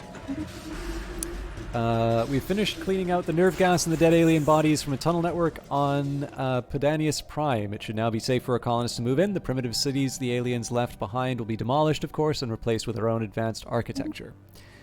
Extensive study into different soil types and their ability to support crops will help improve the living conditions of our settlers on foreign worlds. Things are already pretty habitable. Again, I'm just going to go for the cheapest tech. I do forget where we were building the crystalline caverns. So this is fine.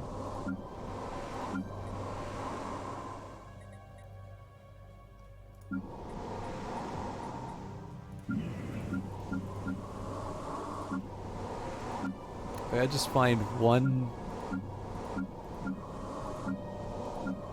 There we go, crystal mines. Okay, we're fine there.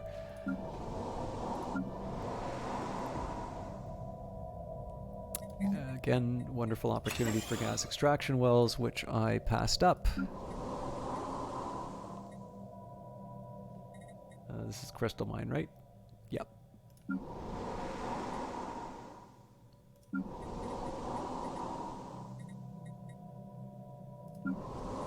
We have assimilated knowledge.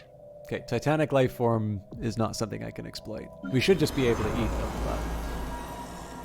Oh god, I can never remember what these things do. It's like everything, so... Oh, you know what? I think this has actually already been decided for us. So no, this is fine, actually.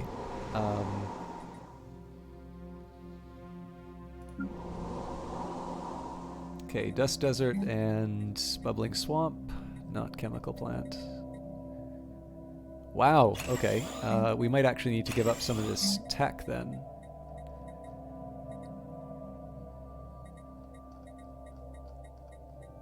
Oh no, we already have the gas extraction wells. Okay. Good. Again, these are all jobs that are going to take forever to actually get filled, but that's life. What did I want to use this planet for?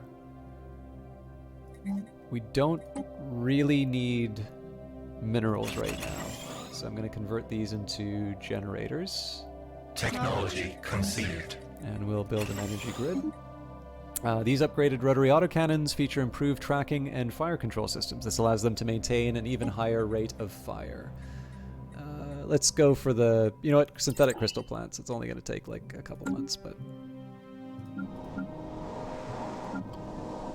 Okay, again, this is all looking roughly the way I want it to. Although I suppose I should be spending a little bit more time looking for those commercial goods factories.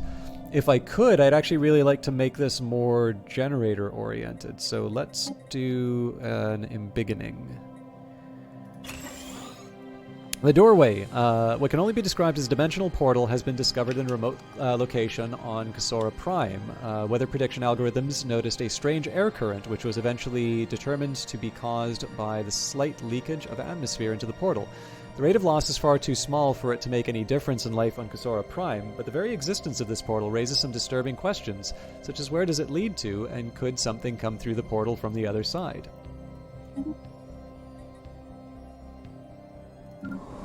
So we just got a whole bunch of extra space on this world. Corpse-filled caverns, yeah. So first things, let's clear this out. Next up, so farming caverns, mining sites, generator areas. What does that actually mean? Oh wow, that's a really good event to get. We blew up a star, so I just got to remember where I am on the list.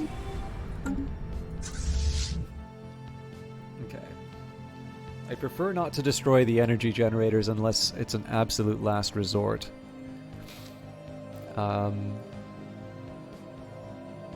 Singularity isn't too impressive though. Oh yeah, it's already a black hole. Sometimes I do not think I do not think proper thoughts. Okay, that'll just take care of things on its own. Do I have any construction ships that I can Technology fill the conceived. gap with? I should probably... Okay, so send one over there. Send another one over... Okay, Chor's Compass is definitely not going to be surviving.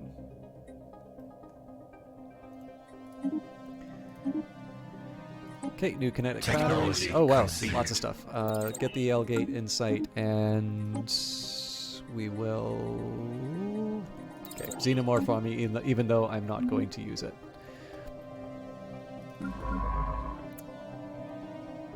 Hateful Bound. I've got more than one science ship doing not sciencey Our things. construction is complete. Okay, there's a couple things I want to do first of all. Okay, so everything's got to go to the Urita system first.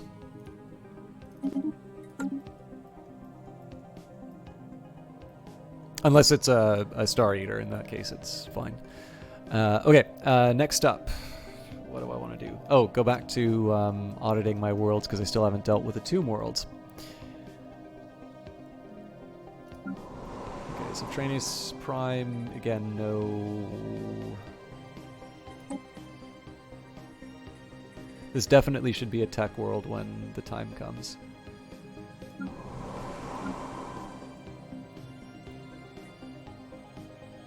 Okay, crystalline caverns are already exploited, so we're good there. Zanam is a Gaia world with a ton of natural resources, so let's take the gas extraction wells. Let's build a ton of districts just to get access. This one's got a dust desert, so again, dust moats. This is a tricky one, right? Because these are all things that we conquered, but we didn't spend a whole lot of time investigating, so... I don't think there's any... Nope, we still have those too. Okay. It seems like there's a lot of things that... I'll leave it be. Obviously, we've got a lot of jobs available there. Okay, this is more like it.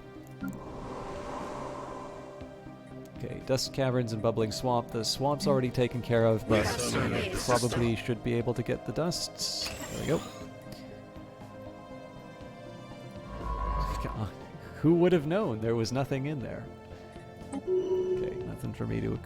Until we wipe these things out, there's nothing really for me to investigate anymore. I would normally go and find a planet to do science on, but I'm trying to get through my big to-do list of colonies.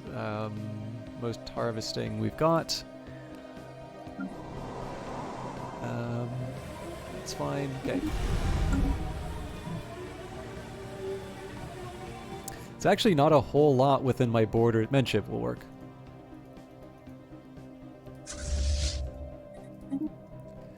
It's not a ton within my borders that's the easiest to to recommend as a destruction target.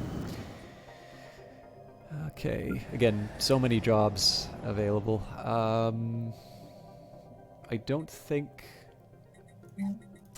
Oh, but this is a tomb world, right? So 10k to terraform that to a desert world. We're going to be doing that a couple of times. This is civilian industries, so we will replace that. Why didn't we already replace that?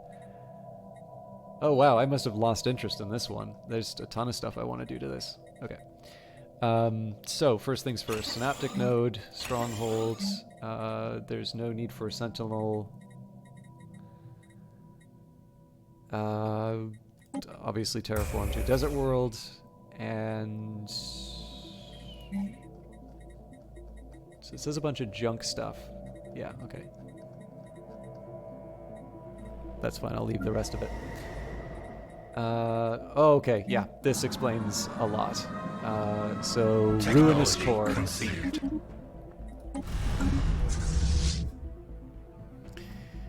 What's the next target? Probably this one, actually. Or no, Chore's Compass, I think we said we were gonna... But this should be enough for us to go to the next phase.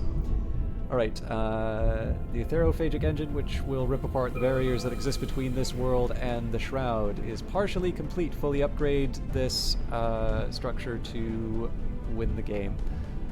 Oh, so this gives us another 150 fleet cap as well as all the extra production and whatnot. The etherophasic engine, which will rip apart the barriers that exist between this world and the Shroud, is partially complete. So I'm guessing we need at least a 3rd level on this thing. I'm probably not going to do that all tonight, but I will at least get the... I will at least get things into a stable state. I mostly just want to see if there's some kind of an achievement I get for building the engine. Okay. So my destroyers should still be, Star Eaters rather, should still be on their way.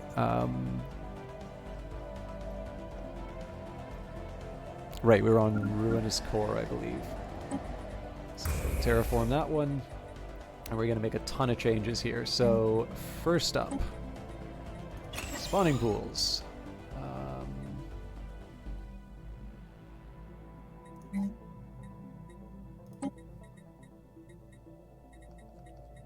Synaptic node. Nope, that's already a synaptic node, so repair that. Strongholds.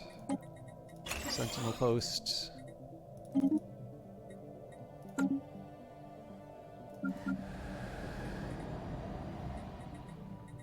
Oh god. Okay, we don't need these. Okay, we do have the spawning pool, so I wasn't... Technology Oh, actually, we have conceived. most of the stuff that we need. Okay, that's fine. But this is a refinery, so we are definitely going to demolish that. I think at this point, everything's got to become tech. Although, actually, this one also gets a resource processing center. And then, because it's tech, you get a supercomputer.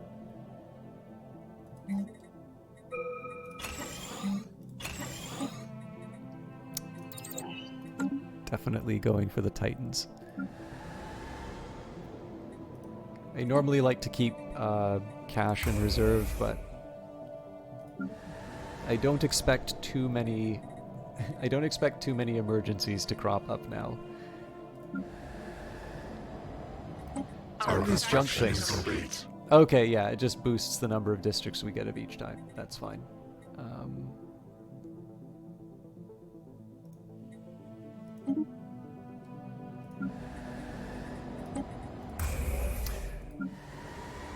Oh, we're so close.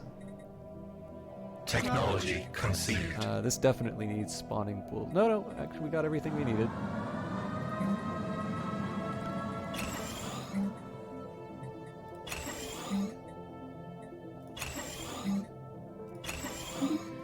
So we've got the Science Nexus. The research labs and data banks of a Science Nexus generate an immense flow of raw, Technology undiluted science. conceived. I guess... Oh god, there's so many things to do. Sentry array first, I think. Next up, continuous asynchronous analysis of disparate data sets allows for the accurate modeling of hitherto unpredictable fluctuations in social currents. I gotta find a new candidate to blow stuff up with. Theman does actually generate quite a bit of energy, so this one's next. Habitability, if I really want that. Let's go through the extra starbase capacity for now. Oh, this one's going to be sitting idle though, so Sturil I think is next. Well, this is closer. I'd take out Diam except that I actually own a planet there, so I'd be a little unkind to the drones. Okay, this construction ship's not doing anything, so we can get them to build starbases. The reason I'm building these starbases is that I do eventually plan to upgrade them and put black hole research facilities there. Also, I've been neglecting to upgrade the ships.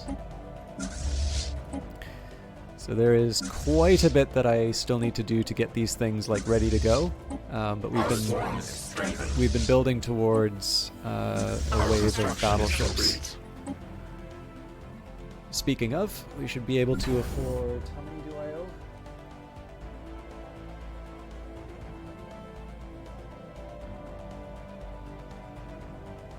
19.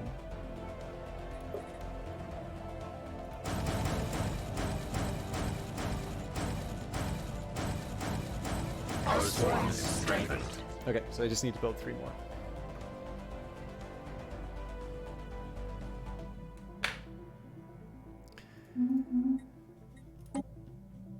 It's a considerably different playthrough than the the Black Codex one, that's for sure.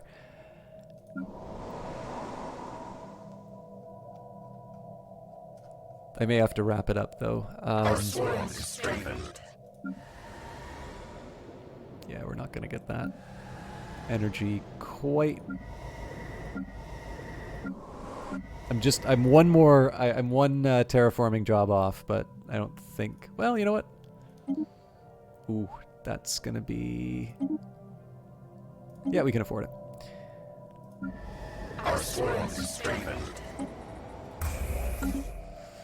A new nest is born. Oh God, not another Our swarm is strengthened.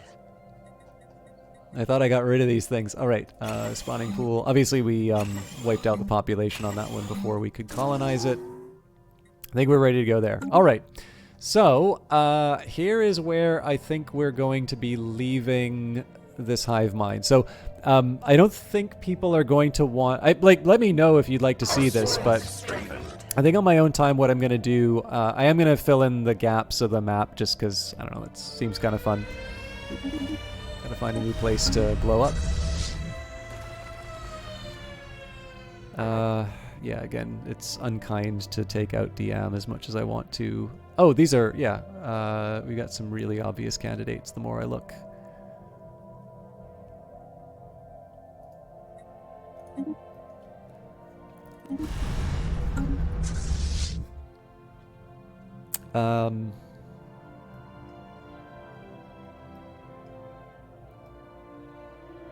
This might be a good one.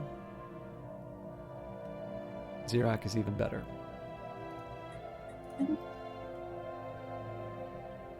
But yeah, so my plan for the rest of this playthrough really is just to build the rest of the final item. It's just kind of to see where the story ends.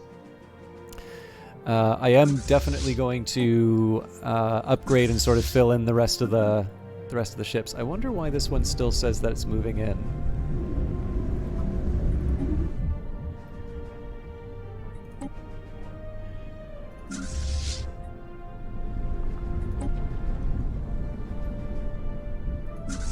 This is going to cost a lot of alloys. But yeah, so I mean, I'm going to basically just have a construction ship that's quietly like patching up all these holes. Which is thankless work, but necessary.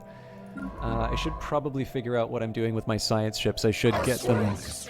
I should just get them somewhere to augment the research, so that it'll help things there.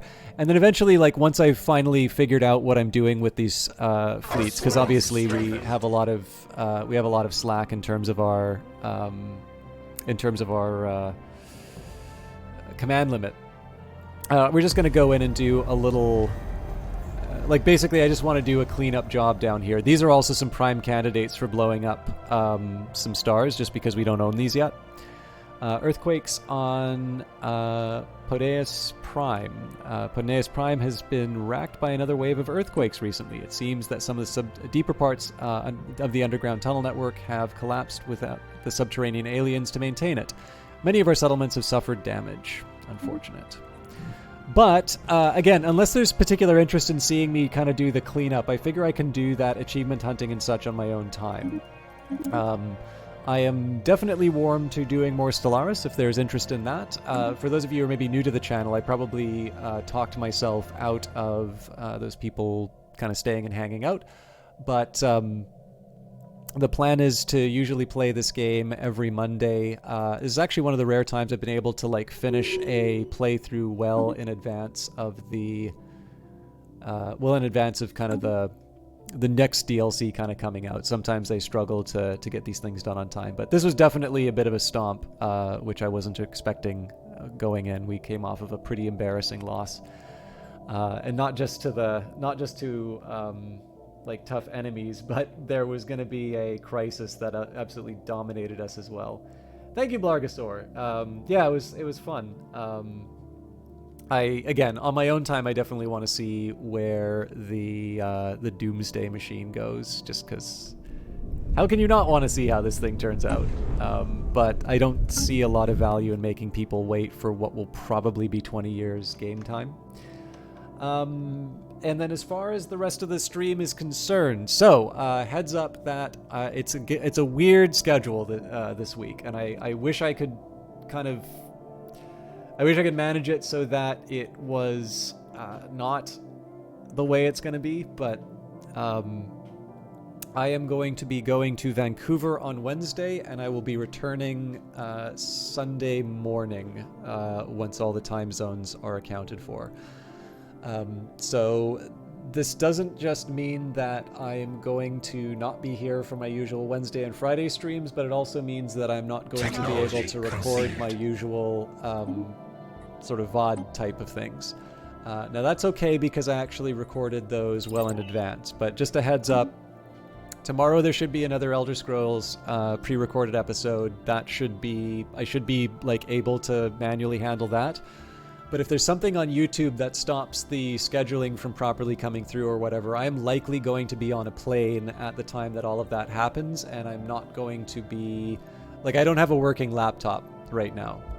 That was when I talked previously about wanting to pay down debt. Like, that was the thing I canceled to make sure I paid down debt. My laptop has to have a connection, and frankly, I just don't want to pack the thing if I'm going to be getting a big long tangled kind of cord to make it work.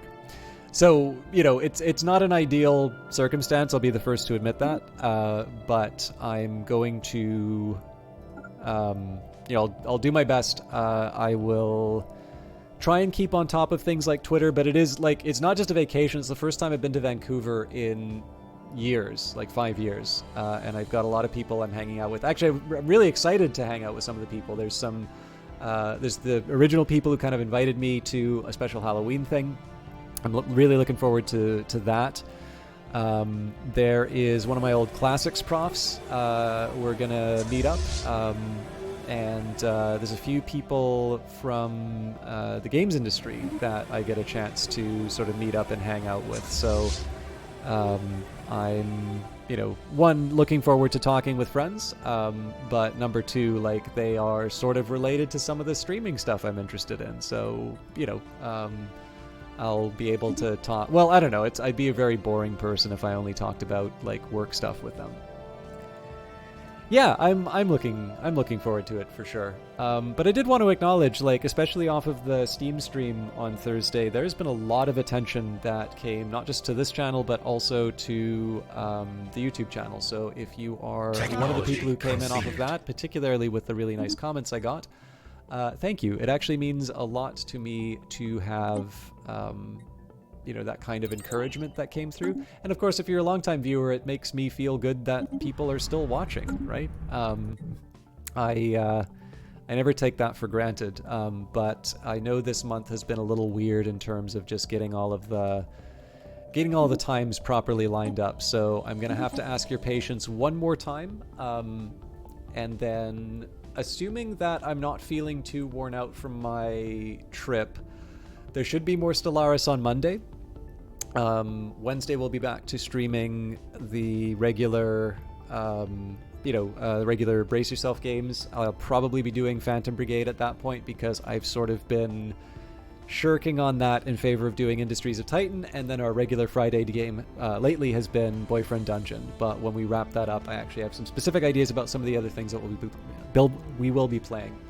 And of course, every Tuesday there should be a pre-recorded Oblivion episode, complete with the Caius voice. So that I do still keep up on Twitch. I notice occasionally people will stop by and say hello, and I'm not there to respond to them, and I apologize for that. Sometimes I'm just making dinner or something like that.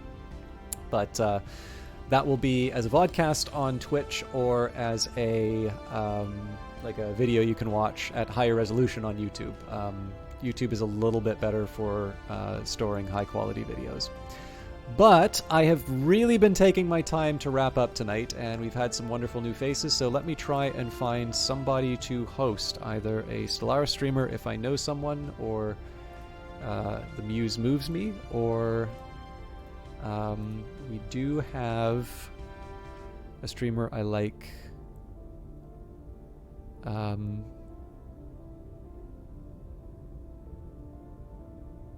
Oh, actually, Krovikan was in here a little bit earlier. So why don't we host them?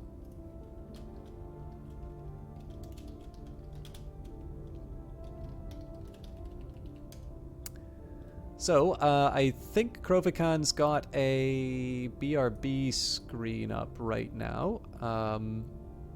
But seems to me like it's just as good. Oh, yep, here we go.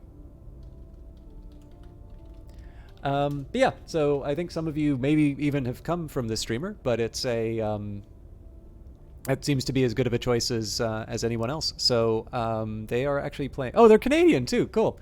But yeah, so it says English modded strategy simulation 4X. I figure playing on Commodore difficulty, so I think that's a step above mine. And I don't see what species they're playing, but it seems to be a fine way to end the evening. So I hope you all have a good evening. Thank you very much for watching. I'll see some of you tomorrow for Oblivion. The rest of you I will have to see in a week. And again, please have a good one. Be good to one another. And I will see you all later.